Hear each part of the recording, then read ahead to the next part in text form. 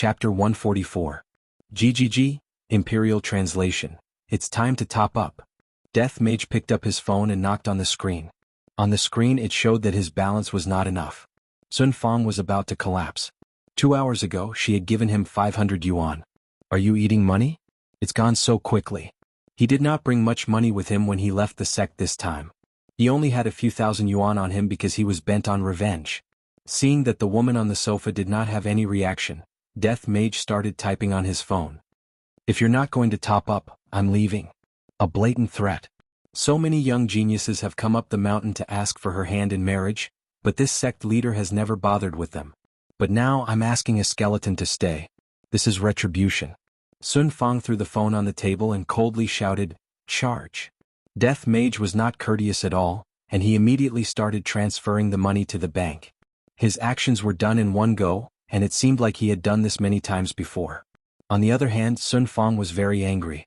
Picking up her own sword, she fiercely chopped towards Death Mage's head until the web between her thumb and forefinger started bleeding. However, the black robe that Death Mage was wearing was not even cut open. Seeing that Death Mage had returned the phone to her, Sun Fang took it over.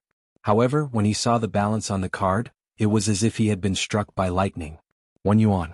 Sun Fang immediately snatched over Death Mage's phone, only to see that there were more than 10 gold coins, and he actually rushed all of them. Sun Fang covered her forehead and slumped weakly on the sofa. Then she raised her sword and slashed again. As she slashed, she cursed, "You bastard, I'll chop you to death. How dare you use my money to play games? You don't want to eat, but I still want to eat. I'll hack you to death." Ah. Bayubiubiu, Sun Fang was speechless. Looking at the cigars on the table, Sun Fang's gaze hardened. She took one out, walked into the kitchen and took out a blue bottle from her backpack. Ecstasy powder. This poison was in the form of powder and could be added to drinking water. It could also be ignited and floated in the air. It was an essential medicine for killing and robbing people. Furthermore, it was extremely precious. Sun Fang did not want to waste it, but she had no other choice. He added the ecstasy powder into the cigar. "Suck you to death, you bastard." After she was done, Sun Fang took a deep breath and walked out of the kitchen.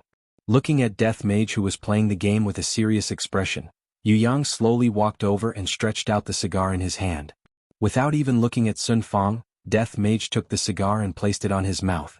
Seeing that Death Mage did not have the intention to start a fire, Sun Fang let out a breath and calmed herself down. Picking up the lighter, Yu Yang personally lit the fire for Death Mage. The southern girl was actually reduced to lighting a fire for a skeleton. She really wanted to die. But he was about to die. Death Mage took a deep breath. Smoke had yet to come out from his mouth, but his body was already smoking. Sun Fang's gaze congealed. Looking at the drifting smoke, she seemed to have thought of something, and immediately covered her nose and ran towards the window. Fiercely opening the window, Sun Fang took a deep breath. She was so angry that she became muddle-headed. GGG, Imperial Translation, how fragrant. Cough cough cough. Sun Fang leaned against the window and coughed violently. She even coughed up blood. Death Mage played around and smoked whatever he wanted to, but he was completely fine. On the other hand, Death Mage himself was poisoned. Before he could take his revenge, he would die in front of his enemy. Most importantly, he had poisoned himself to death. Heavens! What did I, Sun Fang, do wrong to make you treat me like this? Death Mage took a look at the woman who was leaning against the window and thought to himself, this woman is too stingy. Didn't I just use a few coins from you? Just because of this he wanted to commit suicide. Sun Fang turned around and glared at Death Mage. Even if I'm going to die, I'm going to turn into a ghost and kill him.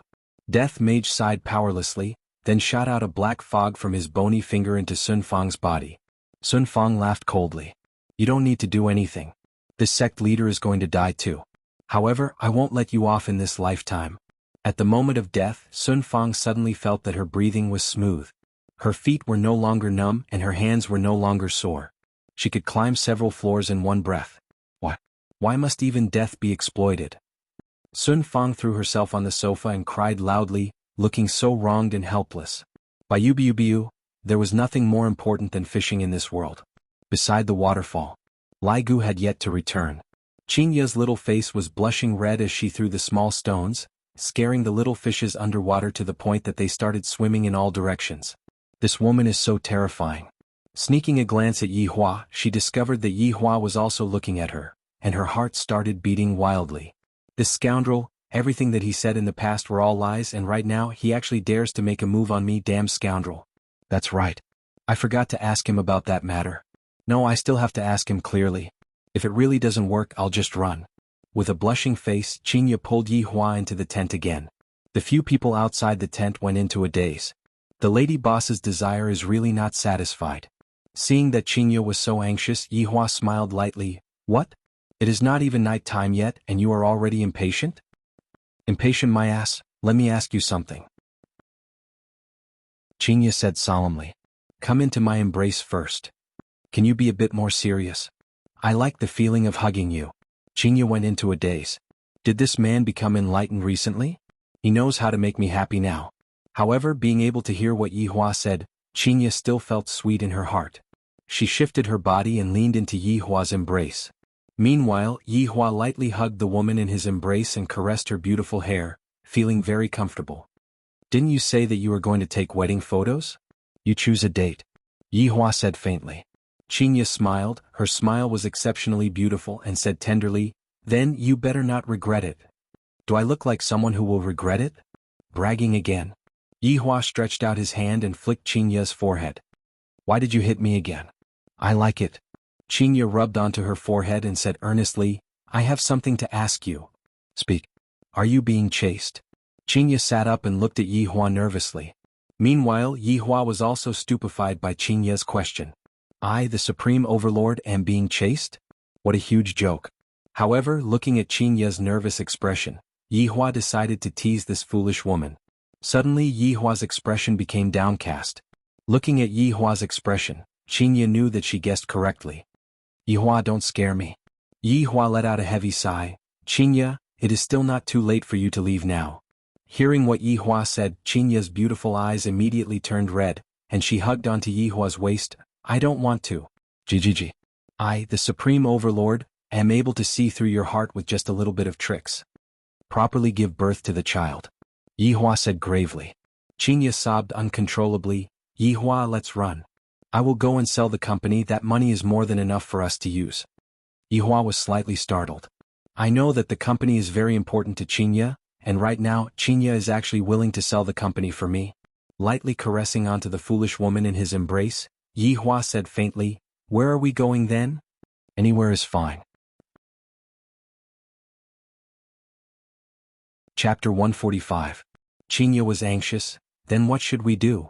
Let's call the police. No, it's completely useless. Looking at Qinya's expression, Yi Hua finally couldn't help but laugh. Qinya went into a daze for a moment, then said fiercely, Are you playing with me? You are the one who is too stupid. It's already good enough that I don't chase after others. You. I was so worried about you just now, and you still dare to tease me, Yi Hua. I will fight it out with you. Come at me. Immediately the tent began to shake violently. The people outside were all stupefied. This is too passionate, right? However, Lai Gu still hasn't returned. At this very moment, at a place 10 kilometers away from the waterfall, there was a place surrounded by green trees, birds were chirping and flowers were fragrant. It was a pretty good utopia, but the precondition was that there was no one around. Although it looked like there was no one around, if one were to carefully sense it, the surroundings were filled with people, and they were just using a special technique to conceal themselves. In the cave at the side, a few big shots were gathered together. Their expressions were stern and they were discussing something. That's right. They are the people from the north and they are here to snatch something.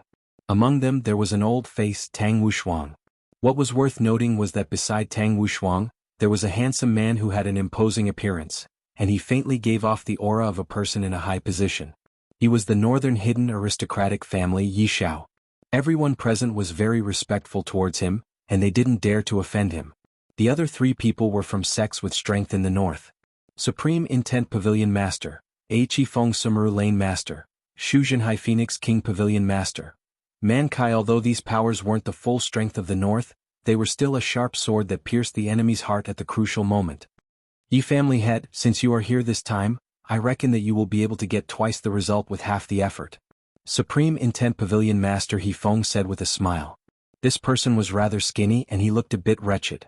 Yi Shao swept his gaze across everyone and said, I am here because of Brother Tang's invitation. A single sentence caused the three big shots to hold back. Hidden aristocratic families are indeed awesome, aren't they? They still want to keep the ancient godly item for themselves, but they are too embarrassed to show themselves. If the other hidden aristocratic families were to find out, they would incur the wrath of the public and be attacked by the public. Big Brother Yi, I am afraid. Tang Wuxuang cupped his hands and said with a smile. To be able to invite Yi Xiao, it could be said that Tang Wuxuang had put in a lot of effort, and the price he had to pay was to rely on Yi clan in the future. However, as long as he could obtain an ancient godly item, who could tell what would happen in the future? Yi Xiao patted on Tang Wuxuang's shoulder. When the time comes, just leave the opponent's experts to me. As for the ancient godly item, you must definitely get your hands on it. We can't let the Southerners take it. Don't worry, Big Brother Yi. I will do my best. The owner of Sumeru Lane, Xu Jinhai, was a big fatty. His face was oily and shiny and he looked like a pig. This was the most appropriate description. To be on the safe side, I've also called for backup. Xu Jinhai clapped his hands. Yi Xiao saw a black figure walk in from outside the cave, and an oppressive feeling assaulted him.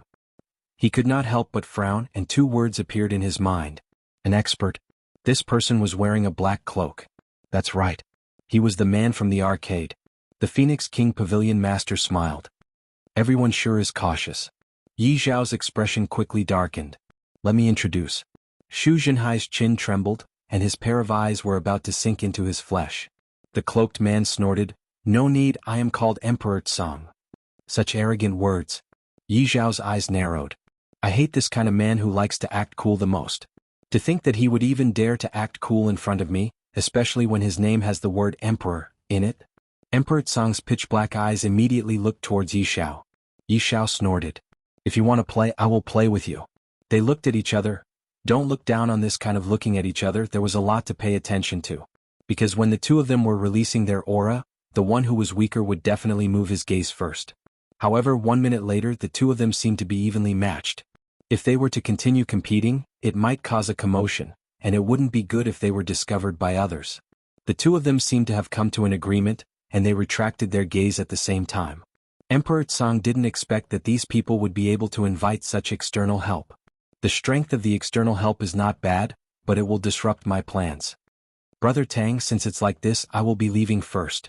Yi Xiao said faintly, then turned around and left. In actuality, coming here this time was a very big risk.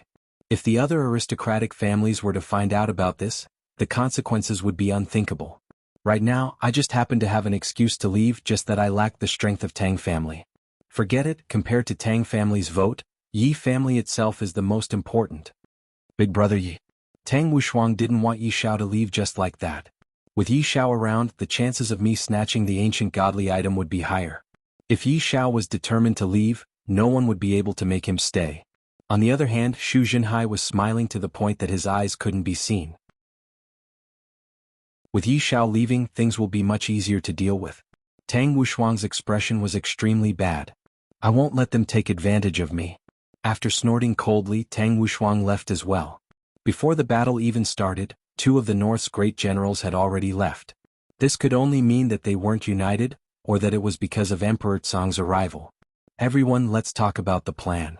Emperor Tsang looked at the three people in front of him and said with a smile. On the surface, I was invited over by Xu Jinhai, but in private, I have already reached an agreement with Yifeng and Man Kai, just that they didn't know about it. Especially this fatty, the other two are much smarter than you.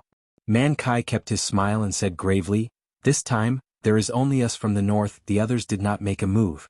After all, almost all of the South's powers are here, and the South's aristocratic families might even be secretly protecting us, not to mention those mysterious existences from the South. Last time we let Xiaoyi take advantage of us. This time when we went to invite him over, he went into closed-door training. Xu Jinhai snorted coldly. Yifeng shook his sleeves. He already has a Xianyuan sword. If he were to come and snatch the ancient godly item from us, then he would be the one who doesn't know what's good for him. Emperor Tsang didn't say anything and closed his eyes to listen. After a long while, Emperor Tsang slowly said, when the ancient godly item is unearthed, the South will definitely be the first to snatch the ancient godly item. Xu Jinhai laughed loudly. What Emperor Tsang said is right, when the ancient godly item is unearthed, the South will definitely be the first to snatch the ancient godly item. He Feng and Man Kai laughed but didn't say anything. You are still counting the money after being sold. Looking at the three idiots, Emperor Tsang revealed out a trace of an evil smile. Report. A disciple from Extreme Wool Pavilion could be seen running over quickly. Pavilion Master, we can't get in touch with a team that was arranged 10 miles away. He Feng's gaze became serious. I will go and take a look. Wait. Emperor Tsang said. He Feng looked at Emperor Tsang suspiciously. The war is imminent, don't create unnecessary problems. If we were to fall into the enemy's trap it would be bad. Just send someone over to take a look. He Feng heaved a sigh of relief, then immediately gave the order. Thinking about it he felt a lingering fear. If they had gone over rashly just now and fallen into the enemy's trap, then it would be over. Chapter 146. Beside the waterfall. Lai Gu had not returned yet. Yi Hua and Qinya, who was flushed red, walked out of the tent together. Qinya covered her pretty face with her hands, and she almost didn't have the face to see anyone. Didn't I just leave you hanging for a few days? How can there be such a vengeful person who is so aggressive? Your figure is getting better and better. Yi Hua said with a smile, then went back to fishing. Towards this kind of teasing, what else could Qinya do? I can only hope that the heavens will send down divine power to smack Yi Hua's butt and let him know how formidable I am. Looking at the smile on his honor's face, Wei Chang felt very happy as well. His honor is becoming more and more like a human. Congratulations on your honor regaining your wife's heart. Easy. Yi Hua picked up the fishing rod, indicating that he would be able to easily catch Qinya. What do you mean by easy? Qinya walked over and questioned Wei Chang. Wei Chang immediately turned his head around, expressing that he did not know anything. Yi Hua tossed out his fishing rod and snorted, I said that fishing is easy. Qinya took a look at the bucket beside Yi Hua. It was really a piece of cake. I don't believe that no fish will take the bait. Not only was Lai Gu unable to catch any fishes, Yi Hua, who was his honor, was also the same. However, Yi Hua was still able to sit still. Looking at Wei Chang, there were countless small fishes and a few big fishes. Give me the fishing rod. Qinya shouted out. The people at the back immediately sent fishing rods. He skillfully hooked up the bait and cast the fishing rod. What are you looking at? Haven't you seen me fishing before? Qinya rolled her eyes at Yi Hua. Bibi? Let's compete then, what are we betting on? Qinya was in a good mood and said tenderly. Speak. That's good. The loser has to buy breakfast for a week. Qinya raised her chin and said confidently. Alright. This stupid woman still wants to win? Doesn't she know that if I, the Supreme Overlord, want to win is actually very simple? All I have to do is to slightly move my hands and feet. The corner of Wei Chang's mouth rose. His honor is even going to cheat in a bet with the madam, so he will definitely win. Now wait. He could cheat in his bet with Tang Bingyao and easily win the prize. His honor is truly brilliant. Every single action of his honor is able to benefit me greatly, and every single word of his honor contains all kinds of profound principles. His honor is becoming more and more powerful. After a long while. I'm not fishing anymore. You cheated. Qinya snorted. A loss is a loss. Yi Hua said faintly. Qinya said petulantly, next time when you cheat, can you not be so exaggerated? You have to understand balance. Equilibrium? That's right, look at the inside of your bucket. You have been fishing for the entire morning and there is still not a single fish in your bucket. On the other hand, after fishing with me for half an hour, my bucket was completely filled. This cheating is way too obvious. If you were to control the number of fish that we have together, in the end, you would be able to win with a small advantage. At that time, no one would know that you were cheating. You are so stupid. Qinya stretched out her finger and poked Yi Hua's forehead. Logically speaking, Yi Hua would definitely fly into a rage. However, he didn't because Yi Hua had figured out a problem. This problem had even appeared in the 7 deadly sins in the past, and after Qinya explained it to him, Yi Hua immediately understood the problem. Leveling was the work of a boorish man. A wise man could control a boorish man. Yi Hua stretched out his hand and pinched onto Qinya's face. All right, I will buy it for you. Humph humph, this is more like it. Quickly remove your spell, I still want to fish. Qinya laughed tenderly. I feel that Yi Hua's temper is much better right now. After a long while, Yi Hua said faintly, a certain someone's ability to act cool has not changed at all. You must have cheated again. Then what is the reason for me to cheat? Yi Hua lit up a cigarette and asked. Qinya pouted her mouth. Isn't it because you want to see me make a fool of myself? I'm not that bored. Yi Hua's index finger slightly moved, and the shoal of fishes under the water began swimming freely again. Alright, Yihua, I'm just that bored. Wei Chang, who was at the side, memorized every single action of his honor. The more he thought about it, the more astonished he became. This is too profound. I feel that I and Xiao Tang will be able to do that very soon. Boss, I am back. Lai Gu could be seen carrying Wuxia, who was unconscious, and walking out from the forest at the side. After placing Wuxia into his tent, Lai Gu ran over to fish happily. After sitting for a while, Lai Gu felt that the atmosphere wasn't right and asked puzzledly, "What's wrong? How many hours have you been gone for?" Wei Chang asked. "Not that long, just a few hours." Lai Gu said indifferently. "Seems like today can be considered to be rather short." Yihua turned his head around and looked towards Qinya. Qinya immediately knew what Yihua was thinking about, and she immediately punched towards Yihua. Bai Xiaozhen walked over to the tent and checked on Wenxia's injuries. Bai Xiaozhen and Tang Wei continued to take care of the food. "Xiao Tang, you take care of this place first, I will be back very soon," Yihua said gravely. "All right, Sister Yuran." After saying that, Yihua disappeared, because she felt that there were some small fries that came over to disturb the boss's rest. A few minutes later, Yihua came back and not even a strand of his hair floated out. Yihua and the others naturally felt that Yihua came back, and he said to Lai Gu and Wei Chang, "Both of you did well. Thank you for your praise, boss." "Thank you for your praise, boss." Qinya was confused. "I don't understand what they are talking about. Is this a code word?" The sky gradually darkened, and everyone sat on the chairs and began enjoying the delicacies. Meanwhile, Yihua stood up and raised his wine cup. Everyone didn't dare to be negligent and immediately stood up. Of course, this included the four maids as well. Among them, Wenxia was extremely shy. The redness on her face had yet to fade away. Yihua said faintly, "It has been a long time since I came out. I am very happy this time, cheers." Boss, being happy is our happiness. Other than Qinya, everyone shouted out in unison. This made Qinya feel like she was an outsider. After sitting down, Yihua said to Qinya, "Weren't you curious about the so-called cultivation world? Today I will let you take a look." Without waiting for Qinya to reply, Yihua waved his hand, and a light blue halo appeared above the dining table. Just like a holographic image, many people appeared in the holographic image, and every single one of them had an excited expression on their face. Yihua said faintly, "Everyone, let's eat while watching." Qinya stared at the holographic image without blinking, completely unable to care about eating. Yihua didn't stop her. "It is time for Qinya to come into contact with the cultivation world. However, I have to do it slowly. I'm afraid that she won't be able to accept it."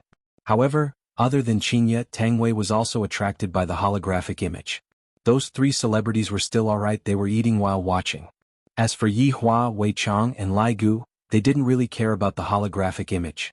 Perhaps, the three of them would only take a look at the holographic image when the little skeleton appears.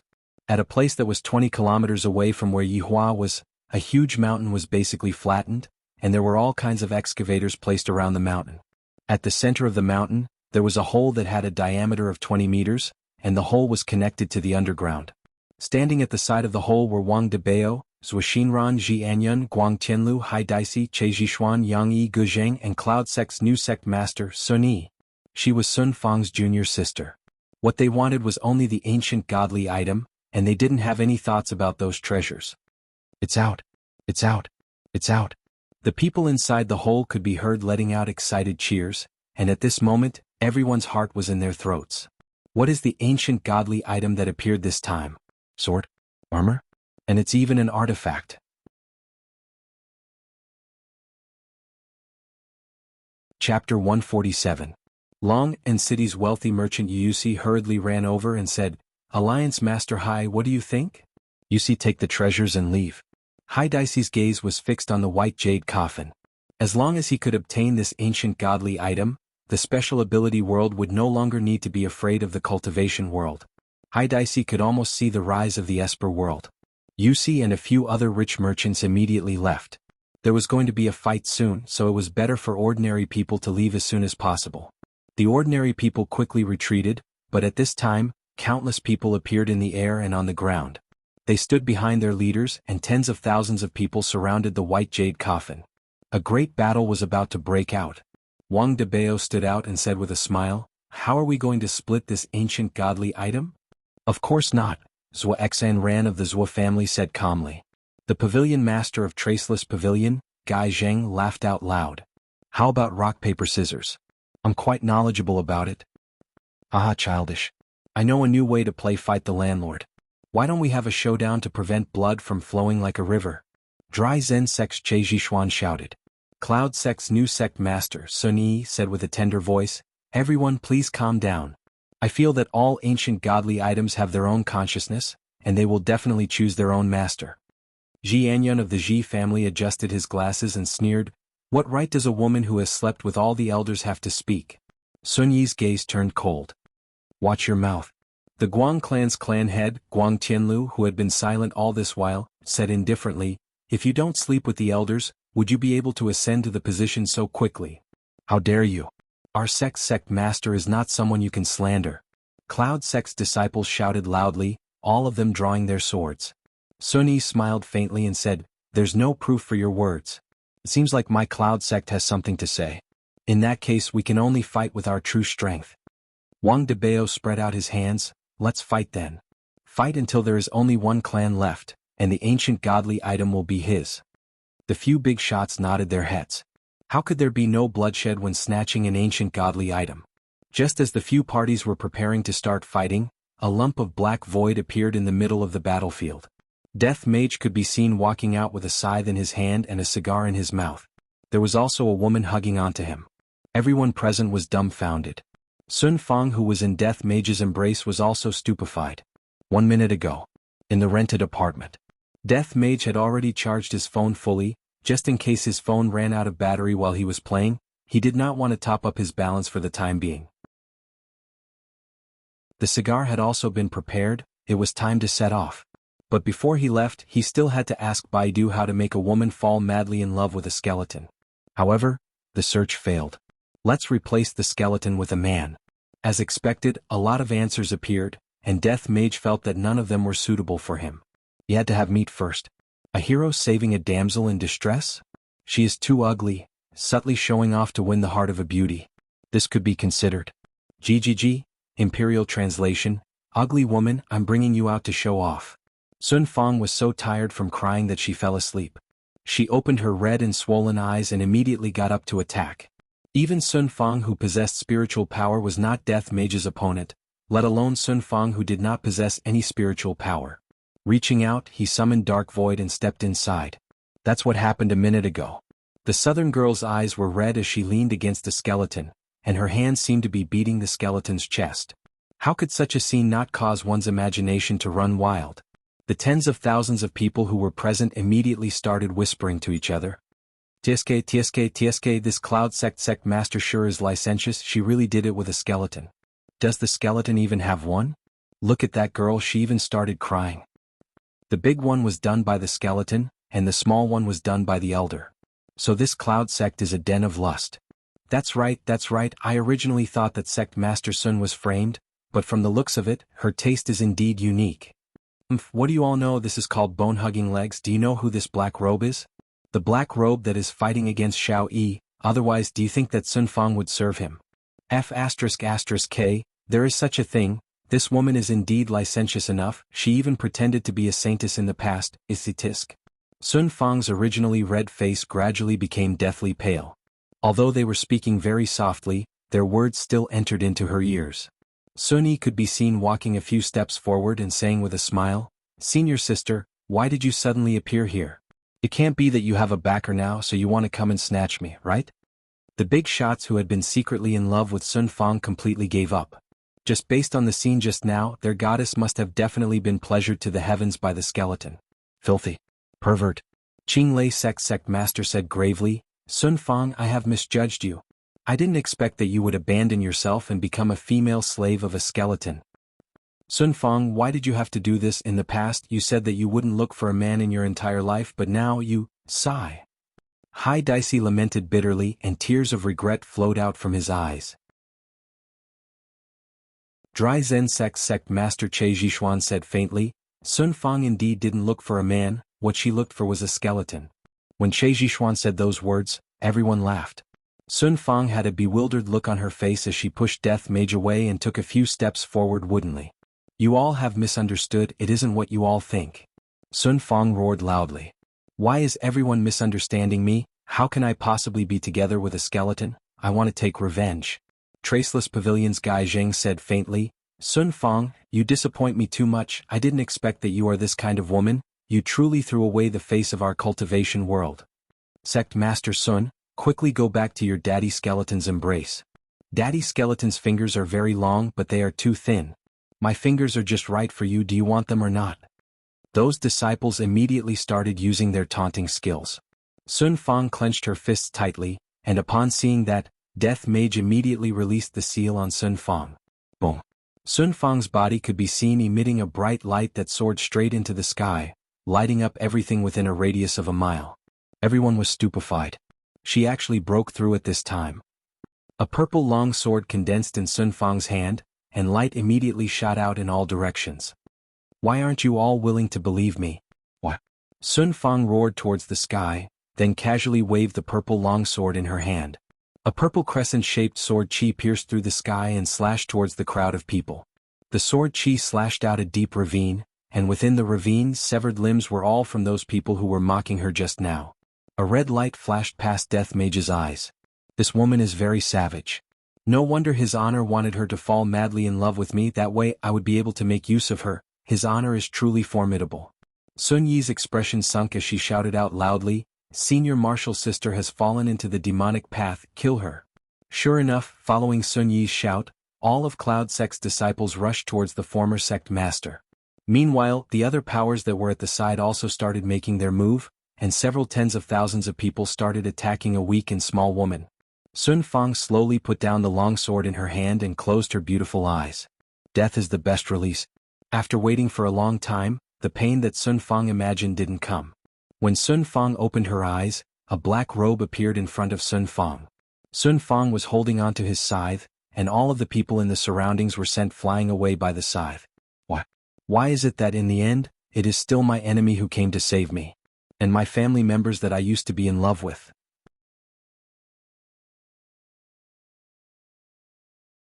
Chapter 148. Everyone didn't think the black robe would leave so easily. They all thought he would help Sun Fang. Zhuaxian Ran was very annoyed. Sun Fang killed all his people just now. Just as he was about to take revenge, the person disappeared. Don't you think so? Wang Dabao chuckled. All right, let's open the coffin first. Yes, let's open the coffin first. It won't be too late to snatch it then. Hai Daisy laughed. However, everyone held their breaths. Just what kind of ancient godly item was inside the coffin? Yun sect sent out 4 disciples to open the coffin. Those 4 disciples were extremely nervous. Coffin. There must be someone inside. And the ancient godly item was inside the coffin. Maybe it was the guardian of the ancient godly item. Now that the coffin was opened, what if the corpse came back to life? Hurry up. Sun Yi shouted coldly. Dilly-dallying. The 4 disciples didn't dare to waste any more time. They stood at the 4 corners of the coffin, took a deep breath and channeled their energy. Zzz. The white jade coffin emitted a heart-wrenching sound, and no one dared to breathe too loudly. When the coffin lid was opened, the 4 disciples were shocked. A 7 to 8-year-old little girl laid inside. Her hair was tied into 2 ponytails and she was wearing a beautiful princess dress. Though her eyes were closed, she looked very cute. Her baby fat face made people want to touch it. But no matter how attractive she was, it wasn't as important as the thing in the little girl's hands. Ancient godly item. Yun sect's disciples' faces darkened. They were the first to snatch it. Hai Daisy humped. He waved his hands and used wind magic. The 4 people from Yun sect were blown into the sky and turned into 4 stars. Sect leader Sun good plan. Gu Zheng's eyes were filled with anger. Sun Yi scolded him for being an idiot and squeezed out a smile. It's inevitable that there will be a few traitors in our sect. On the side, Wang Dabao was discussing something with the other 3 patriarchs. It wasn't anything good. Che Zhishuan lifted the coffin up with one hand. It stood upright and faced everyone. Seeing the person and the item inside the coffin, everyone gasped. It was a cute little loli. But no matter how cute she was, she couldn't be as cute as the item in her hands. 9 Demons Punishing Tower. Che Zhishuan's gaze froze and mumbled. Everyone, including Wang Dabao, was shocked when they heard that. Is this the legendary 9 Demons Punishment Tower? Zhuaxinran exclaimed as he stared at the tower in the little loli's hands. The pagoda in the little loli's hand wasn't very big. It was about the size of an adult's palm and had 9 levels.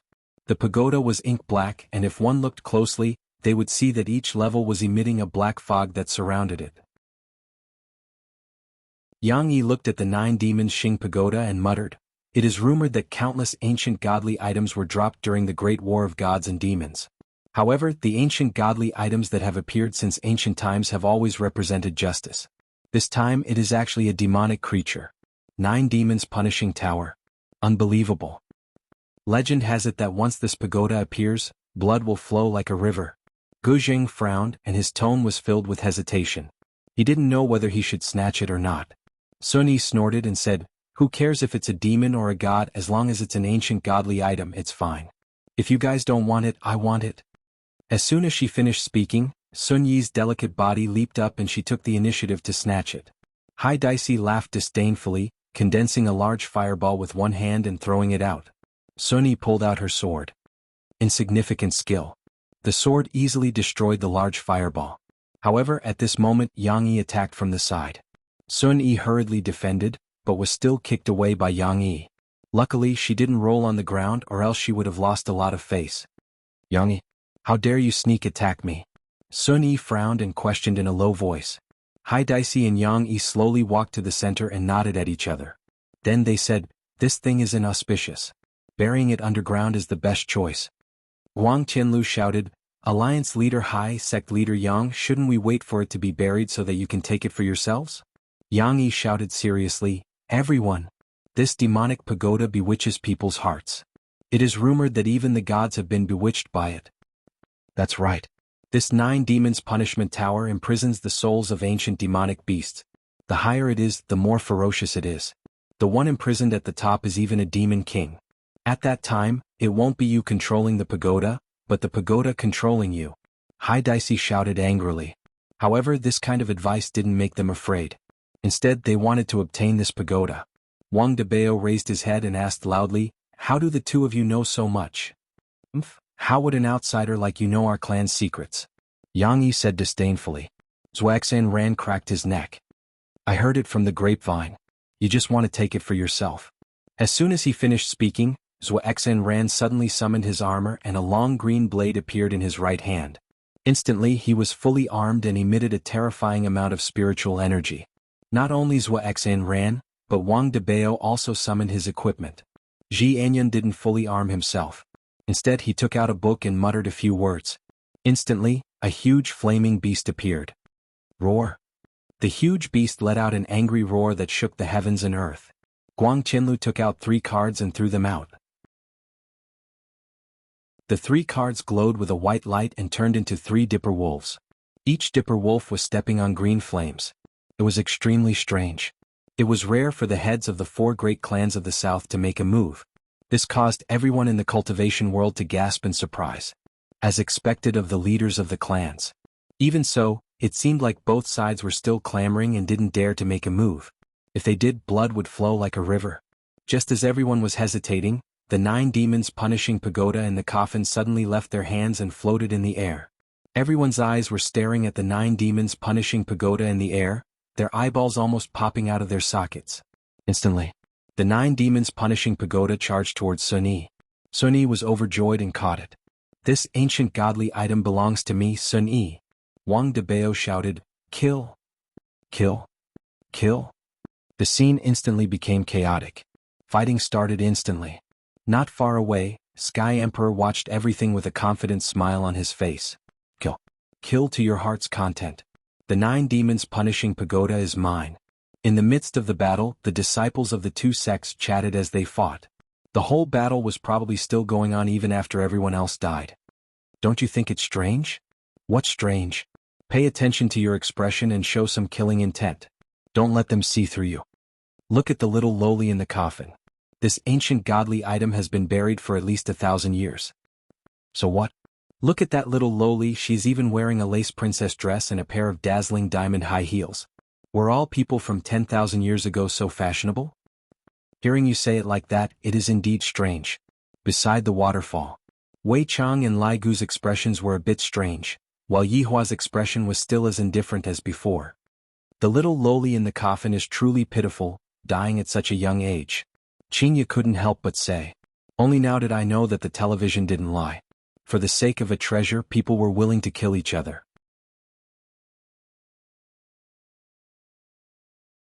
Chapter 149.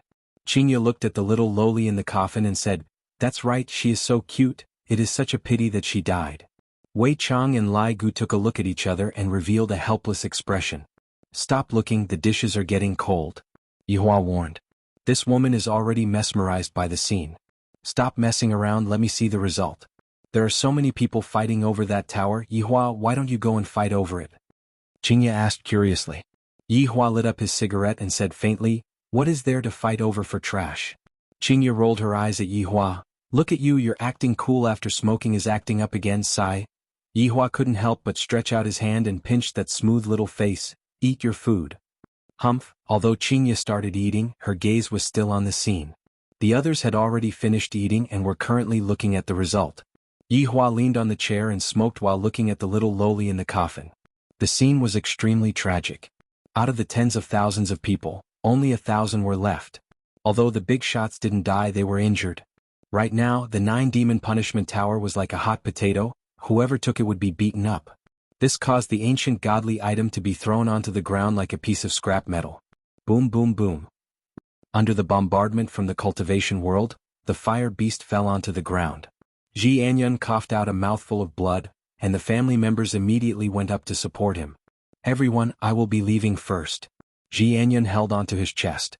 Summoning the fire beast consumed too much of his energy. "I didn't expect that the cultivation world's weaklings would be so strong. It will take at least a year for me to recover my strength." Wang Debao's expression sunk. "Jianghu, you are leaving just like that?" "Wang Debao, farewell." Wang Debao almost coughed out a mouthful of blood. "So your ass, scum." The cultivation world is indeed a sect that has existed for thousands of years. Their foundation is endless. Families that have existed for tens of years are unable to withstand their bombardment. Wang Debao's gaze became serious. "I'm afraid that the ancient godly item is going to fall into the hands of the cultivation world." Emperor Tsang, who was watching the battle, was already getting restless. He just had to wait a little longer. Now that one of them had left, the various patriarchs were already unable to withstand the attacks from the cultivation world. Very soon, it would turn into an internal strife in the cultivation world. At that time, while they were fighting to the death, he would be able to sit back and reap the benefits. Wouldn't that be great? In a corner of the field, 2 disciples were still fighting. The people around them had all fallen, leaving only the 2 of them alive. This seemed a little fake. "You or me? Let's fall together. If we continue to pretend, we'll be exposed. All right. Pour it out together." The 2 of them seemed to be talking as they flew backwards. However, one of them landed on a corpse. "Brother, be gentle." F***CK brother, you're pretending to be dead too. Stop talking. Play dead. However, not far away from them, the 9 demons punishing pagoda that no one wanted suddenly rose into the sky and flew into the distance. The people who were fighting were shocked and immediately followed him out. Emperor Tsang's heart sank. Seeing a large number of people flying over, could it be that he had been exposed? Unexpectedly, when a black shadow appeared, Grey Emperor was overjoyed. He caught it in his hand and felt a familiar smell. "People from the north." Che Zhishuan shouted, and a few poisons appeared in his hand. It was one thing for him to snatch it from the south, but the people from the north were here too. What was this? At this moment, the people who were fighting seemed to be united as they attacked Emperor Tsang's group. The 3 people behind Emperor Tsang were so scared that they peed their pants. They didn't have a good grasp of the plot at all. It was a complete collapse. They couldn't care less about the contract. They just wanted to run first. Emperor Tsang didn't care about this at all. His goal was to get the 9 demons punishing pagoda in his hands. Now that he had achieved it, what else did he need them for? "Who are you?" Sun Yi pointed her sword at Emperor Tsang and shouted. Emperor Tsang raised the 9 demons punishing pagoda and shouted, "I am Emperor Tsang." Everyone was stunned. They had never heard of such a strange name. Emperor Tsang? For words, and it sounded so strange. Could he be Master Tsang's man? Emperor Tsang had a cold smile on his face. "Come and worship me. Now that the 9 demons punishing pagoda is in my hands, who can defeat me? As long as I release the vengeful spirits in the 9 demons punishing pagoda, all of you will die." Dot. However, just as Emperor Tsang was about to show off his might, the southern expert in front of him flew away. Stupefied, Emperor Tsang was stunned. He raised his head and looked at his hand. The 9 demons punishing pagoda had disappeared. An unprecedented rage erupted in Emperor Tsang's heart. Boom. With Emperor Tsang at the center, a shockwave spread out in all directions. The shockwave immediately resonated with the heavens and earth. Meanwhile, Emperor Tsang transformed into a lump of black fog and chased after the shockwave. The 9 demons punishing pagoda belongs to me, Emperor Tsang. Don't even think of getting it. All of Emperor Tsang's plans were disrupted. Right now he could only snatch the pagoda forcefully. Right now, at the center of the battlefield, there was a river of blood on the ground. There were still a lot of people who were still alive lying on the ground and wailing in pain. There were also a lot of people who were pretending to be dead who were observing the situation. Within the white jade coffin, the little loli who had her eyes closed suddenly opened her beautiful eyes. Her eyes were bright red, and if one were to look closely, one could see complicated black patterns within her eyes. However, when paired with her face, her eyes were truly adorable. The little loli could be seen grinning as she lightly floated out of the coffin. Soon after, she landed on the ground and a pair of pure white heels stepped onto the blood. La la la la, I am an expert in killing. The little loli's sweet melody rang out in the hell-like venue. She ran and jumped about, and the blood on the ground splattered onto her white princess dress, gradually dyeing the dress into a bright red color. The white diamond high heels that were originally white were also dyed red. Boom. Suddenly, lightning flashed and thunder rumbled, and a heavy rain started pouring down. At this moment, the scene could really be described as a river of blood. La la la la la la, where are you guys? The little loli jumped and jumped as she searched for them.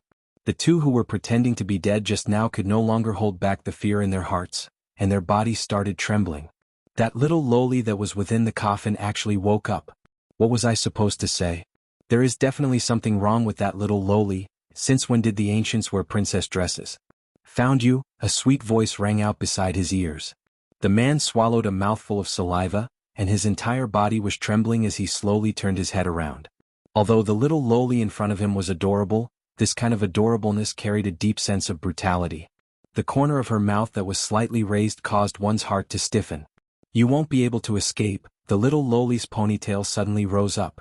The man couldn't help but want to escape, but that was impossible. He could only watch as the ponytail drilled into his mouth, and he could even feel that his hair was growing crazily in his mouth from his head to his feet. No. She is sucking my blood essence. No. No.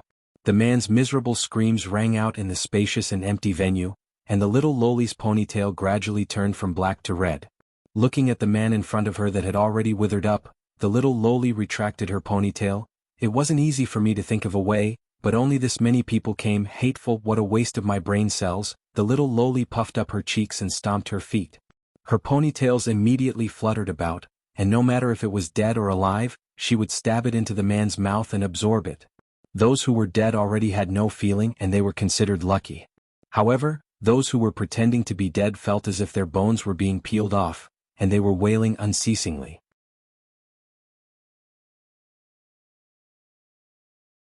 Chapter 150. Beside the waterfall. Qingya had already completely fainted. When both sides were fighting in full swing, one wouldn't be able to endure the feeling of dizziness. If she were to see the scene of the little loli sucking the blood of the little loli, she reckoned that she would definitely turn into a fool. Yihua hugged onto Qingya and lightly caressed onto Qingya's smooth face. A trace of an arc appeared on the corner of Yihua's mouth.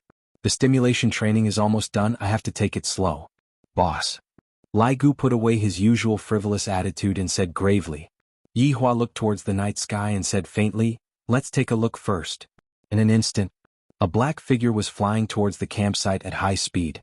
Yihua silently raised his head and took a look at the black figure, then lightly waved his hand. The 9 demons punishing pagoda came to a sudden stop and stopped not far away from Yihua. The black fog in the tower was very thick as if it was showing off its strength. It bared its fangs and brandished its claws as if it was about to charge out. A trace of red light flashed past Yihua's eyes. However, when the red light flashed, the black fog in the 9 demons punishment tower seemed to pause for a moment. After being stunned for 0.1 seconds, all of it shrank back into the tower and trembled. A mere little demon dares to clamor in front of me? If not for the fact that I still have some use for them, I would have burned them all. Right now, the 9 demons punishing pagoda was no different from ordinary decorations. In fact, it could even be said to be ugly. It was just a black iron pagoda shaped like a pagoda. The four maids were stunned. In order to snatch the 9 demons punishing pagoda, more than 10,000 people had died. However, when it came to the boss, they could see the disdain on his face. Even the raging pagoda had quietened down. What an enigmatic boss.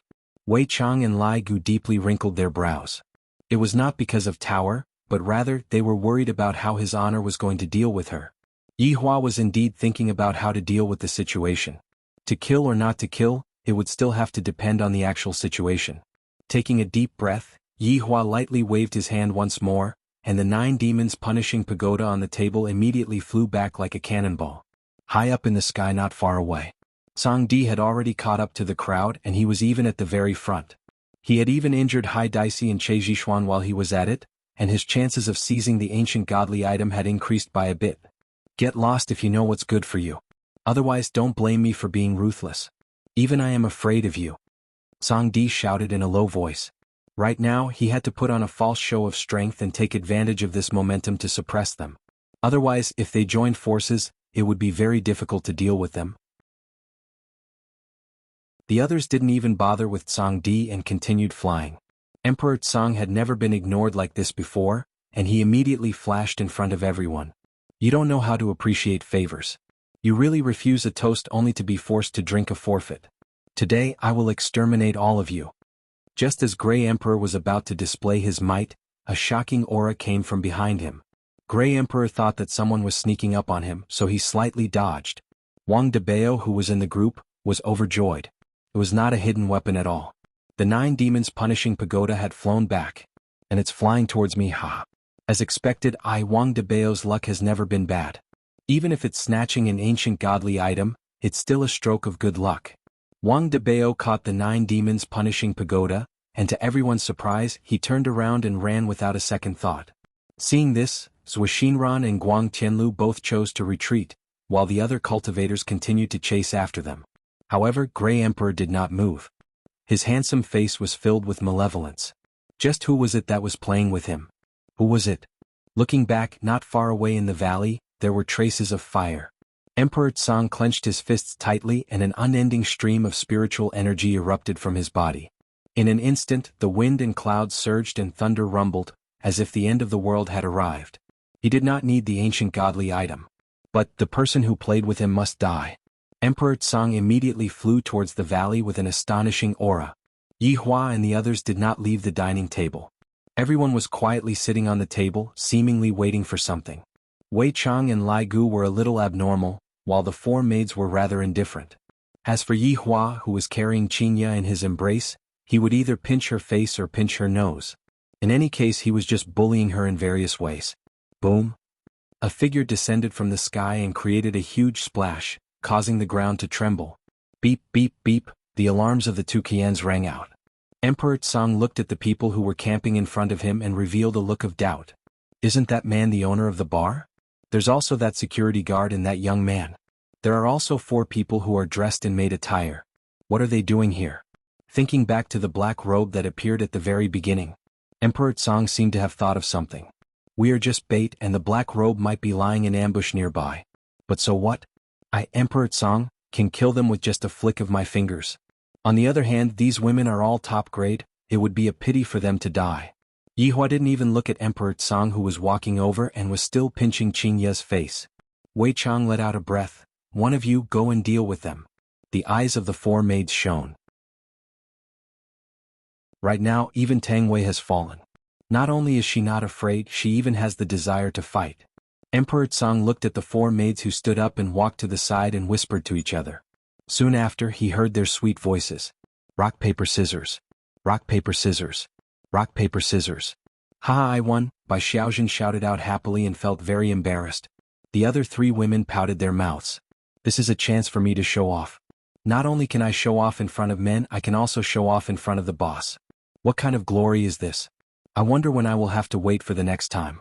Bai Xiaojun placed her hands on her abdomen and slowly walked to the front of Emperor Tsang.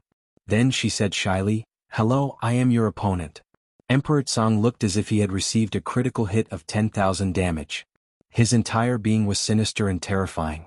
They actually used rock, paper, scissors to decide who would go on stage. The main point was the women. And they even came over to greet you. Damn it, this isn't good.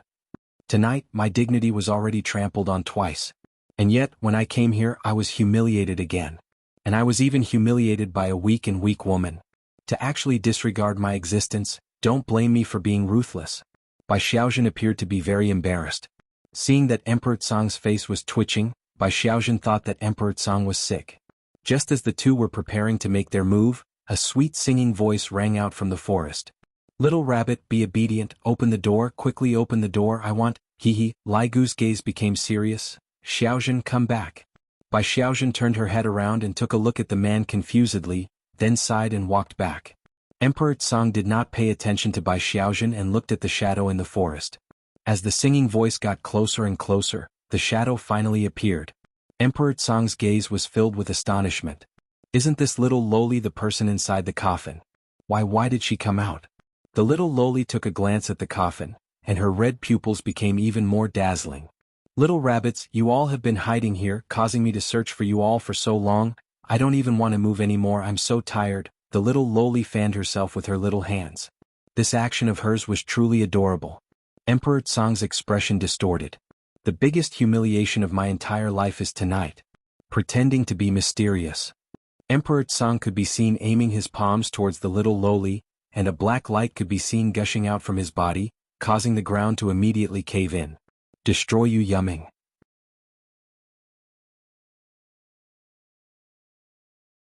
Chapter 151. Emperor Tsang retracted his palms and stared ahead. The dust gradually dissipated, revealing a gigantic semicircular chasm in front of him. It was as though a gigantic machine had excavated a mountain range. Emperor Tsang's gaze changed from indifference to calmness, then gradually changed to shock, and finally revealed a horrified expression. Looking at that black shadow, Emperor Tsang found it hard to believe. Shattering Yu Yumming was one of his ultimate moves, and no one had ever been able to withstand it. Not to mention being unscathed. But now, the little loli's pure white princess dress was spotless. Even her smile didn't change. Her two ponytails fluttered in the wind. The little loli covered her mouth and giggled, oh hee, you're amazing. The four maids who were watching the battle were also stunned. Just who was this little loli? However, Yi Hua and the others appeared to be very calm. Sky Emperor's breathing quickened. The girl in front of him wasn't a little loli at all. She was a monster. As expected, the guardians of the ancient godly items were all abnormal existences. A wise man does not fight when the odds are against him. I will go and snatch the ancient godly equipment first. Sky Emperor did not hesitate, he turned and ran. The current him didn't care about his face at all. This little freak was completely unscathed under his finishing move, so his strength was definitely formidable. He might as well leave it to those people from Leisure Bar to deal with him, and it could be considered as using someone else to do his dirty work. The little loli smiled wickedly. Little bunny wants to run? That's not cute at all. The two ponytails shot out in an instant, and the escaping Tsang Di turned pale with fright. Unexpectedly, his left leg was entangled by the ponytails.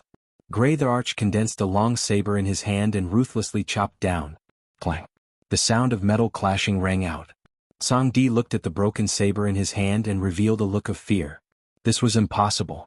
The ponytail was like a venomous snake. In an instant, it wrapped itself around Emperor Tsang's leg and pulled fiercely. Bang! Tsang Di's entire body smashed down like a cannonball, creating a huge splash and forming a huge pit. In the pit, Tsang Di's face was filled with panic. His entire body had been entangled by the ponytail, and no matter how he struggled, it was of no use. However, another ponytail slowly stretched out. Tsang Di stared at that strand of hair with a panicked expression, feeling even more terrified. Those hairs were actually small mouths with sharp teeth. No. Don't come over. Sky Emperor was completely flustered, but no one could save him now. The ponytail instantly pierced into Tsang Di's mouth, spreading all over his body, sucking up the delicious blood essence. Only to see that Sky Emperor's body was withering at a speed that the naked eye could see. In less than 10 seconds, only his skeleton and outer layer of skin were left. No one would be able to recognize that he was the famous Sky Emperor. And even though Emperor Tsang died, he didn't understand many things. The little loli licked her bright red lips, so delicious, much better than those. Retracting her ponytail, the little loli bounced over to a place not far away from Yi Hua and said with a slight smile, Those are all little rabbits, you guys are the big tigers, don't run away like little rabbits, if not, I will be very angry. Yi Hua lightly caressed Qinya, who was in his embrace, then looked at the little lowly who was not far away from him and asked faintly, "What is your name?" The little lowly pouted and poked her chin with her index finger.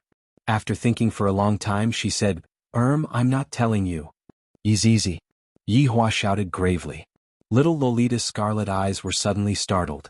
She suddenly jumped back and the smile on her face immediately disappeared. She asked coldly, "Who are you?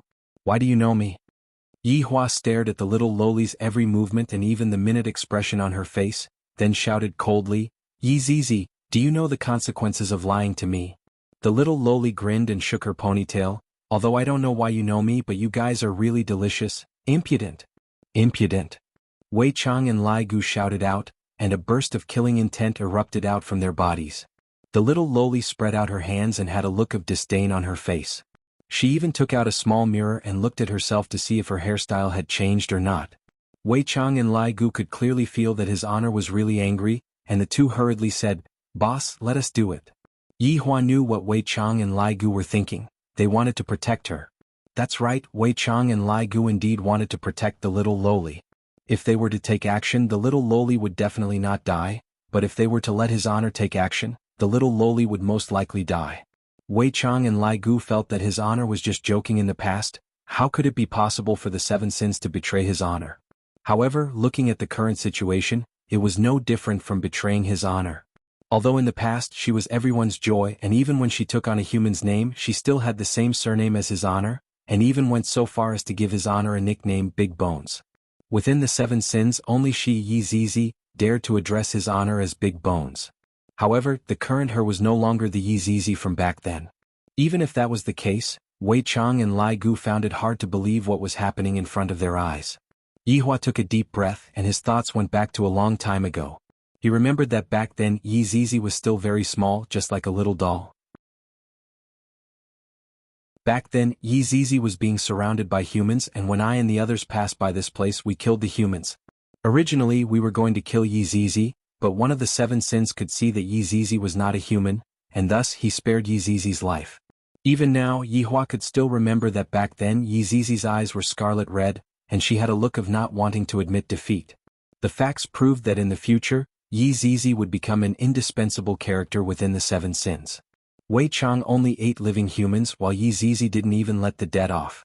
However, she had a bad personality, and that was that she was too lazy. If she could lie down she would definitely not sit down. I really don't know where she learned this bad habit from. From what happened today it could be seen that Yi Zizi didn't want to go to the seven sins one by one, and instead she wanted to use an ancient godly item to lure the seven sins over and capture all of them in one go. Looking at that familiar face, the final scene appeared in Yi Hua's mind. Yi Zizi was surrounded and attacked by three overlords, and in the end she fell into Yi Hua's embrace. The words that she said back then were still resounding in Yi Hua's mind. He remembered that back then Yi Zizi's entire body was covered in blood, and she didn't even have the strength to raise her hand. However, that pair of scarlet red eyes of hers was still leaking out unwillingness. "Big Bones, Zizi doesn't want to die, Zizi wants to play with you, Zizi wants to compete with the gluttonous monster, Zizi still wants to ride the big bone dragon, Zizi wants to be together with you all, Big Bones. Zizi is so cold, so cold." Sensing that Yi Zizi's body was gradually becoming stiff, Yi Hua revealed the pain of humanity for the first time, and Yi Hua's painful howls resounded throughout the entire battlefield. Yi Zizi, the first of the seven sins to die in battle, back then, everyone went crazy. Even if they had to exchange injuries for injuries, they still wanted to kill those three overlords. She was indeed exactly the same as Yi Zizi, everything was the same, but in the end, it was just an empty shell and the soul had already changed. Yi Hua wouldn't allow anyone to taint the Yi Zizi from back then. Even if it was just an empty shell.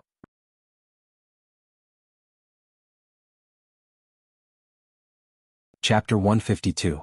Wei Chang and Lai Gu turned pale with fright and shouted out involuntarily, "Your Honor!" When the four maids heard how Wei Chang and Lai Gu addressed him, their heads were filled with doubt. Yi Hua's gaze turned cold and Wei Chang and Lai Gu immediately lowered their heads.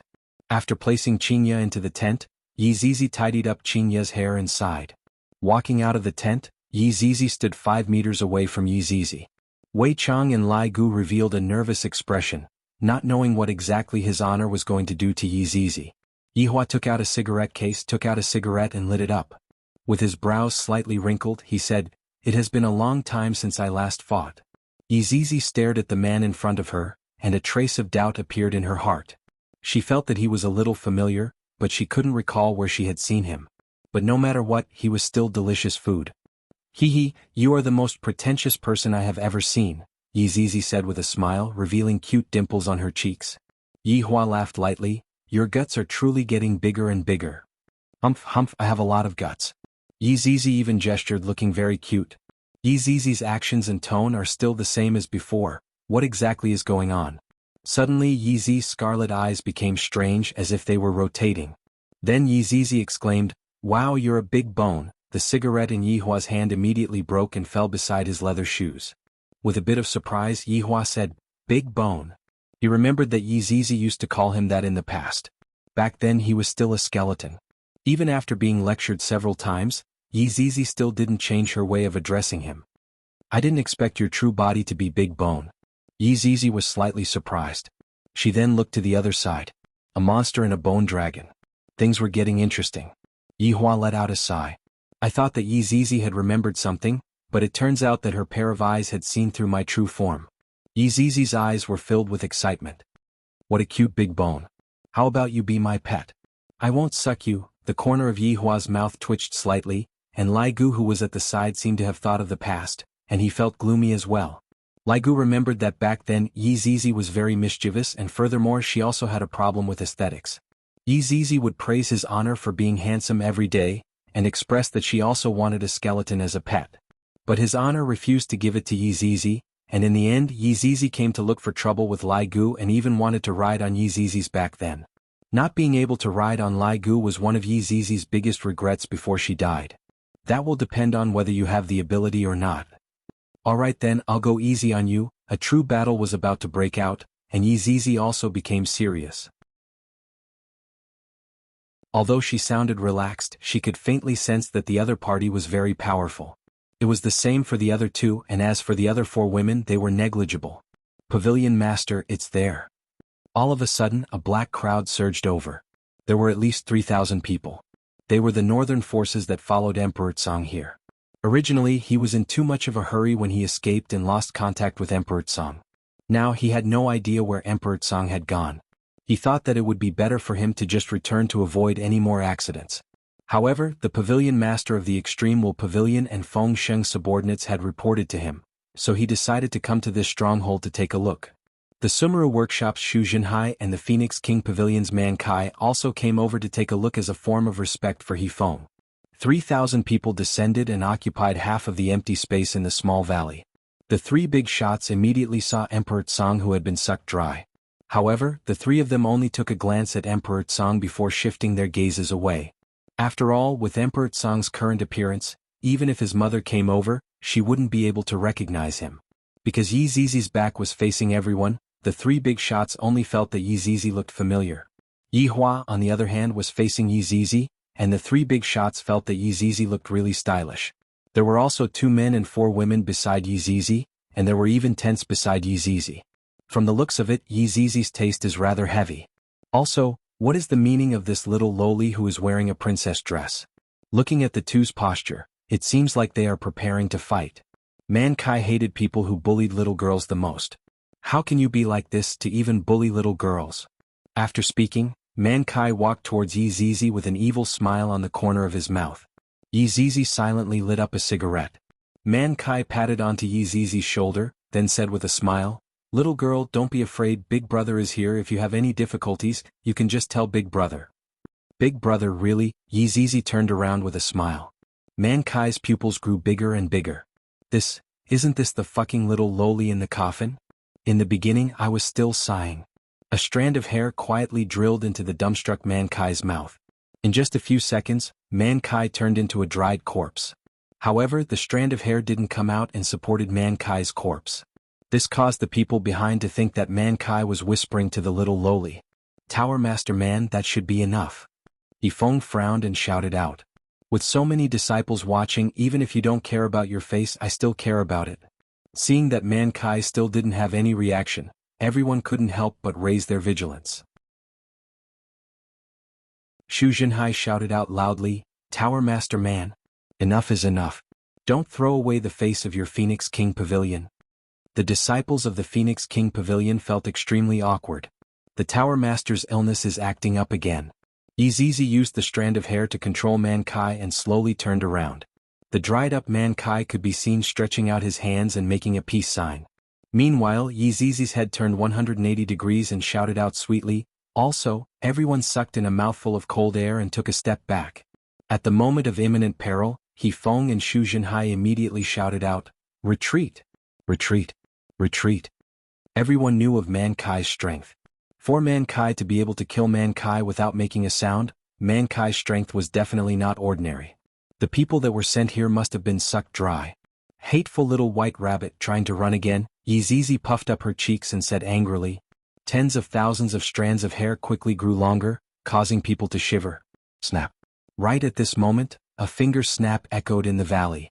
Yizizi went into a daze and slowly turned her head back. Yihua was smoking a cigarette and his right hand was slightly raised. Yizizi's eyes focused. A circular red barrier immediately appeared around her body. See? The circular barrier seemed to be withstanding some kind of powerful attack as it trembled slightly. Soon after, cracks appeared on the barrier like a spider web. Yizizi looked at the barrier curiously. However, the 3,000 people that were running away instantly turned into dust, as if they were never there in the first place. The walls of the valley were also shaved off by an invisible force. The pitiful Emperor Tsang originally had a corpse, but right now not even a trace of his corpse was left. This was a finger snap that was compressed again and again. It was the first time Yihua tested it and he felt that the power of the finger snap was pretty good. It was able to cause fatal damage to those people, but it did not have any effect on Yizizi.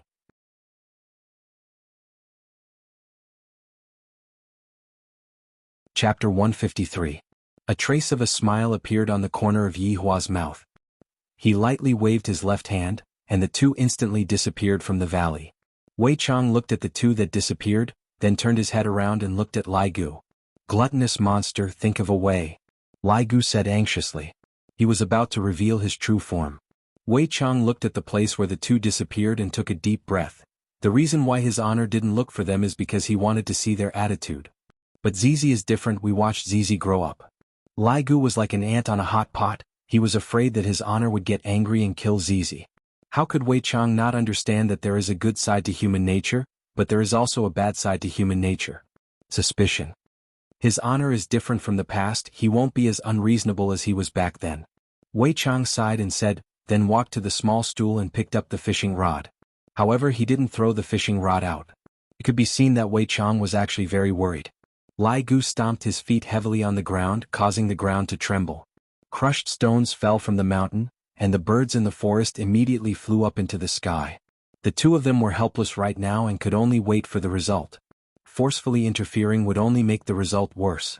On the other side, Yizizi looked around curiously. The scorching sun was high up in the sky, and there were a lot of dilapidated houses. The wood of the houses had already decayed. Big Bone, why did you bring me here?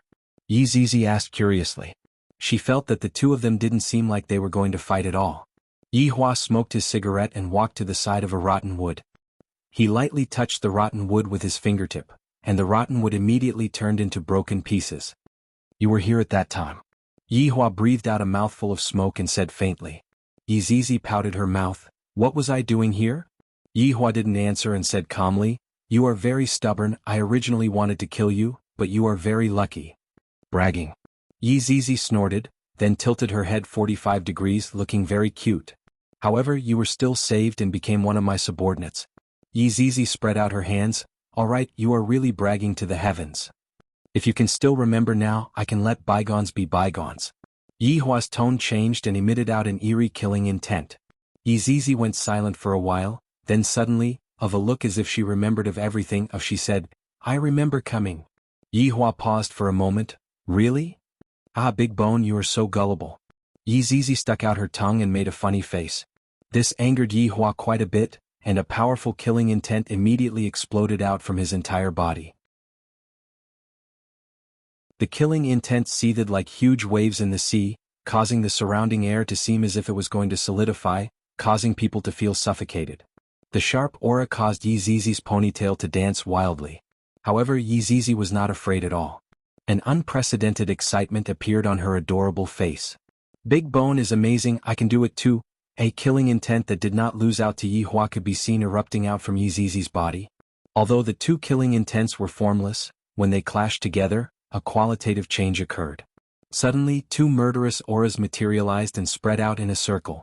However, this killing intent was like a sickle, cutting through everything. There was not a single meter-tall tree in a 10-mile radius. Countless creatures were cut in half. Yi Zizi giggled, and a bright red spear instantly appeared in her hands. This spear was not ordinary, the spearhead was as long as the spear body, and the spearhead was scarlet red, emitting out a faint layer of blood mist. Meanwhile, the body of the spear was like a flowing river of blood, and one could even hear the cries of aggrieved souls, causing people to tremble with fear. Immediately afterward, a set of white crystal armor appeared on Yi Zizi's body as well. The armor covered 99% of Yi Zizi's body, and even her eyes were the same. As for the remaining 1%, it was her ponytail that was revealed. Various kinds of runes were imprinted on the armor, and every rune represented a type of defense, which was unimaginable. Big Bone, are you going to fight with me empty-handed? Yi Zizi's sweet voice rang out from within the armor. Yi Hua flicked away the cigarette in his hand. Yi Hua could be heard saying calmly, "Blood stirrups solitary illumination. Its biggest specialty is that during battle, it can suck the opponent's blood essence, even if it didn't touch the opponent's body. And that faint red mist is even more fatal, it replaced your hair, and unknowingly the enemy would be able to inhale it, causing them to hallucinate. And this is only the first stage, you should know the second stage even without me saying it. Moon Scroll Profound Armor, it can be said to be a perfect grade defense, but it is a pity that you have to poke 2 holes to expose your hair, and these 2 holes are the flaws." Yi Zizi, who was within the armor, had a stiff expression. She found it hard to believe. Why does he know all of my secrets? Impossible. How do you know all of these? Yi Zizi's tone suddenly changed, it was no longer the sweet lowly voice, it was as if a ghost was crying.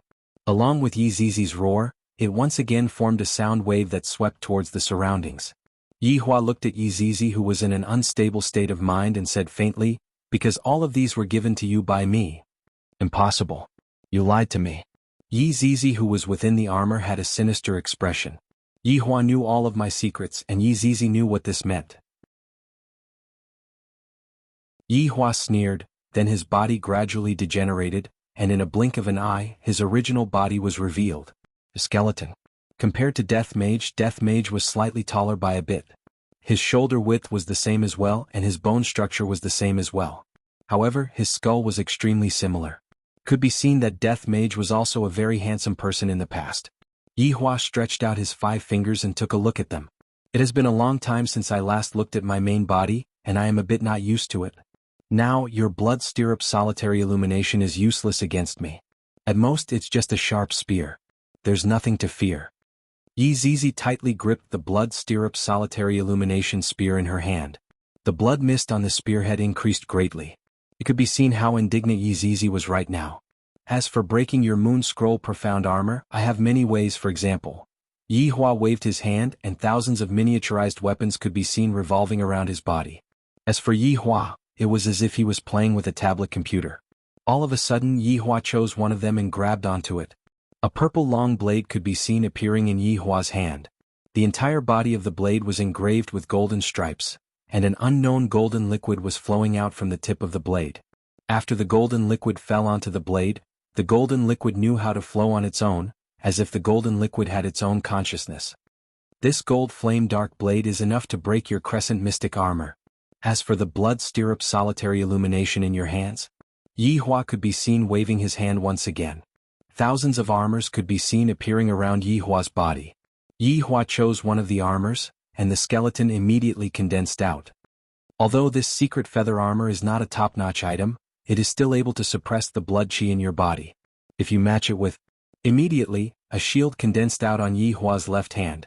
If you match it with this serene heavy shield, it will be able to suppress your blood chi to the lowest point. As expected, the blood stirrup solitary illumination spear, which was originally filled with blood chi, gradually weakened, and only traces of blood mist could be seen coming out from it. Although I am not good at strength, it is still enough to deal with you.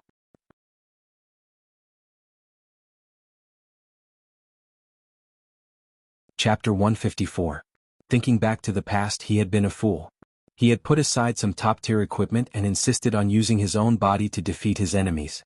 After all these years of understanding, Yi Hua felt that wearing equipment was also a kind of advantage.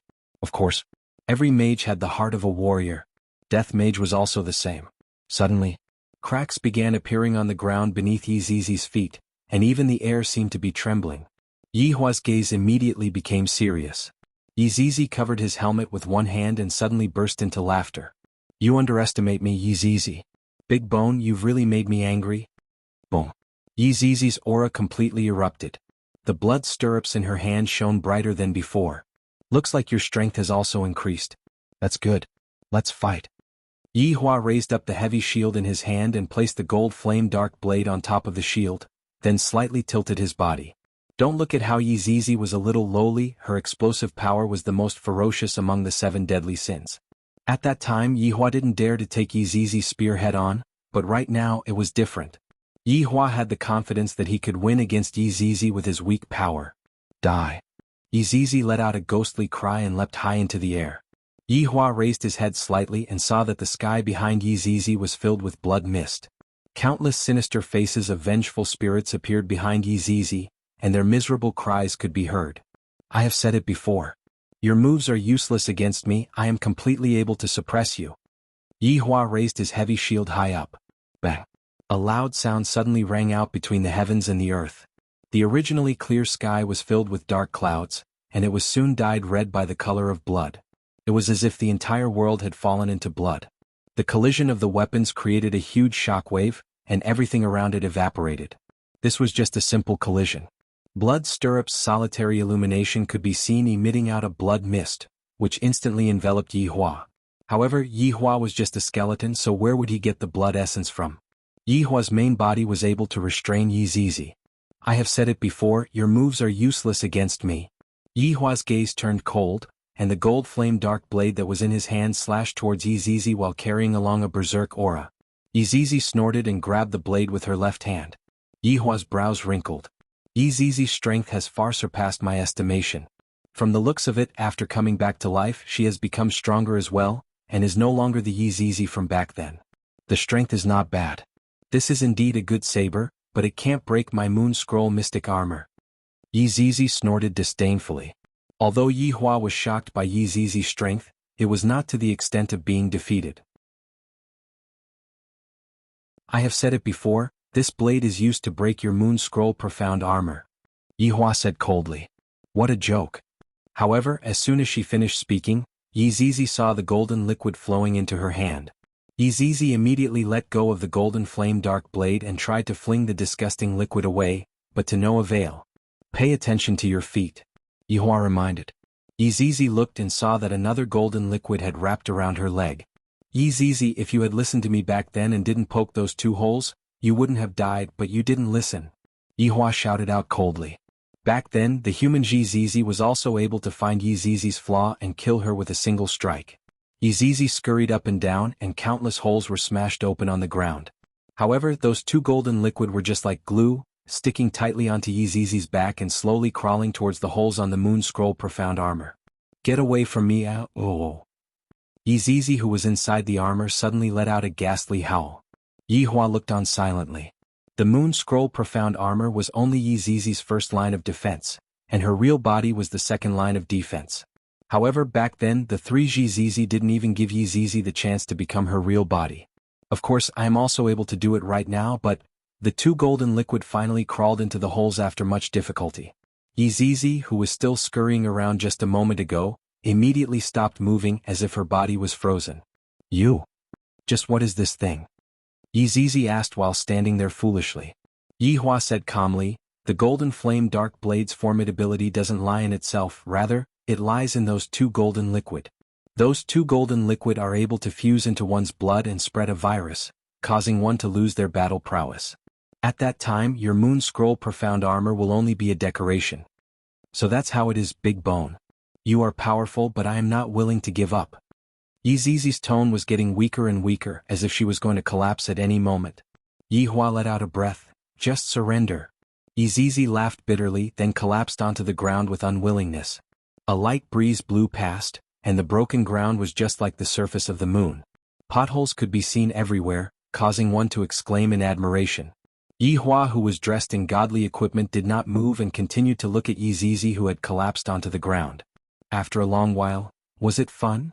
Yi Zizi, who had collapsed onto the ground, paused for a moment, but she still did not have any reaction.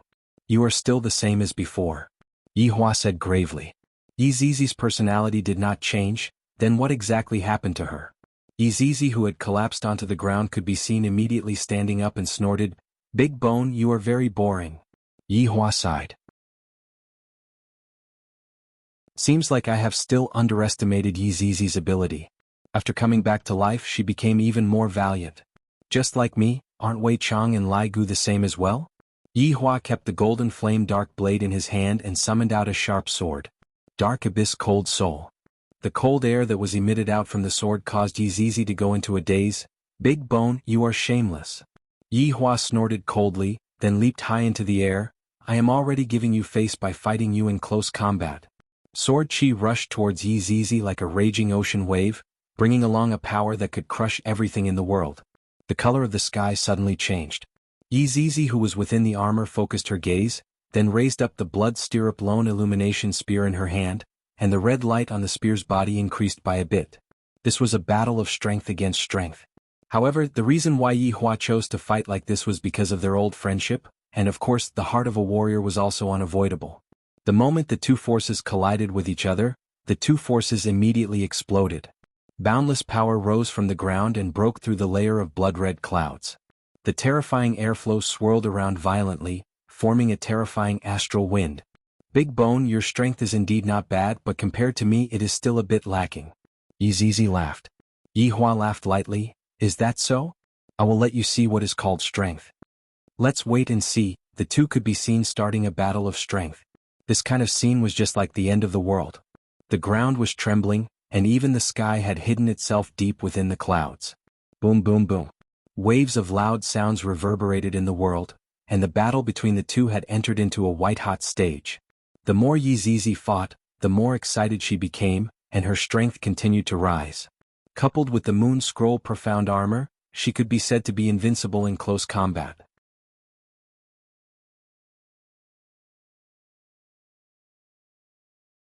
Chapter 155. In an instant, the two of them instantly separated from each other. Yi Hua looked at Yi Zizi calmly. Meanwhile, Yi Zizi's breathing was a bit chaotic, but her battle prowess was still extraordinary. "Yi Zizi, seeing that you have such strength, I am rather happy."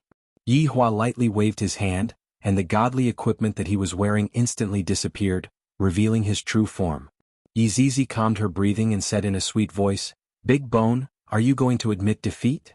Yi Hua's empty eye sockets immediately shone with a red light. "Yi Zizi, you don't understand my true strength at all." "Alright, you are starting to act cool again. Wait till I break your bones, let's see if you are still going to act cool then." Yi Zizi snorted coldly, then pierced towards the space between Yi Hua's eyebrows.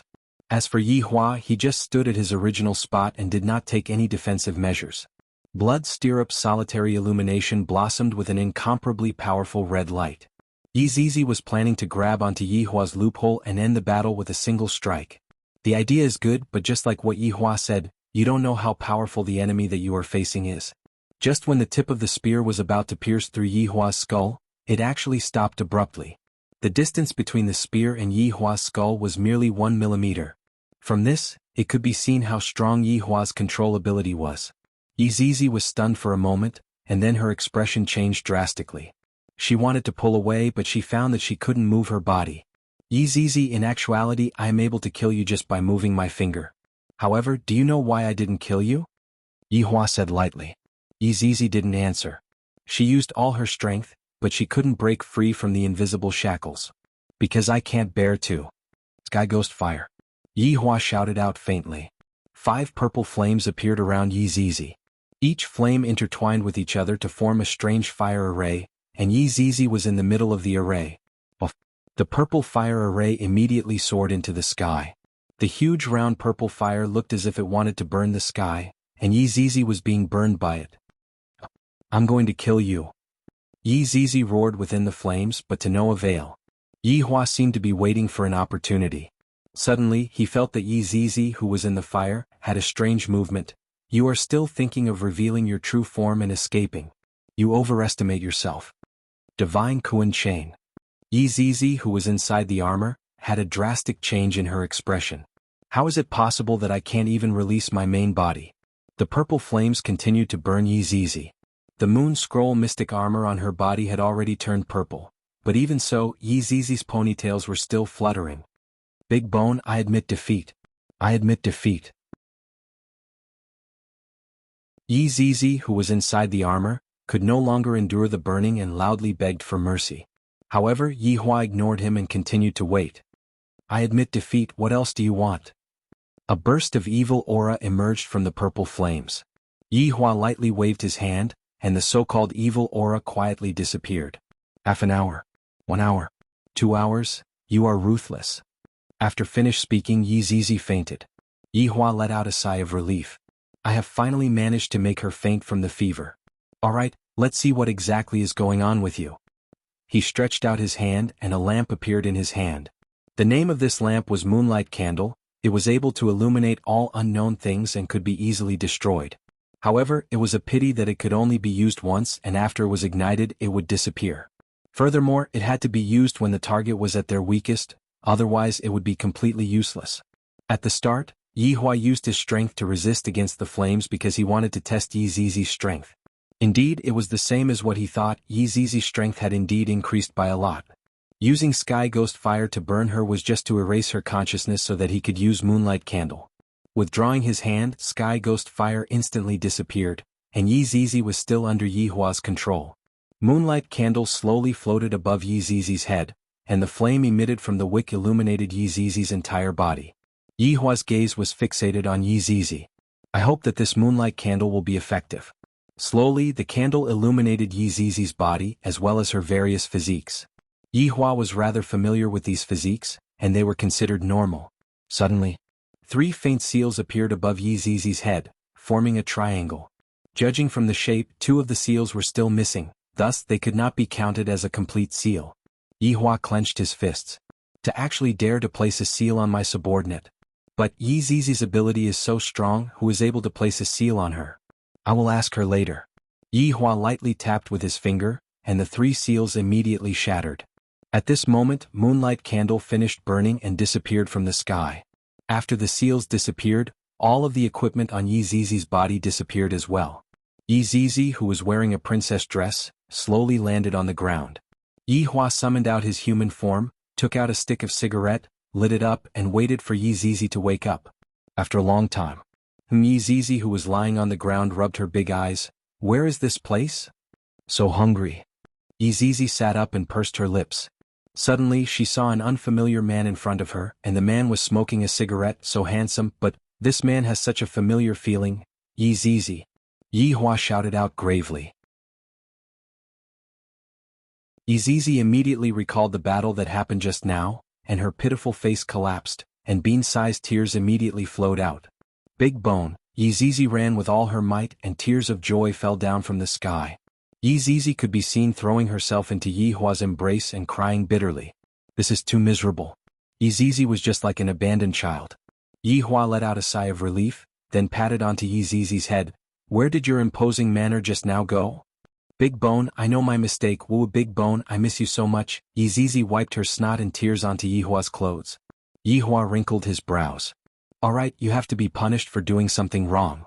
Yi Zizi looked at Yi Hua pitifully, then raised her butt.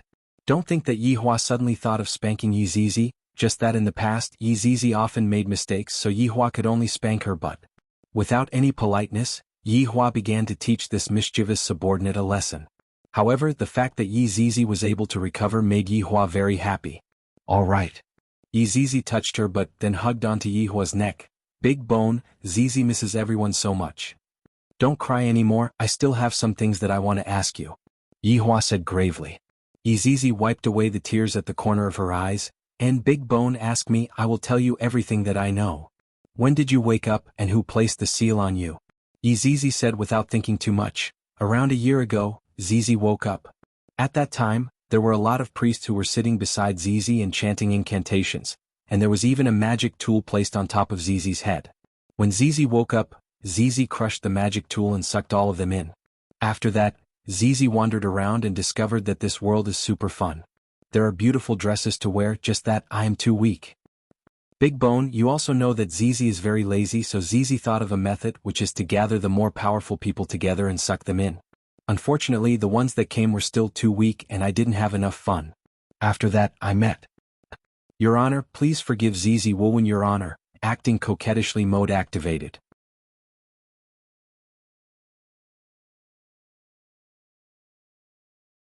Chapter 156. Yi Zizi stroked her long ponytail. Actually, Yi Zizi still had many abilities that she had yet to display. Unfortunately, she had been defeated just like that. Yi Hua let out a light sigh. Being too strong is also a kind of sin.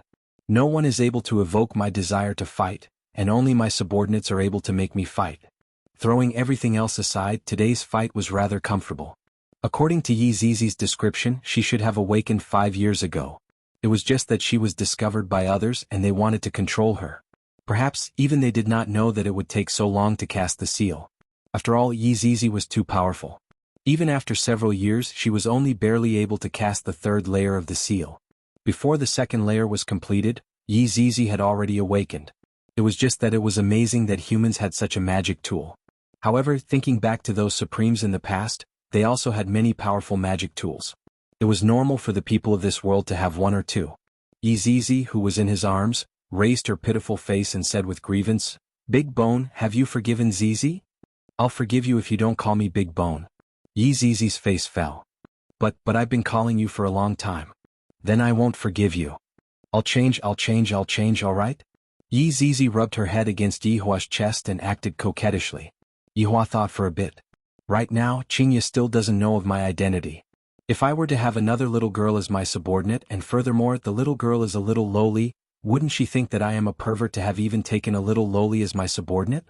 Based on Yi Zizi's personality, it was obvious that she was a follower. Even if he forced her out, he didn't know what kind of trouble she would cause. He had tried it back then and his game had just begun. He couldn't let Yi Zizi ruin it. It would be better to give her an identity. Yi Zizi opened her eyes wide and looked at Yi Hua.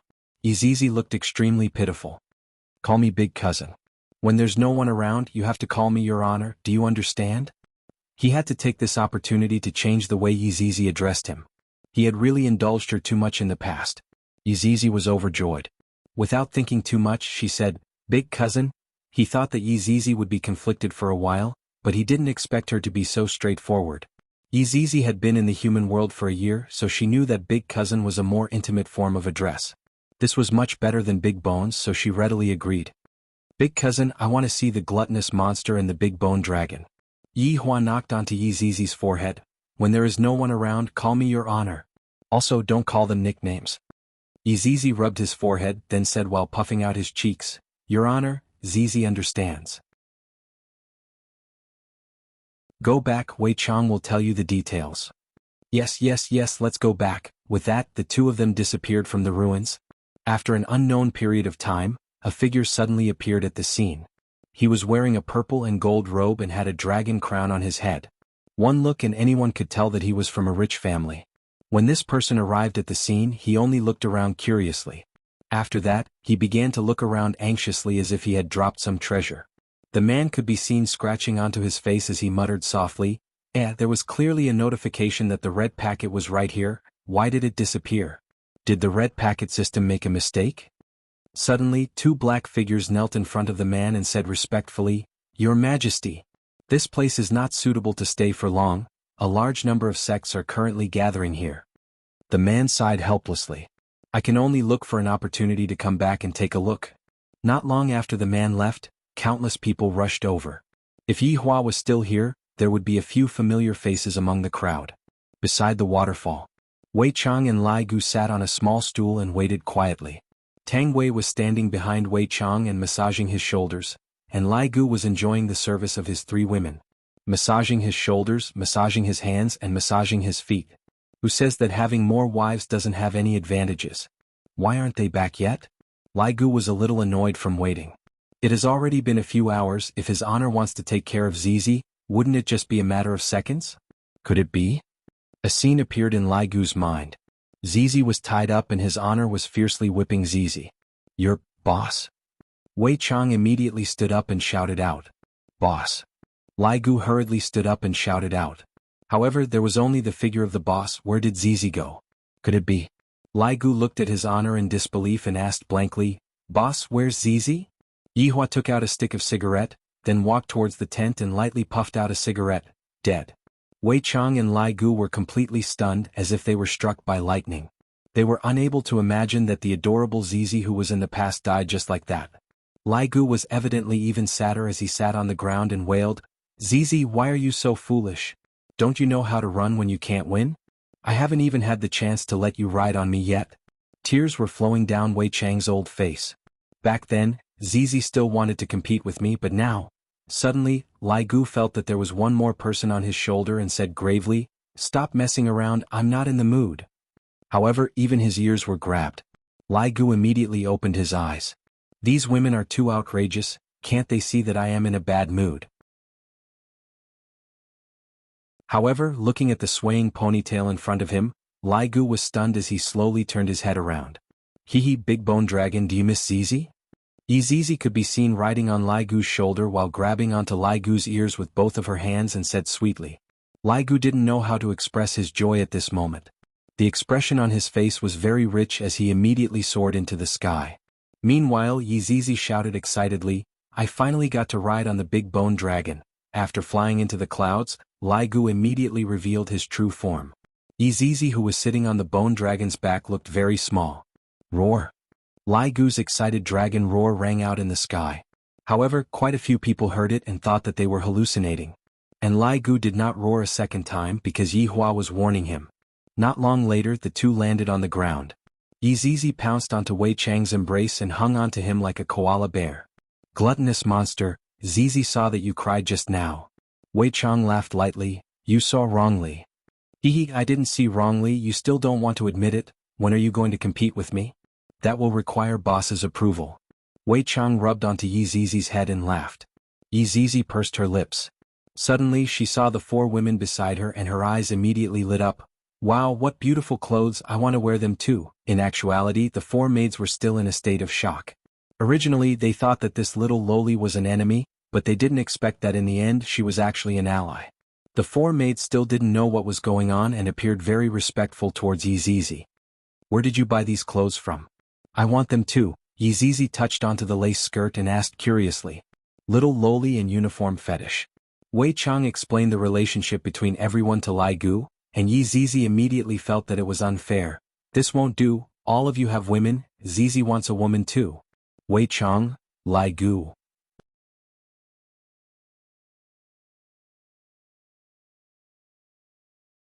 Chapter 157. Wei Chang chuckled and said, "Zizi, lower your voice. Don't disturb Madam's rest." "Madam? Who is Madam?" Zizi asked in confusion. Lai Gu stroked onto Zizi, who was only 1.2 meters tall, and said with a smile, "Boss's wife." "Big cousin has a wife?" Zizi exclaimed and immediately covered her mouth. Wei Chang smiled, and with the recent events, Madam is already pregnant. Isn't his honor just a skeleton? How could it impregnate a human? This is too mystical. I'll go take a look." After saying that, Zizi trotted to the side of the tent and quietly walked in. Zizi could see that his honor was carrying a human woman, and the human woman was so beautiful. Zizi felt that this human woman was the most beautiful human woman that she had ever seen. Yihua said faintly, "Be quiet." Zizi nodded her head, then went closer to observe for a bit, then said in a low voice, "Your honor, can I hug Madam?" "Be gentler." Yihua didn't reject Zizi. Zizi is still a child. Zizi slowly crawled in between the two of them, then lightly hugged onto Qinya and buried her head into Qinya's chest. This action of Zizi made Yihua a bit unhappy. "If I had known earlier, I wouldn't have let her hug onto me. However, the words that I have said are of enormous weight, not even 20 kuan would be able to pull me back." Madam's embrace is so warm, so comfortable. Zizi narrowed her beautiful eyes. No wonder his honor would like this human woman. The cultivation world's king of vinegar couldn't stand it anymore and said, "All right, let go of me. Your honor, hug me for a while more, just a while more, I beg of you." Qinya could be seen letting out a light moan, then stretching out her hand she hugged onto Zizi. Qingye had definitely mistaken Yi Zizi for Yi Hua. This infuriated the king of jealousy. Hugging a doll was one thing, but hugging a child. Still not letting go? Yi Hua shouted out lightly. Yi Zizi felt wronged and said, "It's not mean, it's madam who is hugging me and not letting go." Yi Hua could only forcefully pry open Yi Zizi's arms, then push Yi Zizi away from Yi Zizi. Sure enough, Yi Hua ended up hugging onto Qingye. "Your Honor, you are so stingy," Yi Zizi pouted her small mouth and said. Yi Hua glared at Yi Zizi, then said in a low voice, "Remember to wait for me at the county town tomorrow." "Okay, got it." Yi Zizi responded and left the tent. Madam's embrace was so comfortable, soft and soft. Yi Zizi said a few words to Wei Chang and left for the time being. The future is long. Yi Hua still didn't know how wrong his decision this time was. If he were to know what his little cousin would do in the future, he would definitely not be able to hold himself back from kicking her out and letting her fend for herself outside. While hugging onto the woman in his embrace, Yi Hua let out a breath. Yi Zizi doesn't like humans at all, and I didn't expect that she would fall in love with Qingye right away. From this, it could be seen that Qingye is also very unique. Looking at those tender and beautiful red lips, Yi Hua couldn't help but kiss onto them. So King soft, so King comfortable. Right now it was already late at night, and Wei Chang and Lai Gu had also walked into their own tent. Not long after, Lai Gu's tent began to shake crazily. However, Lai Gu was very smart to set up a barrier so as to not disturb his honor. Wei Chang's side was not as straightforward as Lai Gu. Looking at Lai Gu's tent, Wei Chang felt very envious. "Uncle Wei, it is already so late, quickly come in and rest." Tang Wei opened up a corner of the tent and called out tenderly. Right now, Wei Chang really wanted to ask his honor for a stick of cigarette to calm himself down. "Uncle Wei." Tang Wei shouted out with a red face. Wei Chang immediately revealed out a firm gaze. "I will do as his honor said, I will just directly push her down." Seeing that Uncle Wei was walking over, Tang Wei shyly hid into the tent. Her face was completely red and she was extremely nervous. After entering the tent, the entire tent could be seen to be decorated with red as the theme. Looking at Tang Wei, who had her head lowered and had a bashful look on her face, Wei Chang swallowed his saliva. What should I do now? Seeing that Uncle Wei was looking at her blankly, Tang Wei lightly bit onto her lower lip, then slowly undid her clothes. Wei Chang was startled. "Tang Wei, what are you doing?" "I am taking off my clothes to sleep." Tang Wei's face was about to bleed. "Uncle Wei is so stupid, what else can I do besides taking off my clothes?" Wei Chang could be seen stretching out both of his hands. Tang Wei felt that her heart was about to jump out. Uncle Wei finally took the initiative. But Wei Chang put on Tang Wei's clothes and said with concern, "It is cold in the valley at night, it is better to wear clothes to sleep." Tang Wei, first blood, a drop of blood. Right now there was a huge shadow in Tang Wei's heart. "Uncle Wei, can you be a bit more honest?" Wei Chang let out a breath and immediately lied down. "What should I do? How should I push Uncle Wei?" Seeing that Uncle Wei lied down, Tang Wei also lied down beside Uncle Wei, and the tent became quiet again. After a long while, Tang Wei turned over and lightly hugged onto Wei Chang. Meanwhile, Wei Chang stretched out his hand and hugged onto Tang Wei's slender waist. This time, Tang Wei felt that there was hope as she said shyly, "Uncle Wei, don't you want to?" "I want to," Wei Chang said gravely. "Then why are you still in a daze?" Tang Wei felt that she was going to dig a hole in the ground. "I have already hinted to Uncle Wei crazily, why isn't there any reaction from Uncle Wei?" Wei Chang sighed, "I want to sleep but I really can't sleep." Puff. Double kill, double kill. Tang Wei immediately felt a wave of dizziness. "I really want to cry. Does anyone have any good ideas?" After a while, Tang Wei calmed herself down. "I don't believe that Uncle Wei doesn't understand. I have done my homework before coming here." Tang Wei slowly stretched out her slender hand and stroked onto Uncle Wei's chest. "Do you still not understand?" Wei Chang was very gratified as he laughed tenderly. "Xiao Tang, Uncle Wei isn't tired, I don't need you to massage me." Off. Triple kill, triple kill. Uncle Wei actually feels that I am giving him a massage, my god. Why is it like this? Seems like I can only use my trump card. Tang Wei could be seen making up her mind. While stroking onto Wei Chang's chest, she let out a very alluring moan. Which man would be able to endure it? Tang Wei doesn't believe it. Wei Chang could be seen being startled as he asked with concern, "Xiao Tang, what's wrong? Is it because your respiratory tract is infected?" Quadruple kill. Tang Wei felt as if she was struck by lightning from a clear sky. Being struck by the lightning, Wei Chang said worriedly, "This valley is humid, you have to pay attention to your body, do you understand?" Tang Wei didn't speak, she was already unable to think normally. "In the past I thought that Uncle Wei's illness was only mild, but from the looks of it, it is not just mild, it is very serious. This is an illness, I have to treat it." Right now, Tang Wei felt that she must definitely cure Uncle Wei's illness. No matter how shameless she is, she must save Uncle Wei. Tang Wei could be seen hugging onto Wei Chang's arm and said tenderly, "Uncle Wei, you can be at ease, today is my safe period, nothing will happen to me." Wei Chang stroked onto Tang Wei's hair and said gravely, "Uncle Wei knows, with Uncle Wei here, not only today. You will be safe from today onwards." Pentakill, pentakill. "Ace, your woman has already been killed by you." Tang Wei felt that Uncle Wei was incurable. Oh my god.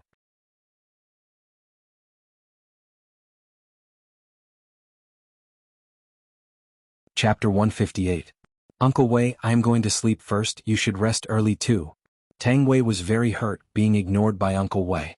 Uncle Wei went into a daze for a moment, then responded with an "Oh. Why do I feel that Xiao Tang's mood is a bit low? It shouldn't be. Just now he expressed his concern for me and also displayed his powerful strength. Why is it like this? Wasn't she supposed to be moved beyond belief? This is how idle dramas come about." With deep doubts, Wei Chang gradually fell asleep. Although there wasn't any substantial progress, at least he had taken the first step and slept together. Just that, thinking that Xiao Tang is going to start school soon, at that time she might not be able to stay in leisure bar to work anymore. How should I solve this matter? This is really troublesome. Should I eat up the people in school? If Yi Hua knew that Wei Chang was so indecisive, he would definitely teach him a lesson. As a strong person he should be a bit more overbearing, if not why would women listen to him? Carrying Qinya, Yi Hua took out the pajamas for Qinya to change into. Looking at her body, it was even more alluring than the first time he saw her.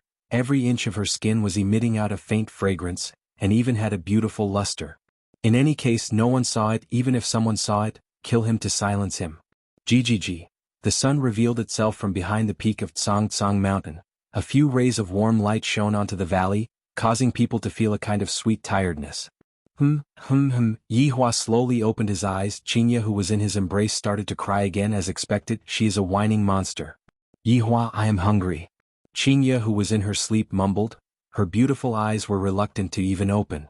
If you are hungry, then get up and eat breakfast. I don't want to get up, sleeping is very comfortable.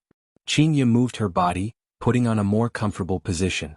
Yi Hua laughed lightly. We are not at home. Qinya slowly opened her eyes and looked around. The scene from yesterday immediately appeared in front of her eyes. You had a nightmare last night. Looking at Qinya's fearful gaze, Yi Hua said faintly. Qinya's tightly knitted brows gradually relaxed. Dream? And you went to rest after eating yesterday. So it is like that, you scared me to death. Qinya patted her chest, immediately feeling that something was wrong. When did I wear pajamas? Yi Hua said, I helped you change. You are taking advantage of me again. Qinya said bashfully. Yi Hua pinched onto Baiji's tender face. All right, after you change your clothes, come out. After eating breakfast we will go back. After finished speaking, Yi Hua walked out of the tent. The air here is rather comfortable. Lighting up a stick of cigarette, the four maids had already woken up very early to prepare breakfast. While Wei Chang was sitting at the side of the water in a daze, Lai Gu had yet to wake up. What's wrong? Yi Hua, who was standing at the side, asked. Wei Chang was startled, then hurriedly stood up and shouted out in a low voice, Your Honor. Yi Hua puffed out a mouthful of smoke. It's still early in the morning and you are already frowning. How could Wei Chang possibly say such a thing out? It was too shameful. Your Honor is worrying too much, subordinate is just thinking about a problem. Oh? What are you thinking about? Wei Chang really wanted to slap himself.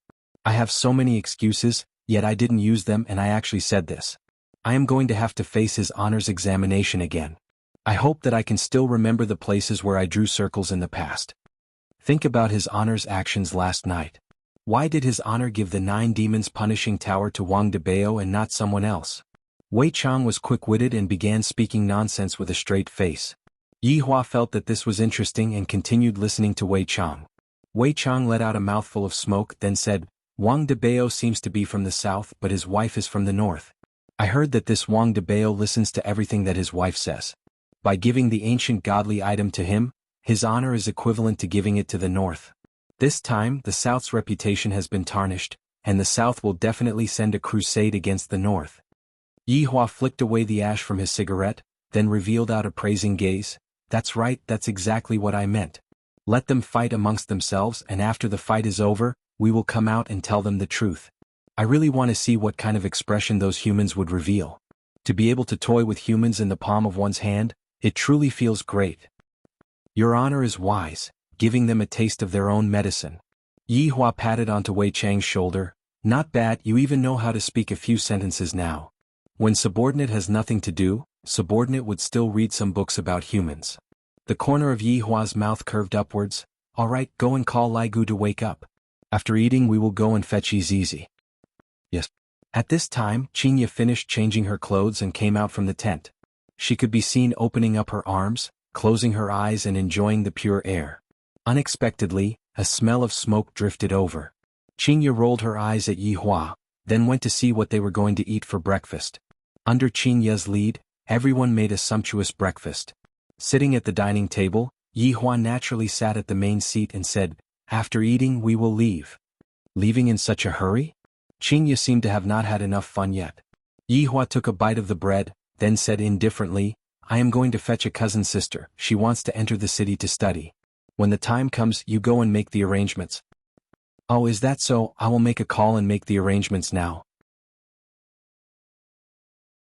"How old is your cousin sister? Middle school or high school?" Qinya took out her phone and asked. "Middle school or high school?" Yi Hua looked towards Wei Chang and Lai Gu, and the latter lowered his head, expressing that he did not know. She is 8 years old. Yi Hua himself did not know either because he had never studied before. Qinya thought for a while, then muttered, "If she is 8 years old, she should be attending primary school around grade 3. "Yes, that's right," Yi Hua said. Qinya immediately gave a call to the general manager of Long City, Lu Hang, and asked him to go and make arrangements. After all, the school was about to start soon. "Yi Hua, when the time comes, give me your cousin's information," Qinya said. Speaking of information, Yi Hua felt that Yi Zizi should be an unregistered citizen. "When the time comes, I will just let that Xiaojiu go and settle it." "Okay, I'll give it to you when we get back." After dinner, everyone left the valley. To Lai Gu's women, this day and night were very exciting. Of course, Lai Gu himself was also very satisfied. However, to Wei Chang and Tang Wei, it was simply indescribable. In actuality, the person who was the happiest was still Yi Hua. After all, he managed to subdue Qinya.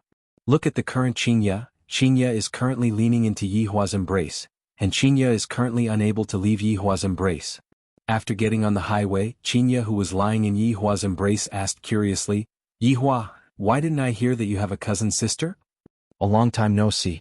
Qinya punched Yi Hua's fist. "All right then, you are hiding everything from me."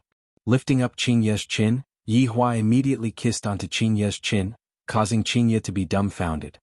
So annoying. There are still people here. Just treat them as if they are transparent. Wei Chang and Lai Gu were very hurt, especially Wei Chang. Why is it that even his honor is able to do it so easily, but I am unable to? I should take this opportunity to properly learn his honor's flirting skills.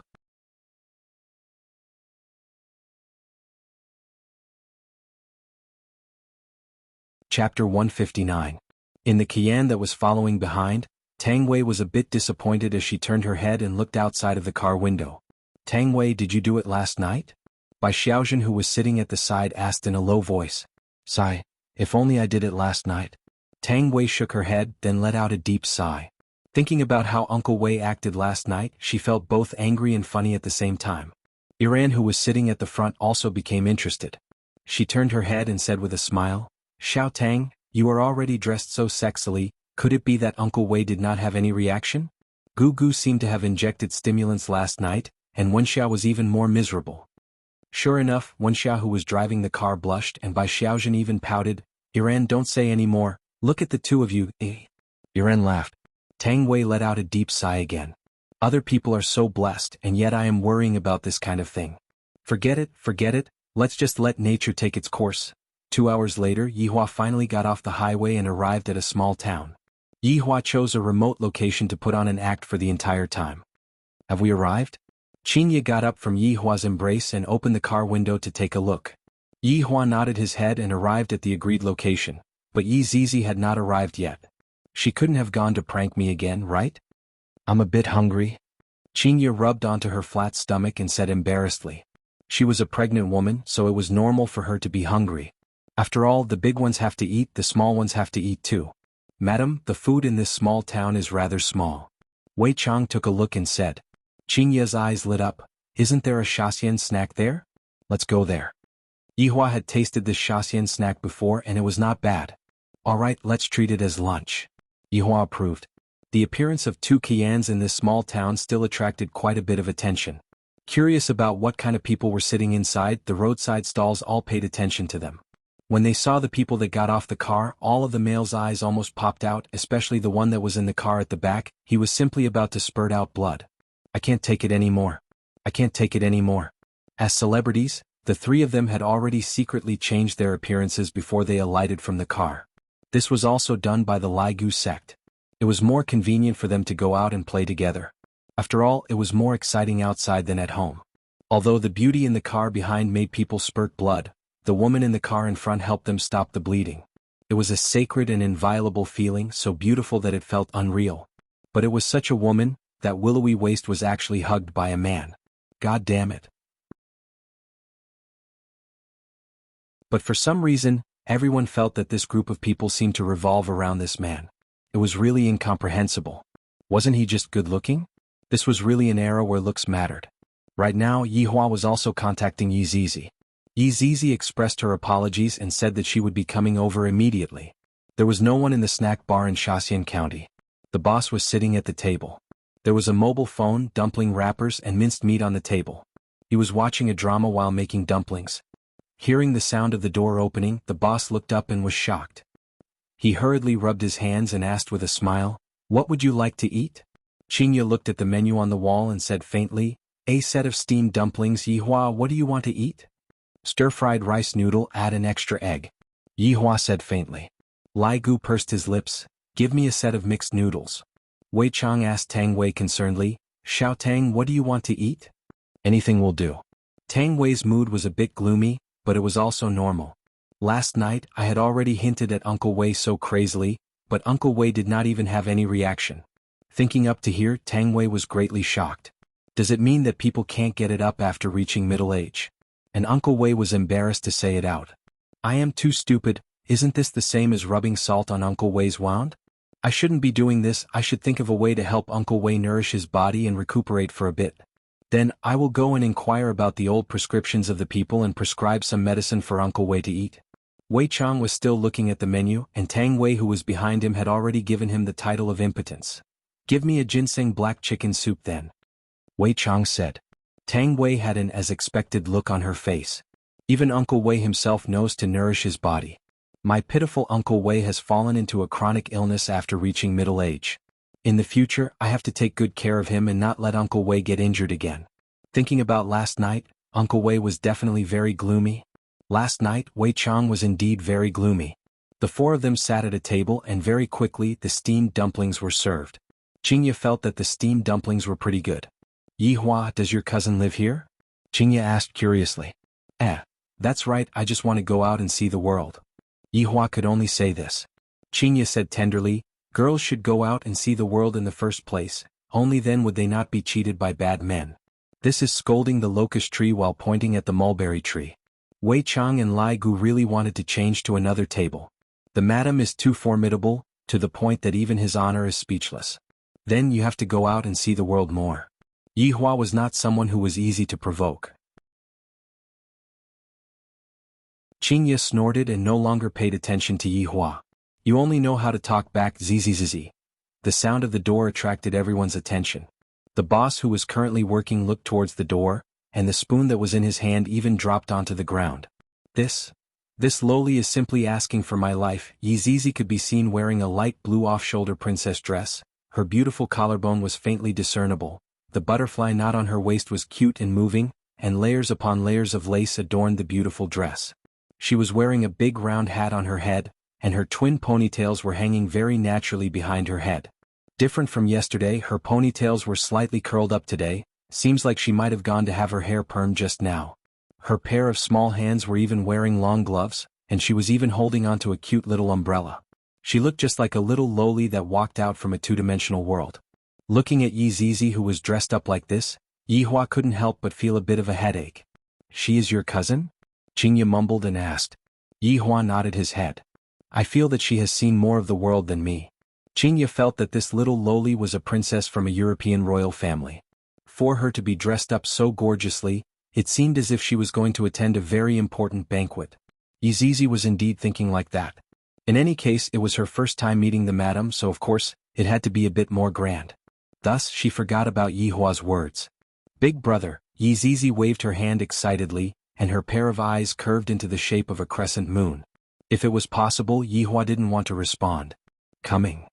"Hello, big sister-in-law, I am Yi Zizi." Yi Zizi directly ran in front of Qingye and used that lowly voice to act cute. In actuality, Qingye had never seen such a cute little lowly before, but why do I feel that she looks familiar? I seem to have seen her in my dream last night. Of course, Qingye had seen Yi Zizi who was lying in the coffin before, just that Yi Hua said that it was a dream. If I give birth to a daughter, I will definitely dress up like this too. Yi Zizi, you are so cute. It was rare for Qingye to reveal a smile towards a stranger. "Hee big sister-in-law, can Zizi hug you?"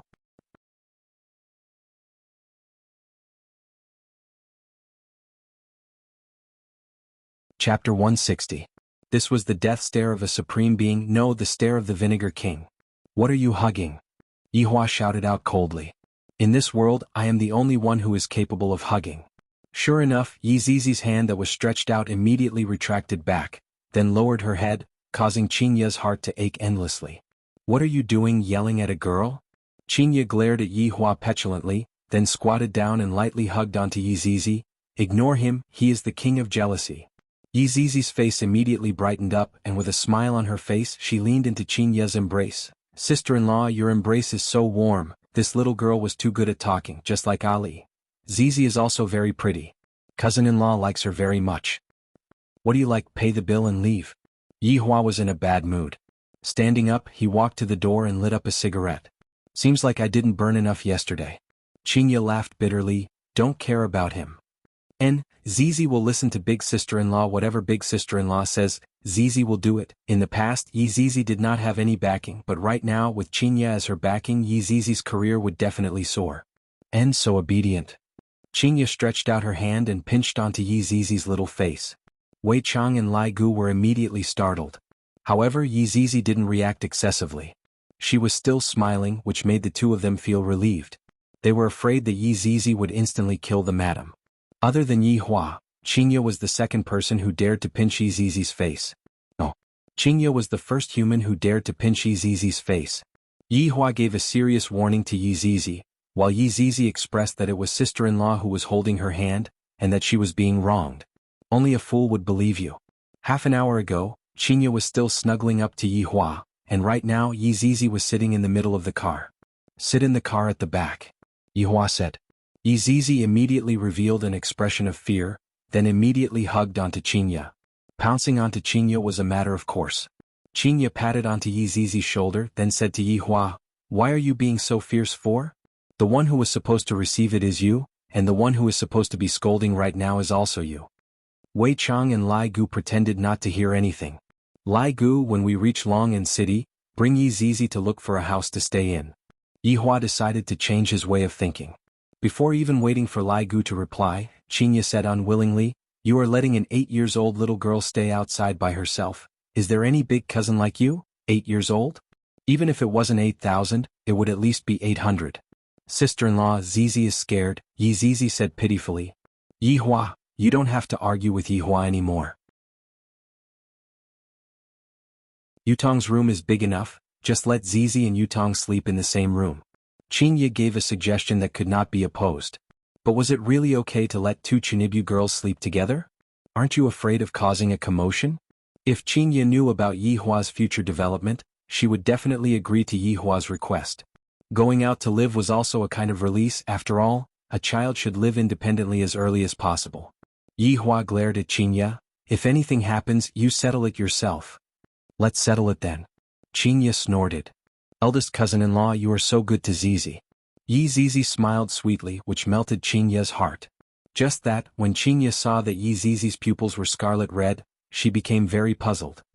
Zizi, why are your eyes red? Did you wear cosmetic contact lenses? Zizi blinked her beautiful eyes. No, Zizi was born like this. Although it was rather weird, this pair of red pupils and Zizi were still quite effective.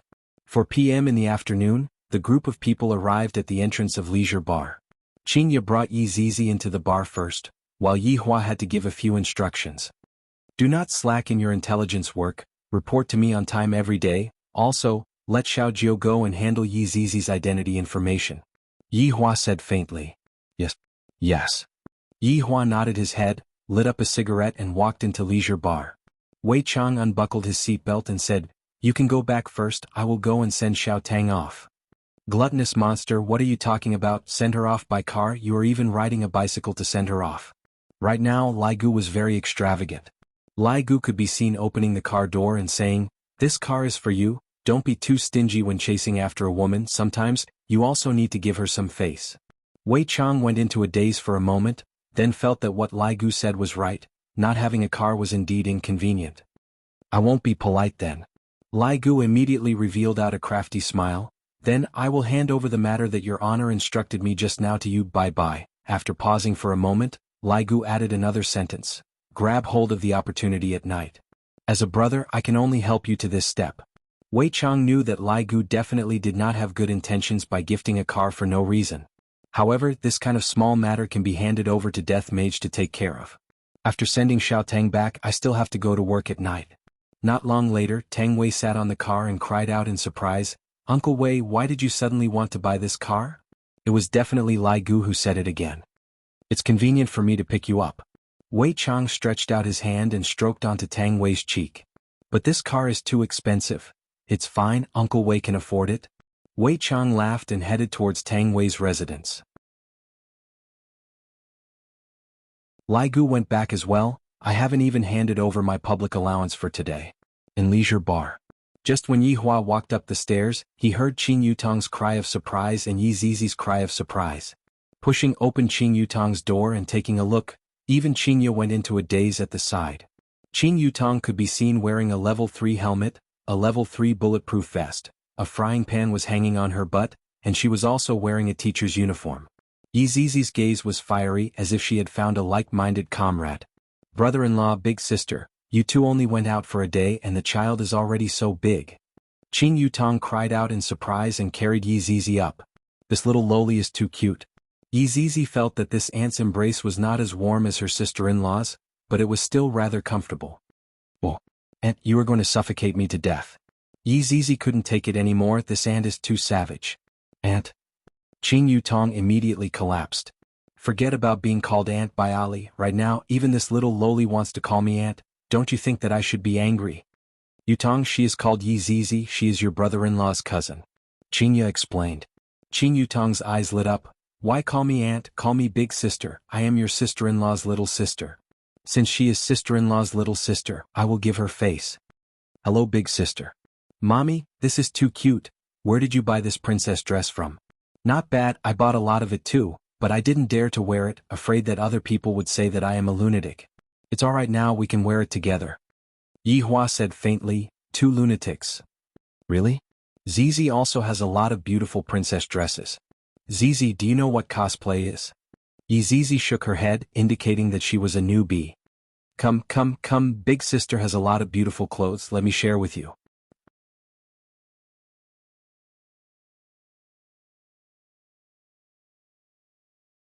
Chapter 161. Qinya had originally thought that Zizi would stick to her very much, but I didn't expect that. Zizi would be snatched away by her younger sister. It's just a few pieces of clothing, do you think that it'll hurt or not? Yihua walked in front of Qinya and said faintly, this is just the beginning, in the future, you will have to suffer. After finished speaking, Yihua walked into the bedroom and prepared to take a bath. Qinya seemed to be able to see through why Yihua was worried. Look at that smug look on her little sister's face, as if I have a lot of beautiful clothes that you don't. Meanwhile, Zizi's eyes were shining brightly, and her face was filled with envy. Letting out a sigh, Qinya walked into the bedroom, and just happened to see that Yihua was currently changing his clothes. Originally, Qinya wanted to avoid Yihua for a while, but thinking that they were already an old couple, what was the point of avoiding Yihua? What's wrong? You're not going to seduce them anymore? Go to hell. Qinya snorted. Since you asked Yi Zizi to come over and live with me, you will have to be responsible for her in the future. Yi Hua said faintly, then walked into the bathroom. Qinya let out a deep sigh, then sat on the bedside and covered her face. Yi Zizi doesn't seem to be that lowly that she looks like on the surface. At this moment, in the Bai family in the far north, Bai Cixin held the 9 demons punishing tower in her hands and studied it carefully. Meanwhile, the black mist above the 9 demons punishing tower slowly wrapped around Bai Cixin's hands. Wang Debao and Bai Qi stood at the side. Honey, be careful. Wang Debao shouted worriedly. Bai Cixin shook her head and said softly, I'm fine. Don't be nervous. Sure enough, the black fog only circled around for a while before shrinking back into the tower. We have the 9 demons punishing pagoda. Our Bai family can also become an aristocratic family. Bai Cixin slowly put down the 9 demons punishing tower. Her beautiful eyes were filled with the yearning for power. Congratulations on getting your wish, big sister, Bai Qi said with a smile. Wang Debao was the same. Congratulations, my wife. Bai Cixin chuckled. Our Bai family is not the only one who has an ancient godly device. The Xiao family also has one. However, there is only one spot. Sis, why don't we destroy the Xiao family? Bai Qi suggested. Bai Cixin picked up the teacup, blew on it gently and took a sip. I want to, but there are rules. Xiao Yi is at his weakest right now. This is indeed a good opportunity. Wang Debao said in a deep voice, how about I go there and probe it first? There's no need for that so as to avoid alerting the enemy.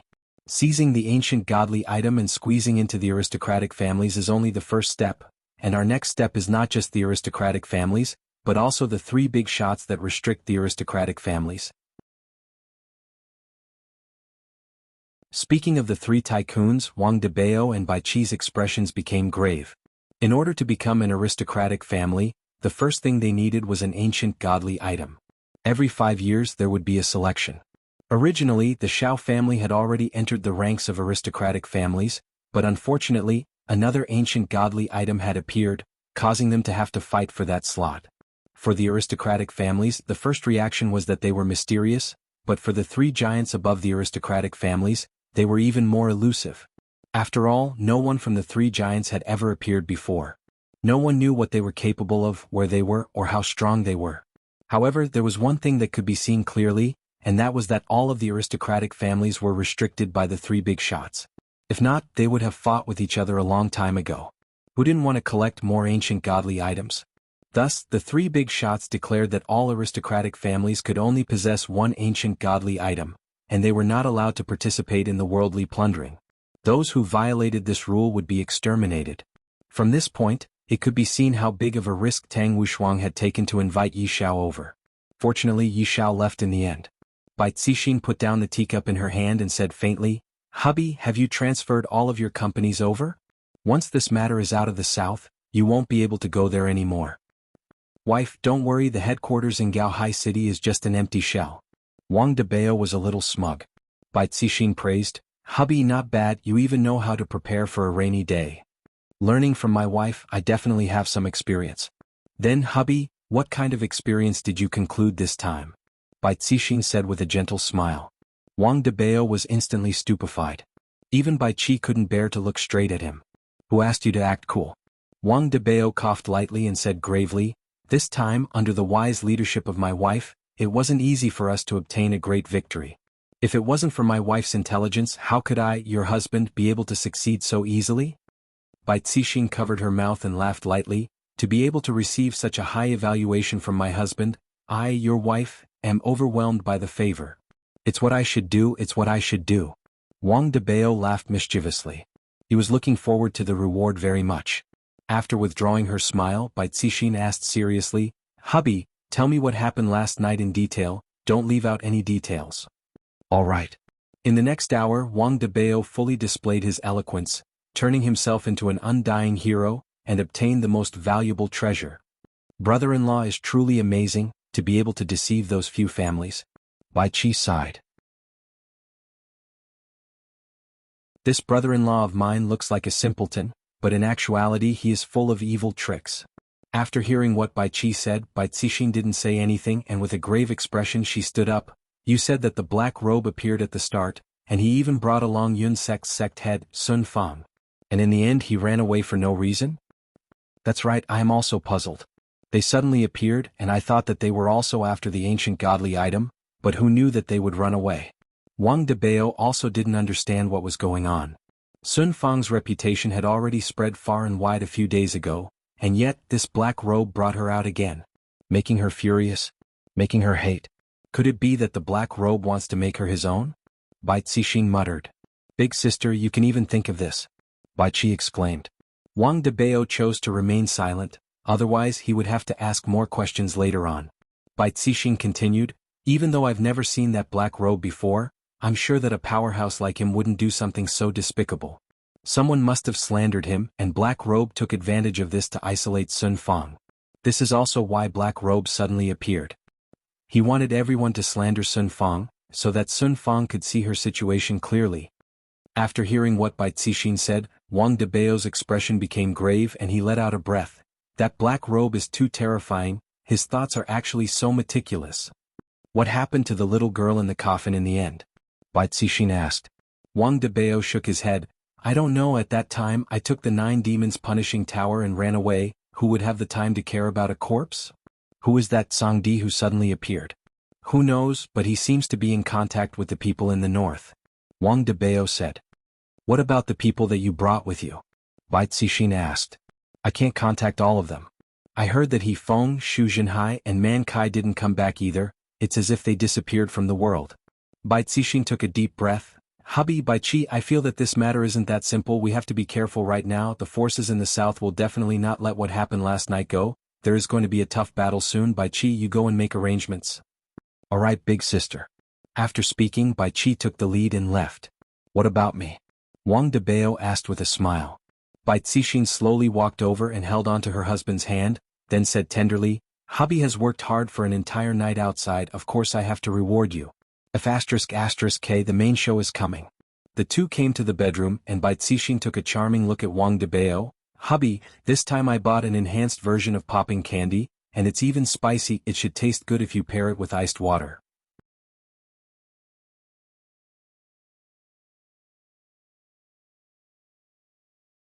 Chapter 162. Zijin City.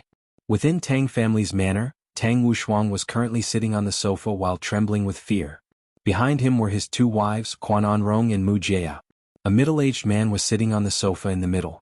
His hair was smooth and shiny, thick eyebrows, big eyes, tall nose bridge, and the shape of his face was even more so the golden ratio. Just that, his dressing was a bit casual, with a shirt, flowery shorts and flip-flops. The man looked at his phone, then picked up the teacup and took a sip, and his brows slightly wrinkled. Upon seeing that, Mu Jia immediately walked forward and personally poured the tea for him. Suddenly the man shouted out, this damned author is breaking a chapter again. It's fine if he updates slowly. He even breaks chapters every day and he even shamelessly asks for tips, ask for recommendation votes. Wushuang. Send me a box of razor blades to this author, forget it. Directly find this author for me and ask him to update for me every day. If he doesn't update, I'll beat him to death.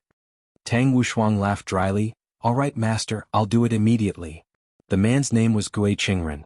5 years ago he saved Tang Wushuang who was on the verge of death and taught him some skills. After that, Tang Wushuang returned to the city and showed off his capabilities, taking back everything that belonged to him. Gui Qingren put down his phone, then picked up the teacup again and took a sip. It has been a few years since we last met. Wushuang, your harem has increased again. It is all thanks to master. If not, how would Wushuang be able to achieve what he has today? Tang Wushuang said sincerely. He was actually rather unfamiliar with his master. His master could be said to be an existence that came and went without a trace. Woman, you have indeed achieved something, but your authority did not change at all. Master is a bit disappointed. Gui Qingren put down the teacup and took out a stick of cigarette. Tang Wushuang immediately lit up the cigarette and said, Master, disciple has already reached this stage. Disciple is also powerless. It is too difficult for disciple to climb any further. With your current mentality, it would be good if you don't drop. Gui Qingren took a puff and said disdainfully. Tang Wushuang lowered his noble head and did not have any temper in front of his master. Master can poke me to death with just a finger. The reason why master came this time is to ask you why you didn't manage to seize the ancient godly item. The reason why master came this time is to ask you why you didn't seize the ancient godly item. Quan Anrong could be heard saying, Master, you can't blame Wuxia entirely. He called Yishao over, but Yishao didn't keep his promise and also, Enrong, don't speak. Tang Wuxia shouted in a low voice. Gui Qingren's gaze turned intent and he slowly said, Wuxia, not only do you not have the drive to improve, but the women you teach are also lawless. Women shouldn't interrupt when men are talking. Quan Enrong's pretty face instantly collapsed. You two leave first. Tang Wuxia said gravely. Originally, I thought that by bringing the two of them by my side they would be of some use. After all, their brains were very good, but I didn't expect that it would be like this. Wuxia pulled Quan Enrong away quickly. Her husband's master was moody and very strange. He could even be so engrossed in reading novels. Master, they are not sensible, please don't be angry. Tang Wuxia fawned. Right now, in this kind of situation, he still needed his master's help. They don't know any better, and you don't know any better either. This woman has messed up your mind. Tang Wuxia hurriedly replied, Yes, what teacher said is correct. Back then, I saved you on a whim and taught you some cultivation techniques. You performed well in the past few years, but this year has disappointed me. When you go out, don't say that you are my disciple. Tang Wuxia lowered his head and listened to his master's lecture. Gui Qingren let out a sigh of relief. The 9-devil punishment tower is in Bai family's hands? Hearing that master changed the topic and it was an ancient godly item, Tang Wuxia felt that his hope was ignited again. As long as master is willing to make a move, then everything will go smoothly. That is indeed what the scout reported. After Wang Debao obtained the 9-devil punishment tower, he hurriedly rushed to Zijin City and went to Bai family. Gui Qingren paused for a moment. Right now, Bai family has an ancient godly item, Shao family also has one, but you don't. Could it be that you still want master to help you snatch it? Disciple doesn't dare. The rules of aristocratic families cannot be changed. If you want to squeeze in, you have to snatch it. Which family do you think is easy to snatch? Gui Qingren asked faintly. Is there a need to ask? It is definitely Shao family's Xinyuan sword. Shao family. Tang Wuxia said gravely. Since you know it is Shao family, why didn't you make a move? Gui Qingren asked back. Tang Wuxia still remembered their old relationship. After all, Shaoyi had helped him quite a bit back then. Now, it is really hard to stab him in the back. When one is in a great position, one will slay a god, not to mention an individual. Disciple has learned his lesson.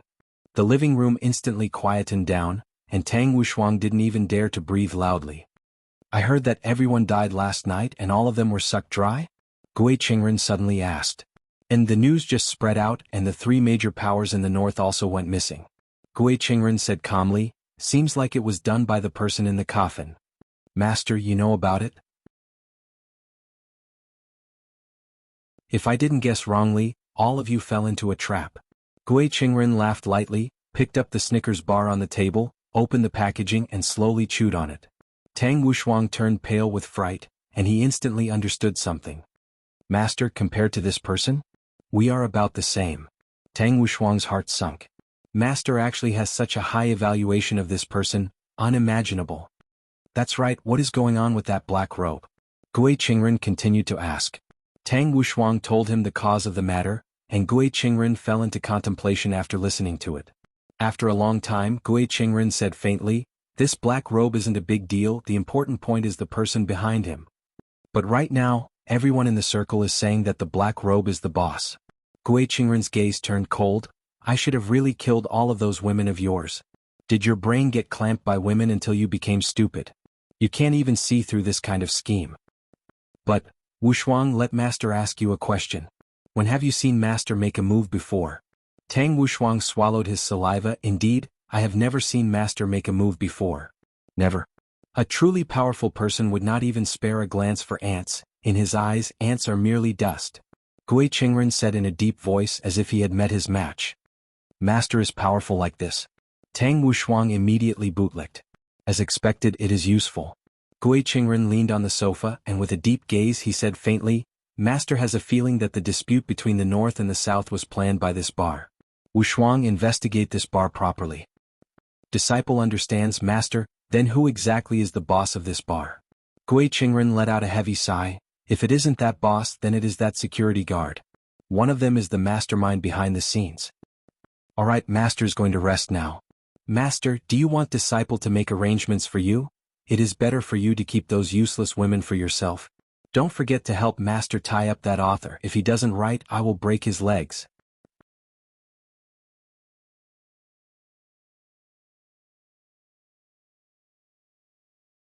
Chapter 163. In another place in Zijin City, it had lost its former glory and seemed very gloomy. At night, the entire mansion would be pitch black like a haunted house. This was the once glorious Xiao mansion. At this moment, Xiao Yi was sitting cross-legged in a secret room and cultivating. However, could his heart calm down? From his furrowed brows, it could be seen that he could not calm down. His beloved wife had died, but he did not even dare to hold a funeral. Her body was still sealed in ice. His son only knew that his mother had gone on a business trip. It had only been a few days and he was already clamoring for his mother to come back. However, could she come back? She could not. Opening his eyes, Xiao Yi's eyes were bloodshot. The battle with the black-robed man had caused his blood to flow in reverse and left behind a root that could not be removed. His beloved wife's death had damaged his heart and veins. With these kinds of injuries, there was no way he could recover and he would not be able to hold on for long. However, he was dead. What about them? What about the children? His former enemies would turn their spears to them. Thinking about this, blood flowed out from the corner of Xiao Yi's mouth. He was beyond cure. Dragging his heavy body, Xiao Yi opened the door to the secret room. However, the moment he walked out, his slightly bent back straightened. He swallowed his bitterness to prevent the women from worrying. Enduring the chaotic spirit energy in his body, Xiao Yi came to the main hall. Who would have thought that all the women would be gathered together as if they were having a meeting? Big brother Xiao, you came out of seclusion. Yu Qi quickly went up to support him. Her stomach was already slightly bulging. Looking at Yu Qi's stomach, Xiao Yi squeezed out a smile. Are you all right? And big brother Xiao, don't worry about us. We are fine. Yu Qi supported Xiao Yi as they sat on the main seat. Shu Nan's face was calm as she walked to her husband's side and wanted to take his pulse. Xiao Yi knew what Shu Nan wanted to do, so he dodged. Not only was his seclusion useless, but his injuries had worsened. He did not want them to know about this. Even if they wanted to know, this was not the time. Shu Nan frowned and was very worried. The more her husband acted like this, the more serious his injuries were. What are you guys talking about? Xiao Yi tried to maintain a relaxed state. He had been in seclusion these past few days and did not know about the outside world. Yu Qi smiled and said, Nothing, it's just company matters. Do you need to do this to the company's matters? Just say it, no matter how big the matter is, it is already in the past. Xiao Yi laughed bitterly. If I can go back in time, I should learn from Wang Debao and return the money. He had thoroughly played out the phrase, losing one's wife and losing one's soldiers after losing one's wife. The girls looked at each other. Finally, Shu Nan told them what had happened these days. Wuxia is here to give money? Xiao Yi felt gratified. At least he hadn't made friends with this brother for nothing. Yu Qi didn't understand it that way. Brother Xiao, when Wuxia came that day, you were already in seclusion, and he looked a little absent-minded. I don't think it was as simple as giving him money. Maybe he's worried about my injuries. Wuxia isn't as bad as the other families. Xiao Yi's voice wasn't strong and was very weak. The women did not continue to speak, lest they made their husbands angry. They had to take it slow because the next matter would be even more serious. After a long time, Xiao Yi listened to everything and didn't have much of a reaction. Instead, he let out a sigh of relief. The heavens wanted my Xiao family to die. The women didn't say anything. They didn't want to continue to provoke their men. Yu Qi said seriously, Brother Xiao, the Bai family might do something bad to us. We should plan ahead. Bai family? I'm afraid it's not just the Bai family. The Xian Yuan sword in my hand is a hot potato that everyone wants. Xiao Yi said coldly. If a tiger fell to the plains, it would be bullied by dogs. Brother Xiao, how about we hand over the sword and let them do whatever they want? Shu Nan's suggestion was probably what all the women were thinking. If the sword was gone, it was fine as long as the person was still alive. However, Xiao Yi didn't think so. If the sword was gone, it would only speed up the process of death. They didn't dare to do anything now because they didn't know how injured they were. Once they found out, they would probably attack. The only thing they could do now was to use the Shen Yuan sword to exchange for their lives. Don't worry, I have plans. Xiao Yi smiled. If the sword couldn't exchange for their safety, then he would exchange for his life. The women had blind trust in their husbands. They thought that Xiao Yi really had a good idea, so they were happy. Brother Xiao, let's eat first. Only when we are full will we have the strength to do things. Yu Qi said tenderly. Together with Shu Nan, she helped Xiao Yi to stand up. And Shu Nan took this opportunity to immediately check her husband's pulse. Her face that was originally still red immediately became pale like a piece of white paper. This kind of pulse is the sign of death.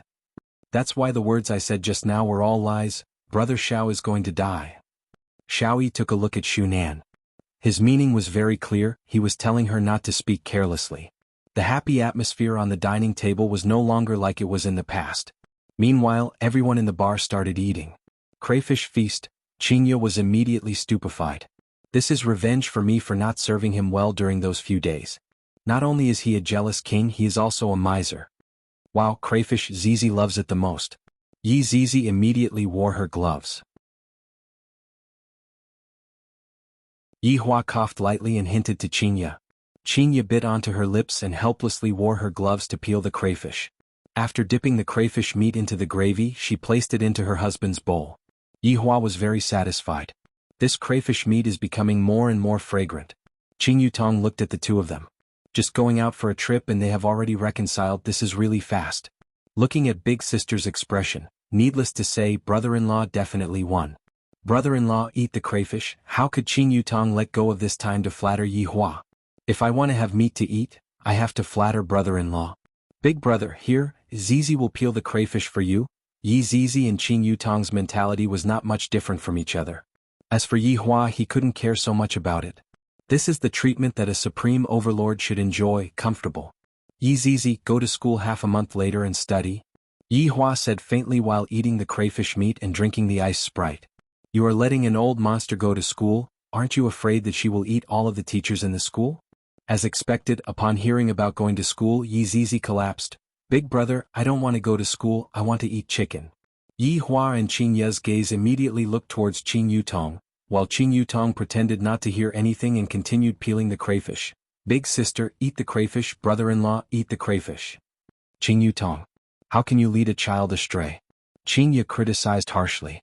It has only been a few hours, and you have already made an innocent and pure lowly degenerate to the point where she wants to eat chicken without even going to school. Qing Yutong raised up both of her hands and said with grievance, brother-in-law, big sister, you really can't blame me for this. After finished speaking, Qing Yutong even pulled onto Yi Zizi's skirt. Big brother, big sister-in-law, you really can't blame big sister Qing. Big sister only told me how to operate the game, and also how to control the gun and snatch the airdrop. It was Zizi who got addicted to it. Yi Zizi said pitifully. Pooh.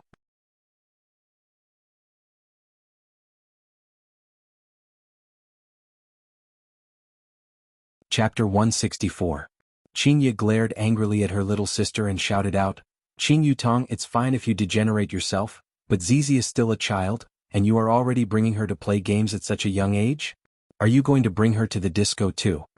Yi Zizi's eyes lit up at the mention of disco dancing. This was something new. However, she remained silent and pretended not to hear anything. Qing Yutong felt wronged to death.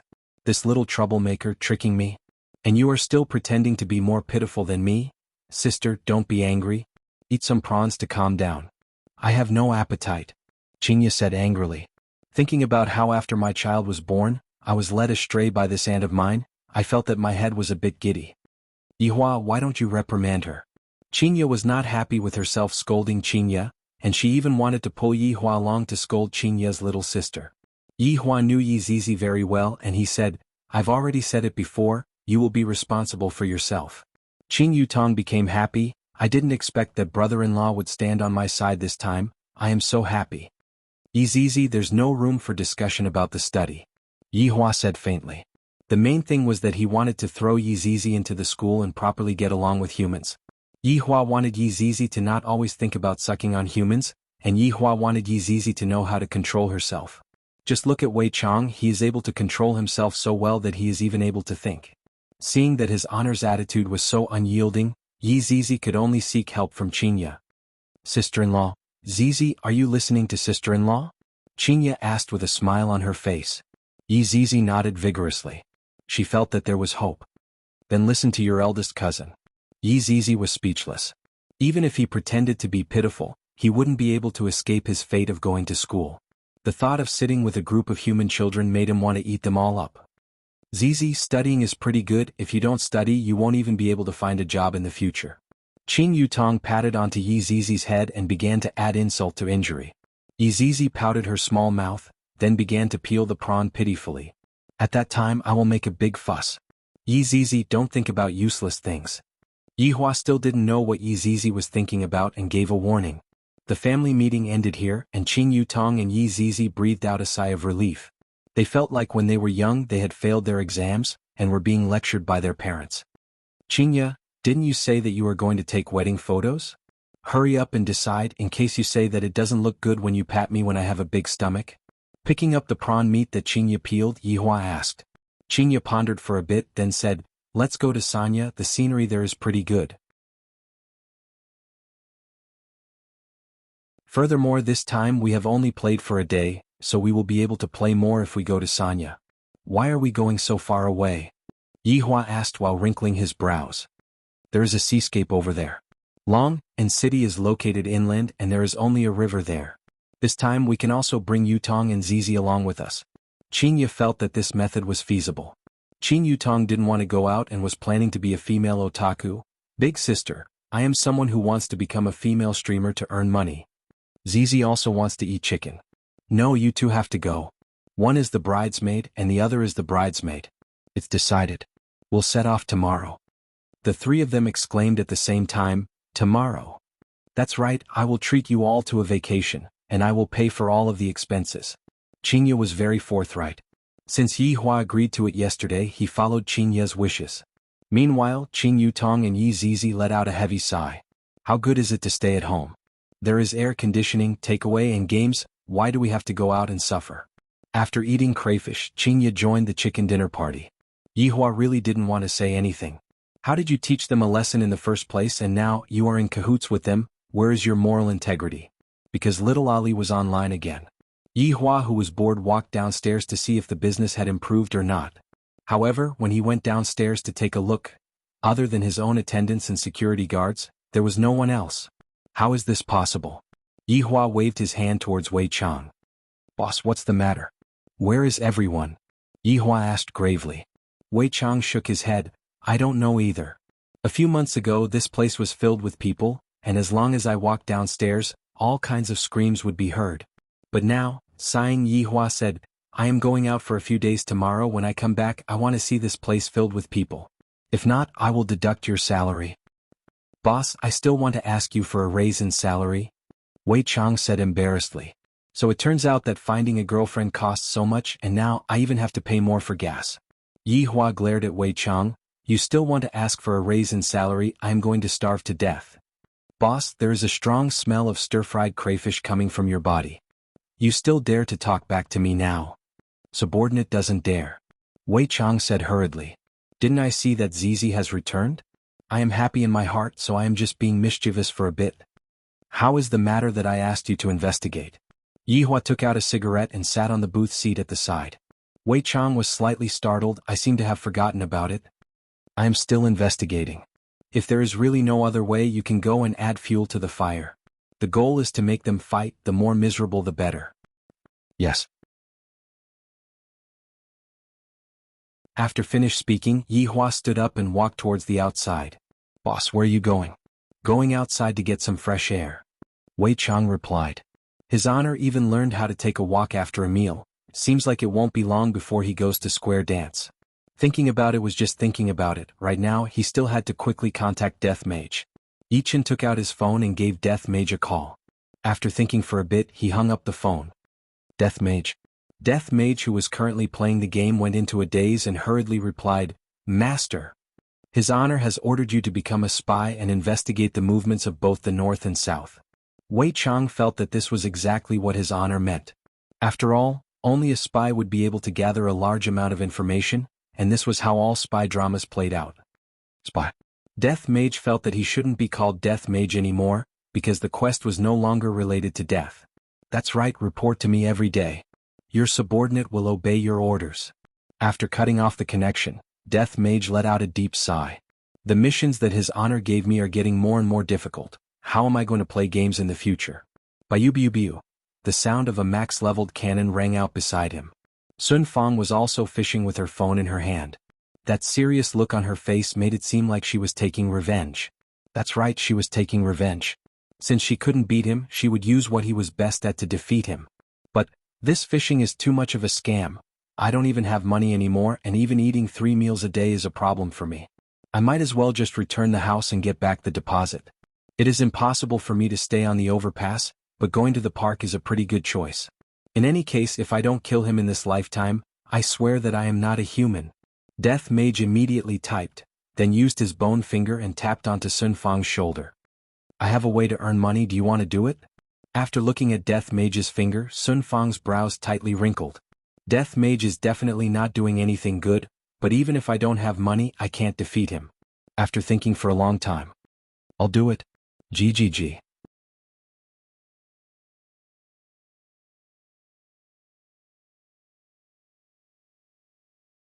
Chapter 165. Death Mage already had a plan on how to complete his honors order. This is going to be a very different kind of spy job, and it is filled with blood and cruelty. I really like it. On the other side, Yihua took a stroll outside, and when he came back, there was an additional document bag in his hands. This document bag was sent over by Lai Gu, and inside the document bag was Yi Zizi's personal information. Right now, I don't even need to go and look for little Jiao. Lai Gu already has resources in his hands. Not bad, you are starting to have brains. Returning to the second floor, Yi Zizi could be heard shouting into the microphone, while Qingya and Qing Yutong were both silent. Auntie, you're such a noob. Little Ali's childish voice sounded from the headset. Yi Zizi was furious. Don't call me Auntie. But you are Auntie Qing's little sister. If I don't call you Auntie, what should I call you? Yi Zizi received 10,000 damage. Have you ever seen such a lowly Auntie? Qingya and Qing Yutong smiled tenderly, but didn't say anything. When these two buffoons are placed together, they are simply capable of tearing apart the sky. Enduring the pain of being called Auntie, Yi Zizi decided to defeat Ali with an overwhelming advantage in the game. Little Ali also seemed to know that compared to Yi Zizi, it was useless. Apart from these 4 people, the other 96 were suffering. Among them, more than 70 heads were split evenly between 2 people. There were also more than 20 who couldn't take it anymore and self-destructed. In the end, as soon as these 2 accounts appeared, all sorts of explosions would appear on the screen. This game couldn't be played anymore. When faced with 2 immortals, you could only kneel. I didn't expect that Yi Zizi would be so powerful. In the beginning, she was still very unfamiliar with the game, and after a few rounds, it was as if Yi Zizi was cheating. In a certain livestream room, there were countless bullet screens. Host, aren't you the Immortal Slayer King? Now that there are 2 celestial beings, streamer Celestial Bane please. Also begging streamer Celestial Bane. Host, please give the world a clean PUBG. On the screen, the host clutched his stomach with a pained expression. I'm really not in the best condition today. I have a stomachache. I'll go offline first. After saying that, the stream went dark. Celestial Bane? Cook me when the time comes. That was a revolver monster, and now there was a crossbow monster. Should I consider switching professions? The live stream was in chaos. The host actually ran away. Everyone stopped scolding the host. Maybe the host is really not feeling well? I'd be a fool to believe him. 2 deities destroyed the balance of the game, and this streamer actually pretended to have a stomachache. Why don't you just say that you're on your period? I heard that my goddess, Yutong, is going to start a live stream and play PUBG. I'm going to watch my goddess. What's there to watch? Even Jade Dynasty can't do it without some skill. Let's go. I might as well watch the old woman play games. Unsubscribe. Sorry for disturbing you. Looking at the bullet screen in the live stream room, the streamer felt very hurt. You all are asking too much. Do you think that Jade Dynasty is that easy? I'm done for. However, right now, Little Ali and Yi Zizi were killing each other in the game. Whoever didn't get a headshot would lose. In the end, it was all headshots. How the F***ck was he going to let people play? So what if he had a cheat? This was too much of a bully. The game company immediately checked and found that these 2 accounts were perfectly normal. Could it be that the latest cheat had appeared and all the technicians were called to work overtime? In the first place, there was no cheat, so how was it possible for them to check? In the end, those technicians didn't return home for an entire month, and they didn't even know that they were cuckolded. Yihua stood behind Yi Zizi and watched as she cheated with her instincts. However, he didn't expect that Ali would actually be able to fight to a draw with Yi Zizi. This little Ali is rather mysterious. Northwest Desert, this place was completely uninhabited. If an ordinary person were to walk on this desert, they would die within a few days and become the food of vultures. Under the moonlight, two people walked onto this desert. They wore cloaks and walked forward while bending their bodies. After a long time, the two people stopped their footsteps. One of them formed a seal with both hands, and a faint water ripple appeared in front of his body. Soon after, the two people stepped into the water ripple, and the desert returned to peace once again. The two people that stepped into the desert took off their cloaks and took a deep breath. One of them smiled and said, "The air in our voidless realm is still the best, the air in the secular world is poisonous." Of course, this voidless realm is under the protection of the ancient Eastern Emperor. To be able to become a member of Voidless Realm is also a supreme honor. That's right, if we are able to see the Empress once, we would have no regrets in this life. Soon after, the two people looked towards the tallest existence within the mountains, and their gazes were filled with endless worship and reverence. Soon after, the two people slowly kneeled down and bowed towards that person to show their respect. Looking at the entire Voidless Realm, it seemed as if the entire Voidless Realm was sitting above the layer of clouds, and the mountains were even floating above the layer of clouds. All of the buildings were located at the edge of the mountains, and on top of every mountain, there was a majestic palace, which symbolized the authority of the Voidless Realm. However, on the highest mountain peak there was a majestic palace. The entire palace was engraved with majestic divine dragons, and each of the 8 dragons coiled around a white jade stone pillar. The 8 dragons had glaring eyes and sharp claws, scales and beards on their bodies, and the dragons had the power to uproot the mountains and rivers. In the sky above the palace, there was actually a waterfall, and the sound of the waterfall was high and low, just like the melody of a zither. Green trees intertwined with each other, and the chirping of cicadas and drums could be heard. It was as if one was at this place, quietly listening to the clear melody of a flowing spring and the green breeze of an ancient pagoda tree. The waterfall flowed along the channel that was dug out and flowed down the mountain, and just happened to fall onto the mountain below. The waterfall flowed into the layer of clouds, disappearing without a trace. At this moment, there were people gathering in the palaces of the various mountains. 8 elders landed in front of this majestic palace, then bowed their bodies and waited. In front of the palace stood 4 golden-robed and silver-armored imperial guards, and their entire bodies were emitting out faint killing intent. After a long time, one of the guards shouted out, "Enter." The 8 elders slightly straightened their bodies and walked into the palace. On the throne at the center of the palace, a woman with extraordinary aura could be seen sitting on it. On her head was a dragon phoenix golden crown, and her appearance was picturesque. Although her pair of eyes were beautiful, there was a layer of frost on them. The dragon-patterned purple robe that was worn on her body made the cold aura that she was emitting rise to a peak. This was a woman that even men would not be able to raise their heads. Her name was Donghuang Baiji. "Subordinates kowtow to your majesty." The 8 elders bowed and greeted.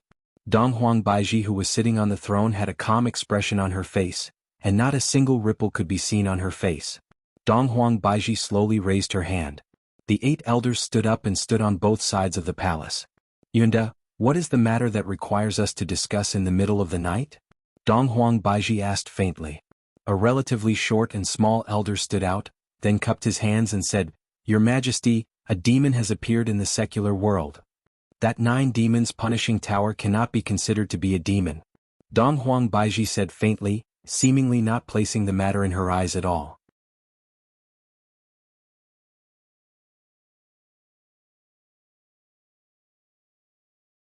Chapter 166. Seeing that the Empress didn't say anything, Yuanda continued to speak.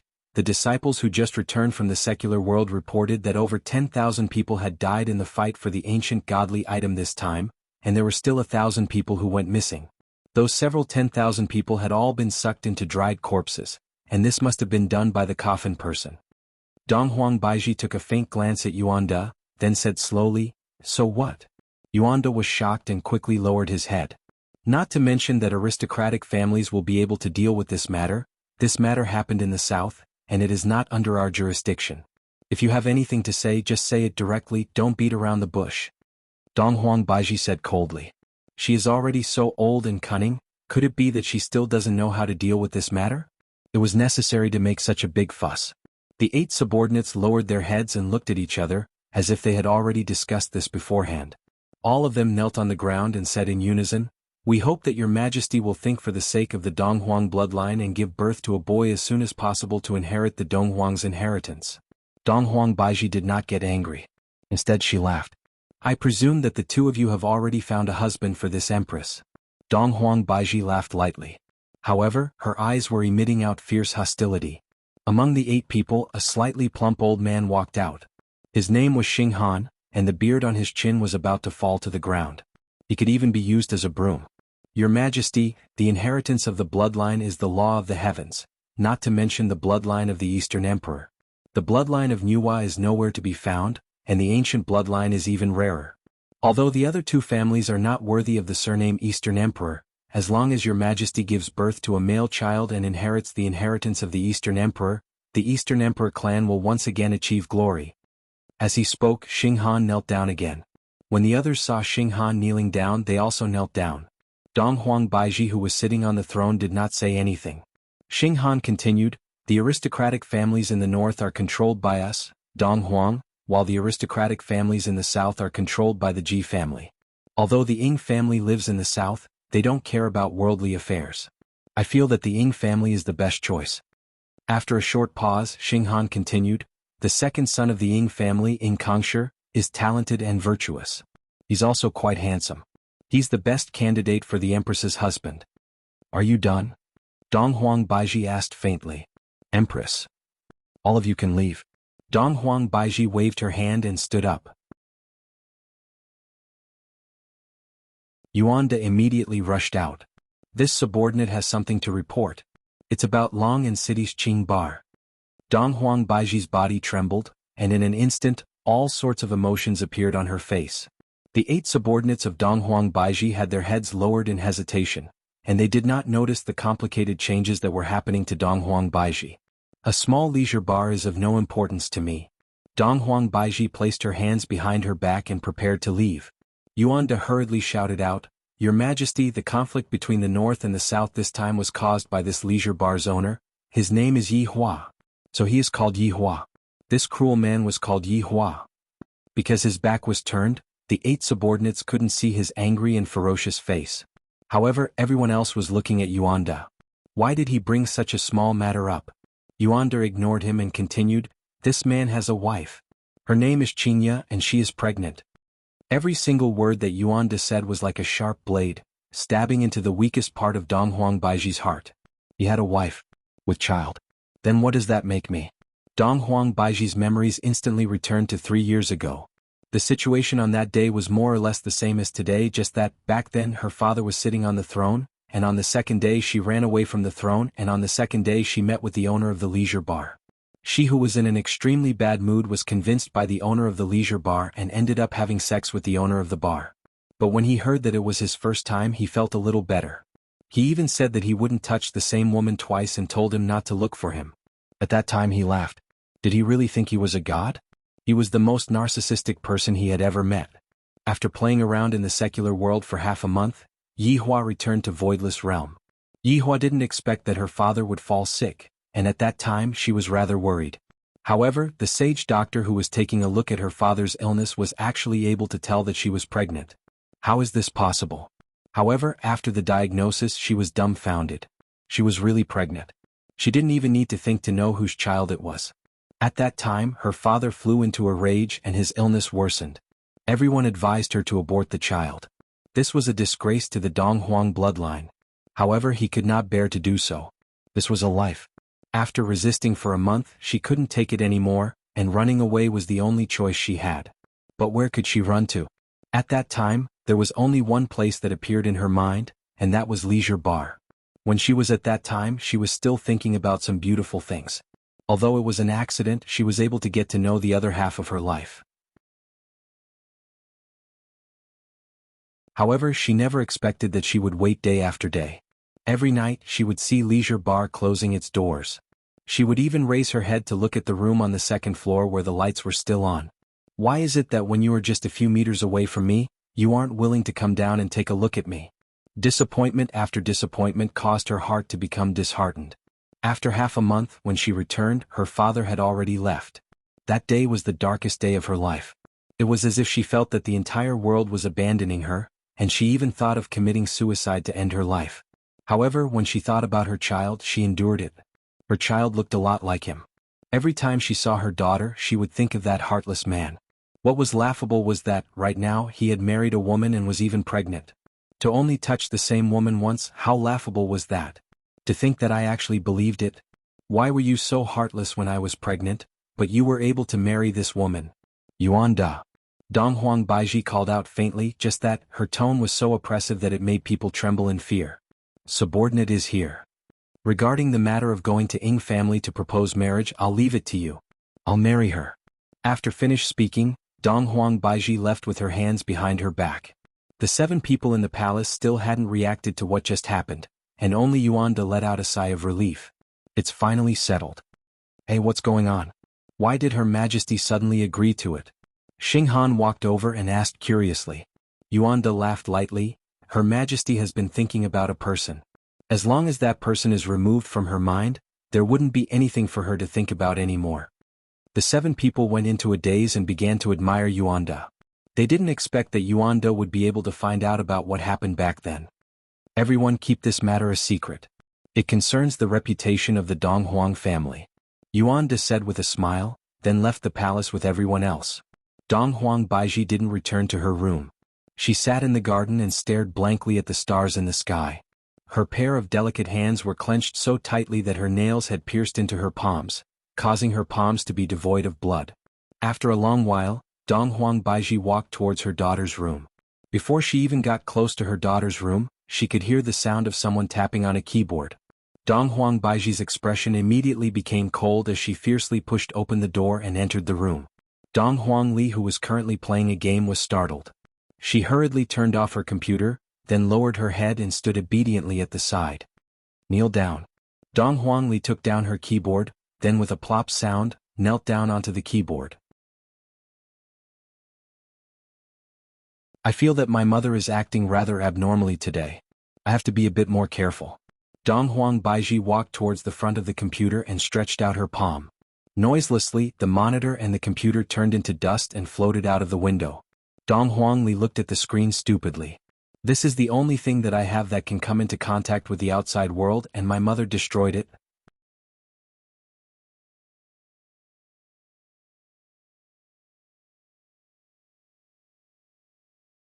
Chapter 167. Sitting on her daughter's bed, Dong Huang Baiji caressed the bedsheet.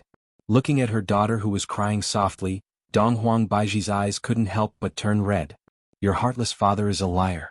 Dong Huang Li wiped away her tears, and when she saw that her mother's eyes were red, she couldn't help but stand up and throw herself into her mother's embrace.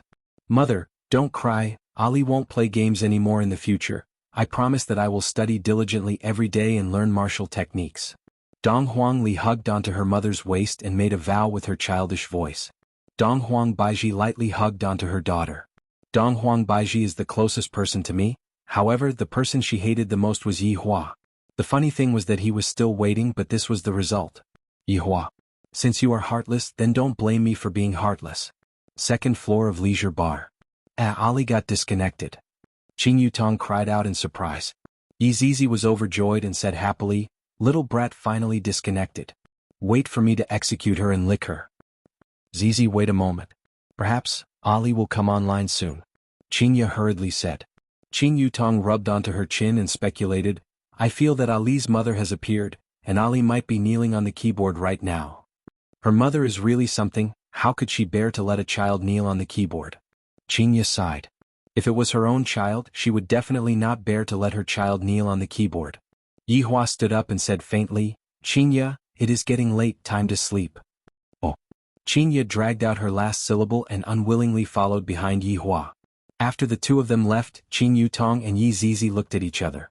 Qing Yutong's eyebrows twitched. Yi Zizi understood immediately. The two of them immediately changed their clothes. Yi Zizi loved cosplay. She had bought quite a lot of cosplay online this afternoon. There were dark, girly, sweet, and all kinds of cosplay styles. Delivery within the same city was really fast. Yi Hua returned to the bedroom and said to Qingya, change the quilt and bed sheet. What? Isn't it clean? Qingya asked curiously. I don't like people who have slept with other people before. Yi Hua snorted and sat at the side. Qingya was confused. What do you mean by someone else slept on this bed before? Other than us, is there someone else that slept on this bed before? Suddenly, Chinya seemed to have thought of something.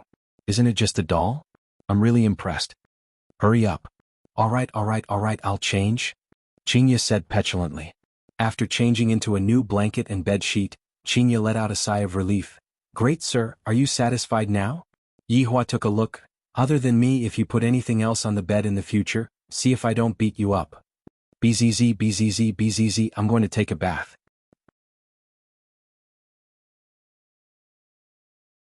After saying that, Chinya walked into the bathroom while humming a tune. Yihua twisted his neck, then changed into his pajamas and lied on the bed. For me, the Supreme Overlord, to let you hug me to sleep. Just how great of a fortune are you? Not long after, Chinya walked out of the bathroom. Seems like she had a nice bath. Seeing that Yihua was already lying on the bed, she asked, Aren't you going to take a bath? I washed them when I came back. Quickly go and take another shower. Chinya pulled onto Yihua's hand and pulled Yihua up. Yihua wrinkled his brows. Are you sick? Chinya sniffed. Such a big smell of smoke, let's quickly go. Yihua sighed. This woman is truly annoying.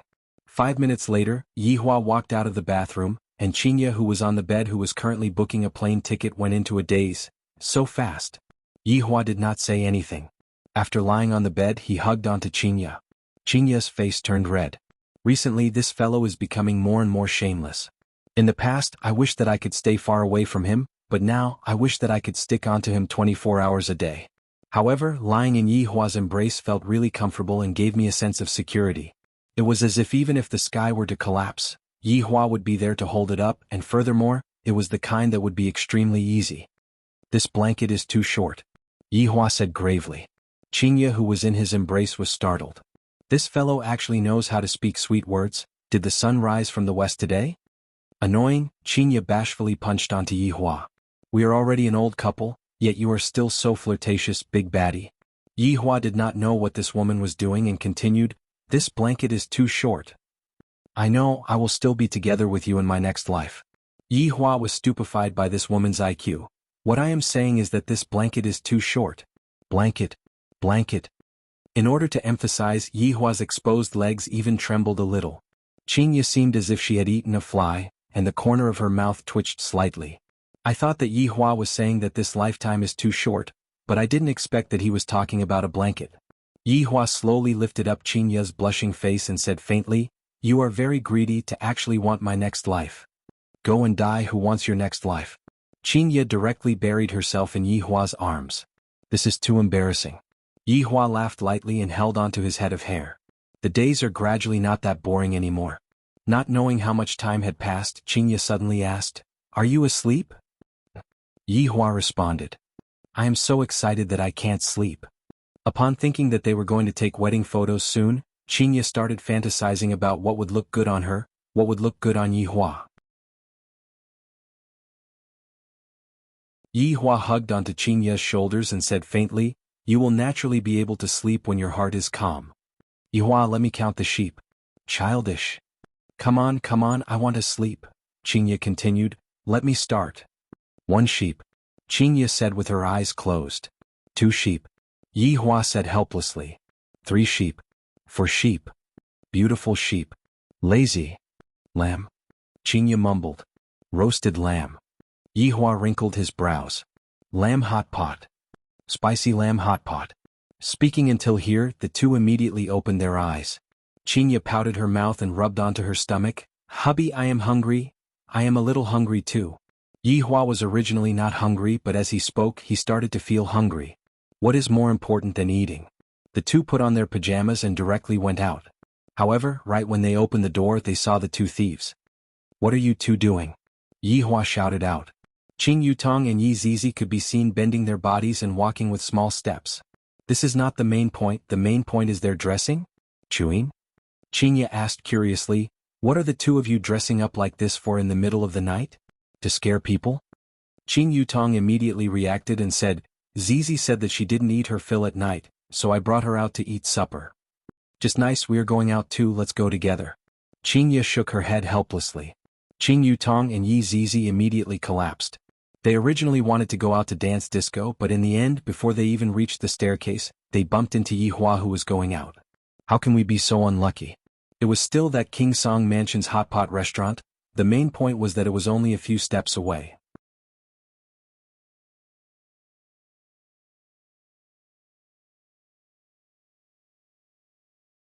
Chapter 168.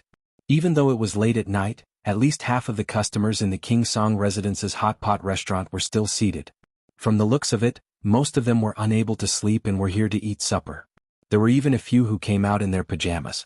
The moment the four of them entered through the door, they attracted the attention of everyone. With this kind of combination, it was impossible for them to not attract the attention of everyone. Especially for Qing Yutong and Yi Zizi, they were definitely two Lolitas. That small skirt coupled with black stockings, it was simply enough to make people spurt out blood. There was no need to talk about Qing Yutong. Her pair of slender legs were enough to make people unable to take their eyes off her, but Yi Zizi was even more lethal. She was a little lowly. Minimum of 3 years, no upper limit. The few of them headed upstairs to the private room. Last time, they sat in the hall because there were no private rooms available. Those two people are here as well. Qing Yutong could be heard crying out in surprise. Yi Hua and Qingya looked over and saw a man and a woman talking and laughing while eating. Isn't this boy the one who was abandoned that day? And didn't that girl run away with the rich second generation? It had only been a few days and they were already chatting and laughing together. The fire of gossip ignited within Qing Yutong's heart. Just that, she was stopped by Qingya. Why are you so concerned about other people's matters? Yi Zizi had a curious look on her face. However, when Yi Hua and the others were eating hot pot, Jiu Yi was currently at his own winery receiving a guest. No, it was another owner. At this moment, Lord Jiu was lying on the ground and a black vortex appeared in front of him. Master, this lowly one has received news that Emperor Tsang is dead. But the cause of death is unknown. Lord Jiu said while trembling with fear. Although a powerful master had died, I, Lord Jiu, am lacking in other things, but I have a lot of masters.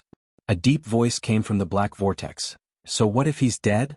I originally wanted him to kill a few more. Lord Jiu felt that it was not convenient for the owner of the black vortex to reveal himself. He was definitely a powerful person and wanted to use someone else to do his dirty work. Go to Sanya tomorrow. Someone will tell you what to do. Yes. After finished speaking, the black whirlpool disappeared. Jiu Yi slowly stood up and let out a breath. For me to be able to get to my current position, I have to rely on the help of these masters. Just that, why did Emperor Tsang die just like that? Originally, I still have a lot of things that I need him to do. What a pity. Lord Jiu took out his 8848 titanium phone, opened WeChat, found someone, and typed. Master, the black vortex wants me to go to Sanya tomorrow. After sending the message, Lord Jiu picked up a cigar, cut off one end, and leaned back comfortably on the sofa, waiting for the reply. Ding dong. Lord Jiu immediately checked the replies. Observe the situation and wait for my orders. Yes.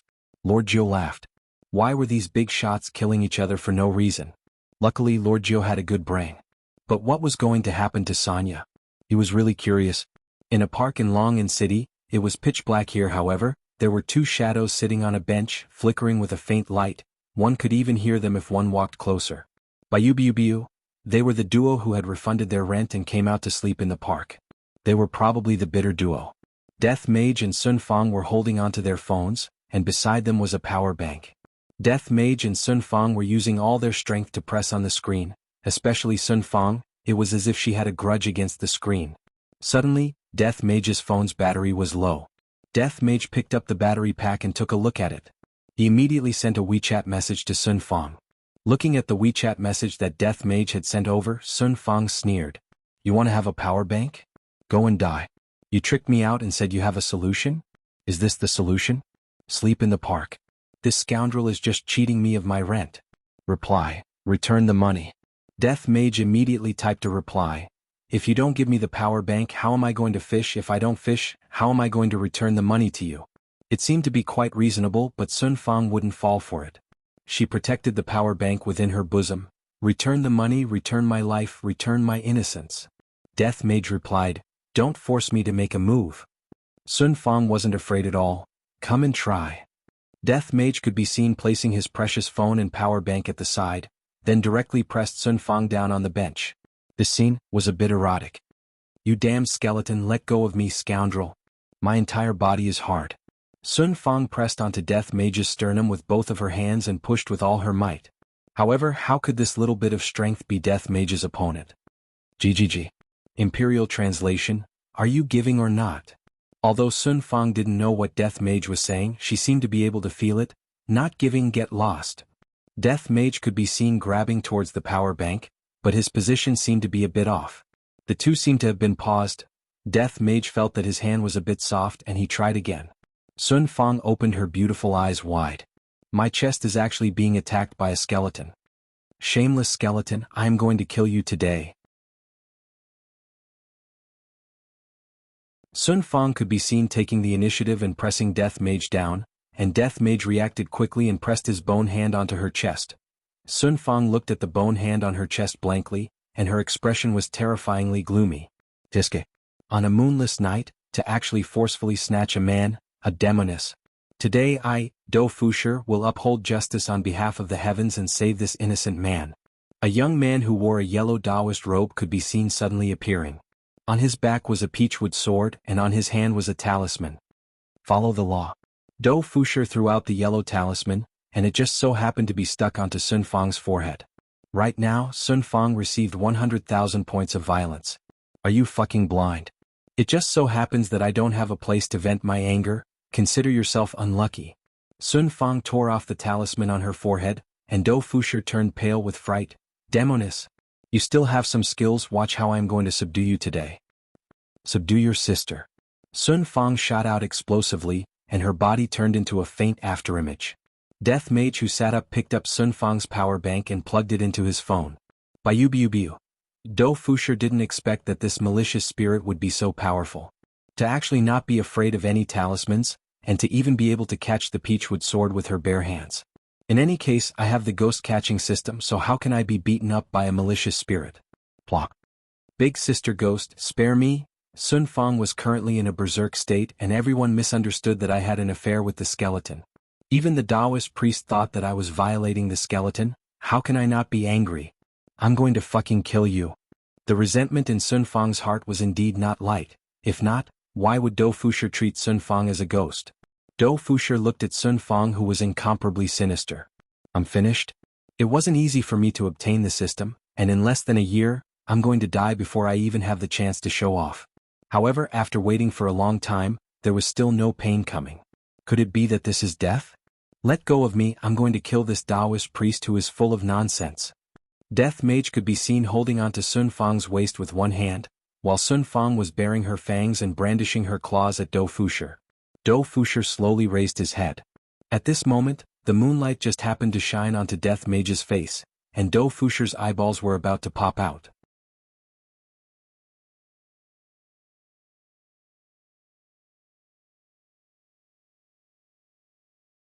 Chapter 169. Sun Fang, who had almost calmed down, was immediately lit up again. You damn Taoist, I'm going to hack you into pieces. Who's husband and wife with it? Are your dog eyes blind? Death Mage immediately typed a message with one hand, then showed it to Sun Fang. He seems to be quite rich, it won't be too late to kill him after we snatch his money. Sun Fang, who was so angry that her chest was heaving up and down, gradually calmed down and said in a sweet voice, "Let me go." Death Mage let go of Sun Fang's willowy waist. I didn't expect that a human's waist would feel so good to the touch. It is soft and very comfortable. It's no wonder that both his honor and master have women, this is probably what his honor likes, right? Hugging Sun Fang at night feels very comfortable. Looking at Sun Fang who was not far away from Death Mage seemed to have understood why his honor wanted Sun Fang to fall madly in love with him. So this is a reward for me. I am truly stupid, only now did I understand his honor's painstaking efforts. I didn't expect that his honor would actually be so concerned about the private life of his subordinate. I am truly touched. Sun Fang walked up to Do Fushi and shouted, "Hand over the money."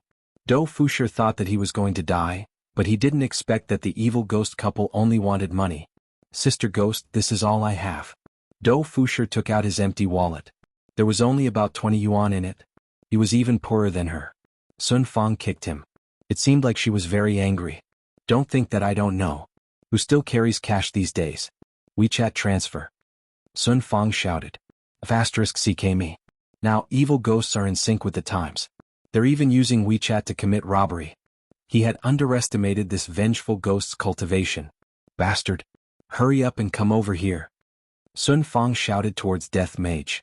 However, Do Fusher, who was kneeling on the ground, was stunned. Are all ghosts so affectionate these days? Sister Gue, I'm just trying to make a living. There are fewer and fewer ghosts these days. They've all been captured by the big sections. I really don't have much money. Do Fusher begged bitterly. Humph. So you're an orphan. Stop quibbling and transfer the money. Orphan. Do Fusher's heart was bleeding.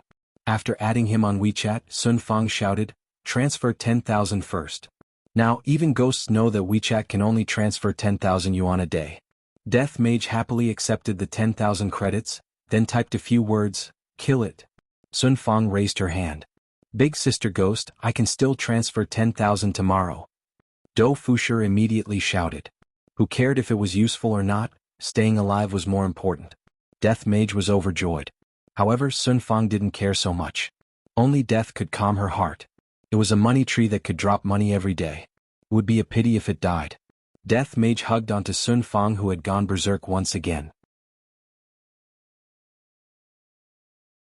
However, Sun Fang's delicate hands had already fallen onto Death Mage's body.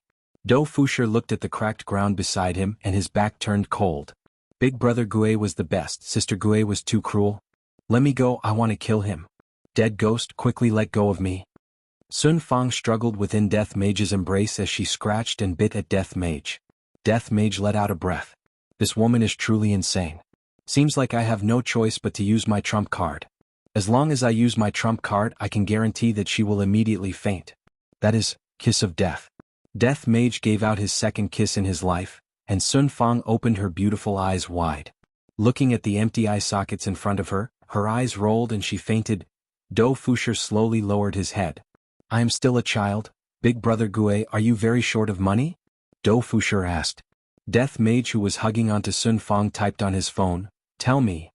I just passed by a winery and I heard that something big is going to happen in Sanya, and there is money to be made from it. Although Do Fusher didn't hear what Death Mage said, he roughly understood what Death Mage meant. Is there really such a thing? Death Mage typed and asked. In order to save my life, even if there isn't, I have to say that there is. Big Brother Gue, how would I dare to lie to you? Death Mage thought for a bit. Since something big is going to happen, I will definitely be able to gather information. Furthermore, I will also be able to make money, so why not? If you dare to lie to me, you are dead for sure. Death Mage typed. With a wave of his hand, the three of them instantly disappeared from the park and appeared in Sanya. Death Mage truly comes and goes without a trace. Yi Hua is still waiting for the flight tomorrow. Right now, Yi Hua and the others had just finished eating supper and were returning home together. Hubby, I'm so full. Qinya held onto Yi Hua's arm and said sweetly. After the misunderstanding was solved, Qinya became like a little girl and liked to act cute in front of Yi Hua. Yi Hua patted onto Qinya's head. Who asked you to eat so much? So full. Zizi is also full. The two Chuin that were following behind Qinya held onto their waists and looked as if they were going to die from bloating. These are the three foodies. Of course, the one who looks good is called a foodie, the one who looks ugly is called a rice bucket. Returning back to the bedroom, Qinya, who had eaten and drank to her heart's content, instantly fell asleep. She was the kind that wouldn't wake up even if you shouted at her. Early morning. The weather today was not bad, the sun was not very big, suitable for going out for a trip. Yi Hua opened his eyes and looked at his chest. Seems like Qinya's drooling problem is finally gone. Wake up. Raising his hand, Yi Hua lightly patted Qinya. Wake up. No, it is still early now, our flight is at noon. I will buy breakfast for you. Yi Hua was a man who kept his promise. Since he had promised, he would definitely fulfill it. Qinya hugged onto Yi Hua tightly. You are not allowed, I will buy breakfast for you later. Yi Hua had no choice but to carry Qinya and throw her into the washroom to let her sober up a bit. However, the sound of Qinya fighting Yi Hua to the death could be heard from the washroom. The result was, of course, Qinya was defeated. Big Sister Qing, why are Big Cousin and the rest so noisy? Yi Zizi lied on the bed and asked in a daze. Qing Yutong had even more of a bad sleeping posture. The blanket was kicked off the bed as she muttered, "It will be fine once you get used to it." Oh. While smoking, Yi Hua walked out of Leisure Bar and arrived at the entrance of the alley. 2 pancakes, one of them with eggs and sausages. Yi Hua stood in front of the ant and shouted. Upon hearing that, the aunt smiled and said, "Have you reconciled?" Yihua did not speak. "Stop pretending. What is there to be shy about? Coaxing your wife is a natural thing to do. Which eye of yours saw that I am pretending? Do you believe that I will not eat here any more in the future?" The aunt who was making pancakes laughed and said, "You should smile more. What is the point of putting on a straight face every day, especially when facing your wife?" "Preposterous logic," Yihua said indifferently. The aunt was not convinced, and a debate began. Qingye waited for a long time and did not see Yihua return, and was a little worried. Thus, she ran to the entrance of the alley and actually saw Yihua and the aunt arguing about something. "Yihua, you too?" Qingye walked over and asked curiously. Yihua stretched out his hand and hugged onto the aunt's shoulder, then said, "My wife, I will make the decision." The aunt was speechless. "Just a few days ago you two still looked like you were about to die. If not for aunt helping you, you two would not be able to reconcile so quickly. Next time don't expect aunt to help you."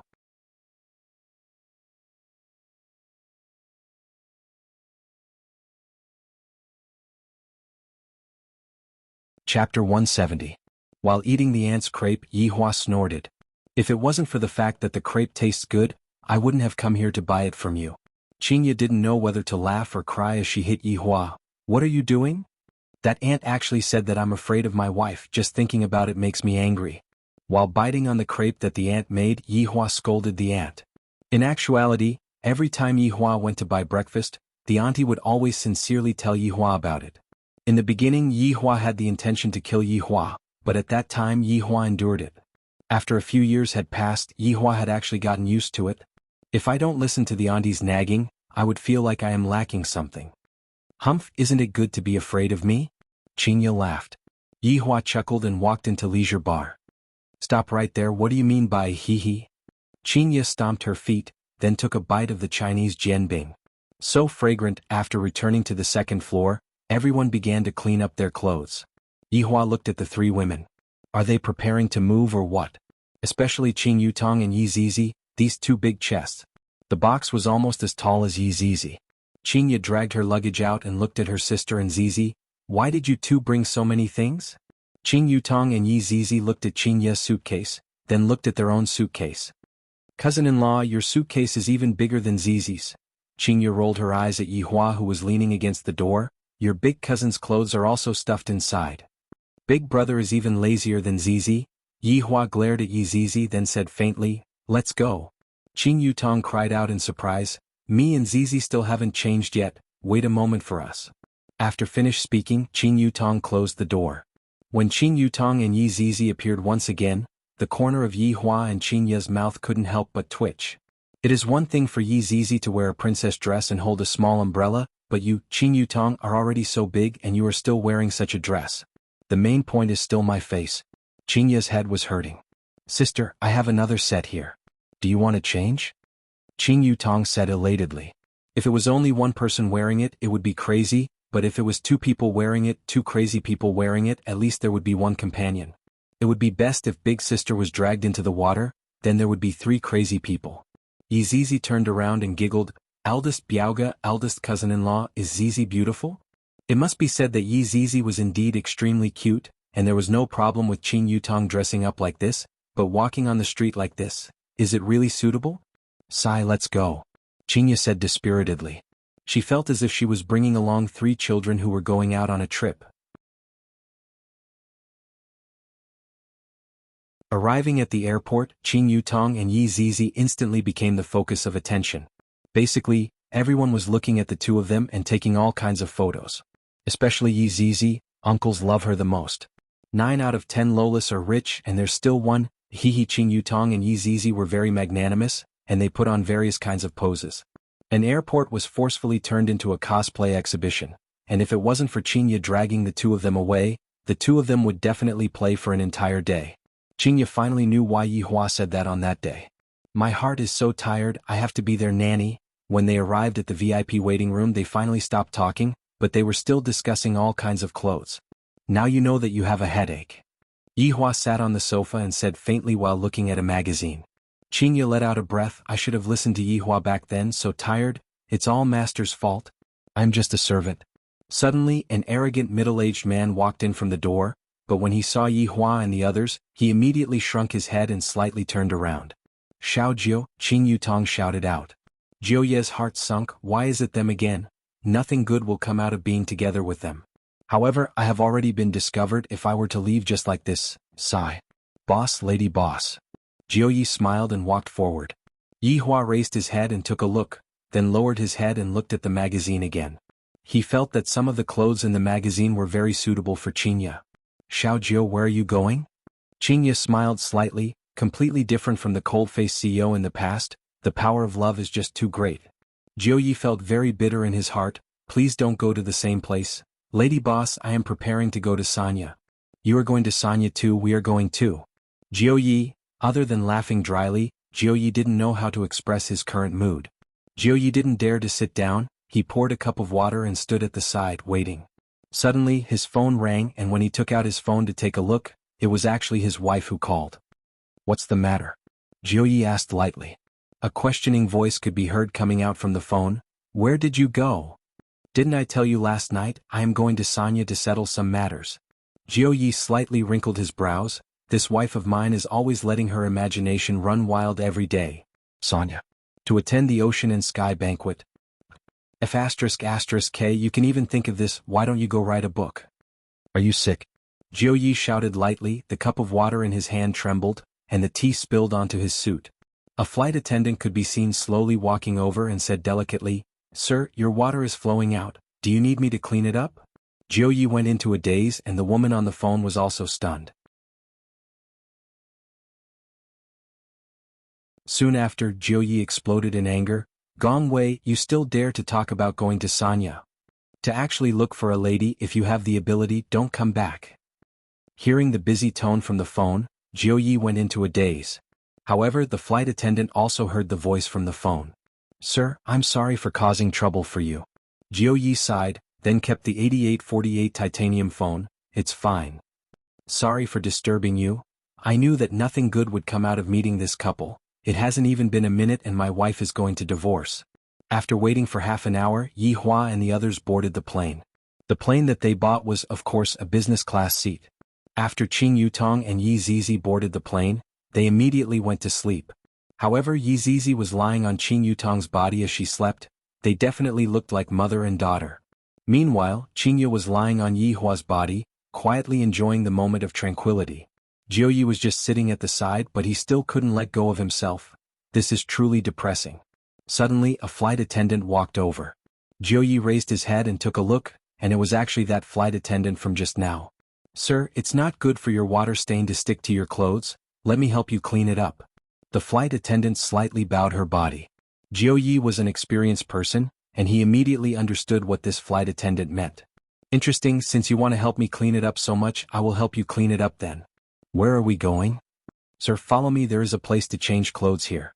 The so-called place to change clothes was the washroom, and when Jiu Yi walked out of the washroom had indeed been cleaned up. After flying for 1.5 hours, they finally arrived at Sanya International Airport. Qing Yutong and Yi Zizi were holding onto a small umbrella, and they had a sleepy look on their face, making them look very lovable. Boss, lady boss, where are you two staying? I will send you two there. Jiu Yi said courteously, feeling that he could finally get rid of them.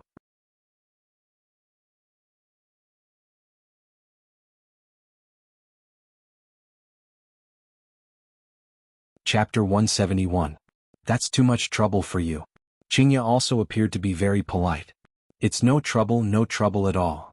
Then let's go to the Three Seasons Hotel. Lord Jiu, why? Why are we even staying in the same hotel? Why does the heavens have to target me, Jiu Yi?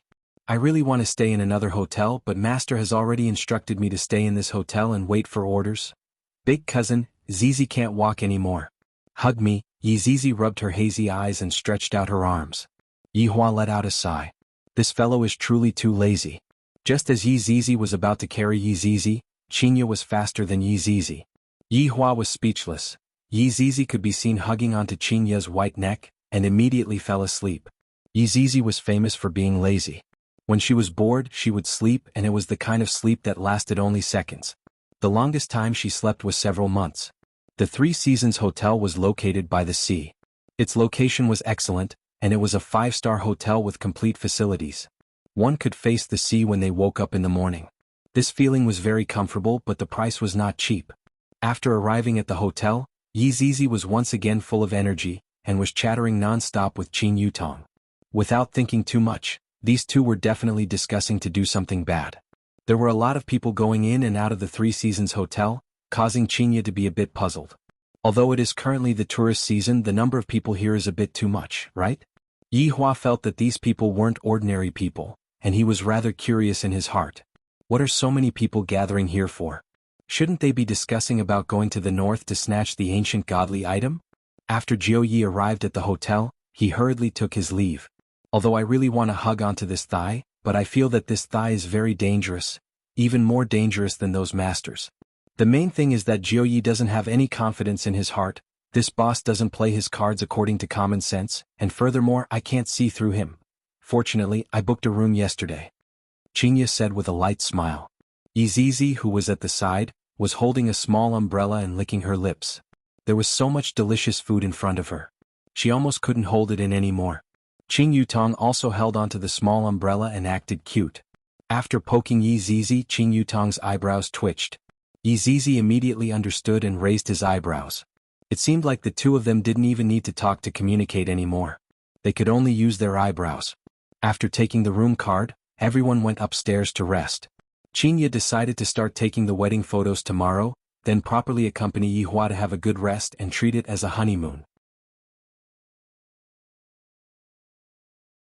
While Yi Hua was currently on vacation happily, little Ali, who was far away in Voidless Realm, wasn't so lucky.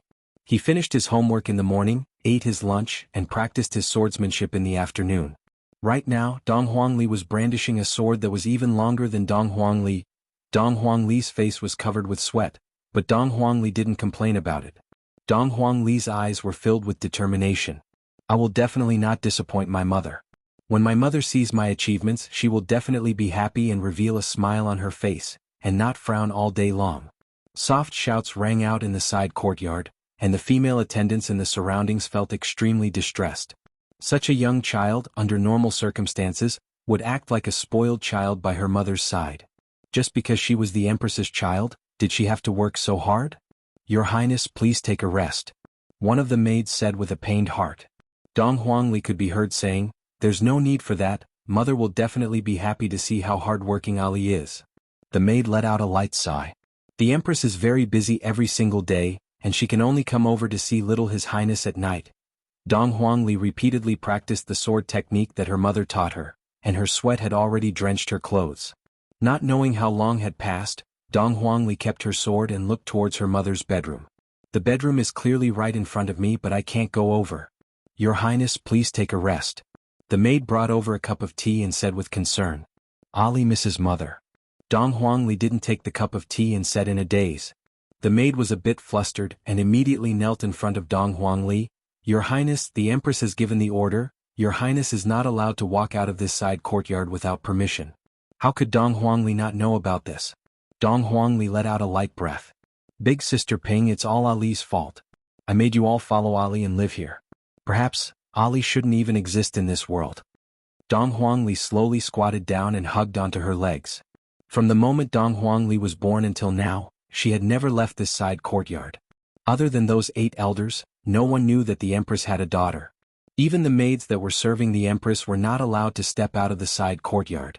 Of course, there were also the Empress's imperial guards that were stationed at the entrance of the side courtyard. These maids had watched Dong Huangli grow up day by day. However, the more they watched Dong Huangli grow up, the more their hearts ached.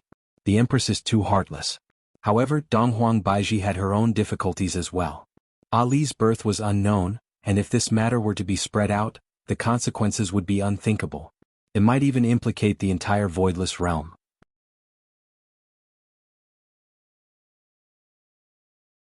In this world, which mother would be willing to lock their child up? Your Highness. The maid lightly hugged onto Dong Huangli and comforted her. Let's go back to our room. Dong Huangli took another look at her mother's bedroom, then dragged her petite back into the room. The 3 maids immediately went to prepare hot water and food. After eating dinner by herself, Dong Huangli sat in front of the window and looked at the stars. Dong Huangli was already used to it. Originally, There was a computer that allowed me to interact with the outside world, but right now, I don't even have a computer anymore. I can only continue to be in a daze and wait for my mother to come over. I should be able to sleep after hugging my mother. I should be able to have a good dream, right? I should be able to dream that my mother will bring me to sit on a pirate ship, eat ice cream and eat McDonald's. Just thinking about it makes me happy. Dong Huangli waited for an unknown amount of time. Dong Huangli turned her head around and looked at the door. Mother still hasn't come over. Dong Huangli stood up and walked to the door. It was very quiet outside the door. Dong Huangli wrinkled her brows, then walked to the door of the courtyard with small steps. From the crack of the door, she saw that there was someone standing outside the courtyard. Dong Huangli was a bit disappointed. She turned around and walked towards the courtyard. If only I am able to pass through the wall. What is my mother doing right now? Suddenly, Dong Huangli's petite body disappeared from the courtyard, and when she reappeared, she was already outside the wall. Dong Huangli was badly frightened by herself. Looking at the guards that were tens of meters away, Dong Huangli immediately ran to the corner and covered her mouth. Wasn't I inside the courtyard just now? Why did I come out? Also, my head feels so dizzy I am seeing double. After a long while, Dong Huangli finally came back to her senses. Originally, Dong Huangli wanted to go back to the courtyard, but when she saw her mother's bedroom, Dong Huangli wanted to hug her mother before going back to sleep. Since Dong Huangli had already decided, she walked towards her mother's bedroom. This was the first time that Dong Huangli walked outside of her mother's bedroom. Every single grass and every single tree was able to arouse Dong Huangli's curiosity. Unknowingly, Dong Huangli felt very happy. Soon, Dong Huangli arrived outside of her mother's bedroom. Dong Huangli muttered, "There are so many guards. If only I could go in like how I did just now." Dong Huangli immediately appeared inside the bedroom. However, Dong Huangli was currently holding onto her head, looking like she was about to faint. However, when Dong Huangli saw that the bedroom was right in front of her, Dong Huangli became very excited. The lights in the bedroom are still lit, mother should still be dealing with some matters.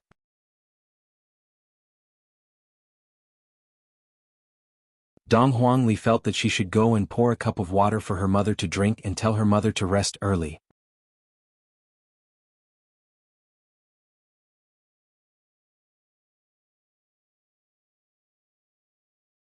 Chapter 172. Before even reaching the entrance of the palace, Dong Huangli could already hear the voices of people talking inside. Seems like my mother is still busy, I'll just wait here and not disturb my mother. Within the palace, Dong Huang Baiji was sitting on a purple gold chair while sipping on a cup of tea. Below her there were two elders, Yuan Da and Xing Han. Your Majesty, Ying family has already received our message and agreed to it without any hesitation. Yuan Da had a joyous look on his face. The marriage with Ying family was a win-win situation. If the Empress is able to give birth to a baby boy, there won't be three big powers anymore, there will only be one big power. Xing Han said gravely, Your Majesty, Ji family seems to be doing something, it seems like they want to destroy the marriage. Yuan Da snorted coldly, do you think that Ji family can contend against two big families? They are truly overestimating themselves. This marriage is related to the change of the entire situation. The aristocratic families and the big sects are getting restless. Xing Han was a bit worried. Although the marriage was good, a lot of people didn't want to see this kind of marriage, especially Ji family. Dong Huang Baiji placed her right hand on her chin and asked faintly, what is the reaction of the aristocratic families in the north? Yuan Da paused for a moment, then said with a frown, the 5 aristocratic families have sent their reports, 3 congratulate and 2 oppose. What is the reason for the opposition? Dong Huang Baiji asked calmly. Yuan Da and Xing Han looked at each other, then Xing Han said gravely, Your Majesty is noble and holy, how can a mortal be worthy of the Empress? Dong Huang Baiji laughed lightly, but she didn't say anything. After a while, Dong Huang Baiji asked, what is the situation inside Ying family? Ying family's eldest young master seems to be a bit unhappy after receiving the news, and the second young master, Ying Kangshi, is holding a banquet in Sanya. Xing Han said with a smile. Dong Huang Baiji said calmly, he is happy. Of course, being able to marry the Empress is his good fortune. Furthermore, the betrothal gifts are still being prepared, and we will be able to set off tomorrow morning. Bang! A clear and melodious sound interrupted everyone's conversation. Yuan Da and Xing Han's expression darkened, and they immediately disappeared from where they stood and appeared outside of the palace. When they saw Dong Huangli, who had a surprised look on her face, they immediately paid their respects. Your Majesty. Dong Huang Baiji walked out slowly. Looking at the teacup that was knocked over and her daughter who was still in a daze, Dong Huang Baiji said, regarding the matter regarding the betrothal gifts, I'll leave it to you two. Go and check if anyone has seen Ali. If there is, you two should know what to do. Yes. Yes. Dong Huang Baiji carried on to her absent-minded daughter, then disappeared from the bedroom and appeared in a small house within the courtyard. Lightly placing down her daughter, Dong Huang Baiji said gravely, kneel down. Dong Huang Li stood there foolishly, her entire head was completely stupefied. Mother is actually going to marry someone else? Mother doesn't want me anymore and doesn't want father anymore. Kneel down. Dong Huang Baiji shouted out in a low voice.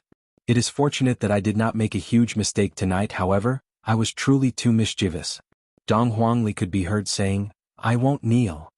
I dare you to say it one more time. Dong Huang Baiji looked at her daughter in disbelief. She actually dares to talk back to me. I won't kneel, I hate mother. Dong Huang Li's body trembled, and 2 streams of tears flowed out from her eyes. Dong Huang Baiji's expression immediately changed as she raised her hand up high. However, Dong Huang Li did not have the slightest bit of fear as she looked at her mother who seemed unfamiliar to her. In the end, Dong Huang Baiji didn't manage to slap Dong Huang Baiji. Dong Huang Baiji retracted her hand. Ali, why do you hate mother? Is it because mother locked you up in here? Dong Huang Li questioned her mother like a little adult. Mother, you are being disrespectful to father. Your father is already dead, why should I be disrespectful to him? In any case, if mother were to marry another man, it would be disrespectful to father. Furthermore, if mother were to give birth to another baby, she would definitely not want Ali anymore. Upon thinking that her mother would never come back to her house again, Dong Huang Li cried even louder. Dong Huang Baiji let out a sigh and prepared to carry her stubborn daughter. However, who knew that Dong Huang Li would not allow her to carry her daughter and struggled free from her mother's embrace. Ali, you don't have to worry about adults' matters, you just have to do your homework. Dong Huang Li could be seen kneeling onto the ground and begging, Mother, can you not marry another man? Is it because Ali is not good enough? Ali can sleep a few hours less in the future. As long as mother is happy, Ali is willing to do anything. Dong Huang Baiji's expression changed, however, she gradually regained her calmness and said, Go and rest early. After finished speaking, Dong Huang Baiji walked out of the house. However, when Dong Huang Baiji closed the door, a stream of tears flowed out from her eyes. However, very quickly, the tears evaporated, and the delicate look on her face disappeared. Ali, who was inside the house, sat powerlessly on the ground. Mother doesn't want me anymore. Within the 3 Seasons Hotel, Yihua had already fallen asleep while hugging onto Qinya, and Qinya, who was sleeping, had a smile on her face. I reckon that she was having a good dream.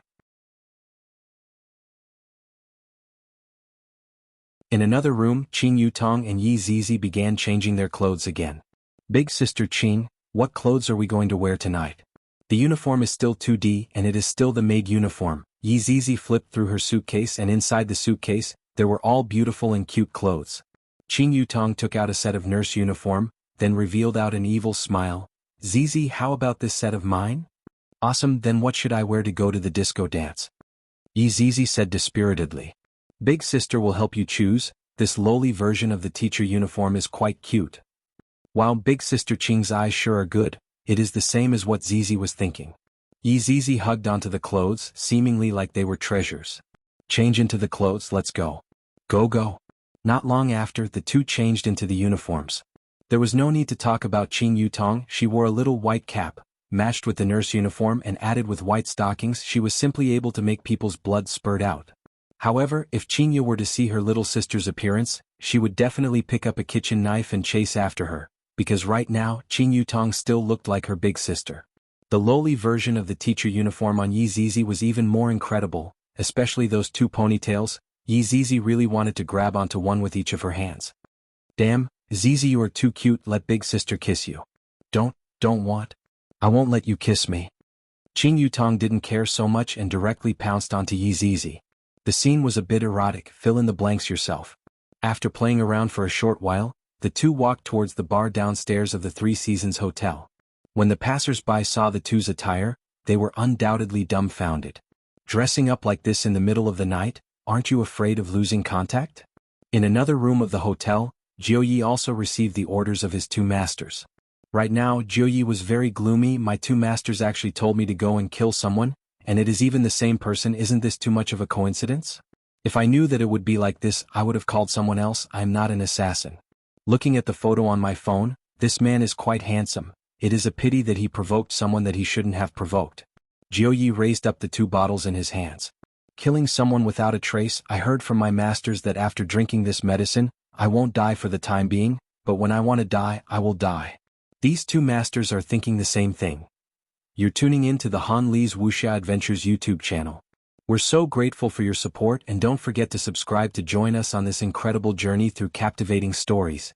Your generosity through donations truly makes a world of difference, as it's the primary source of revenue that allows me to expand and enhance this channel for you. Thank you from the bottom of my heart for being a part of this adventure.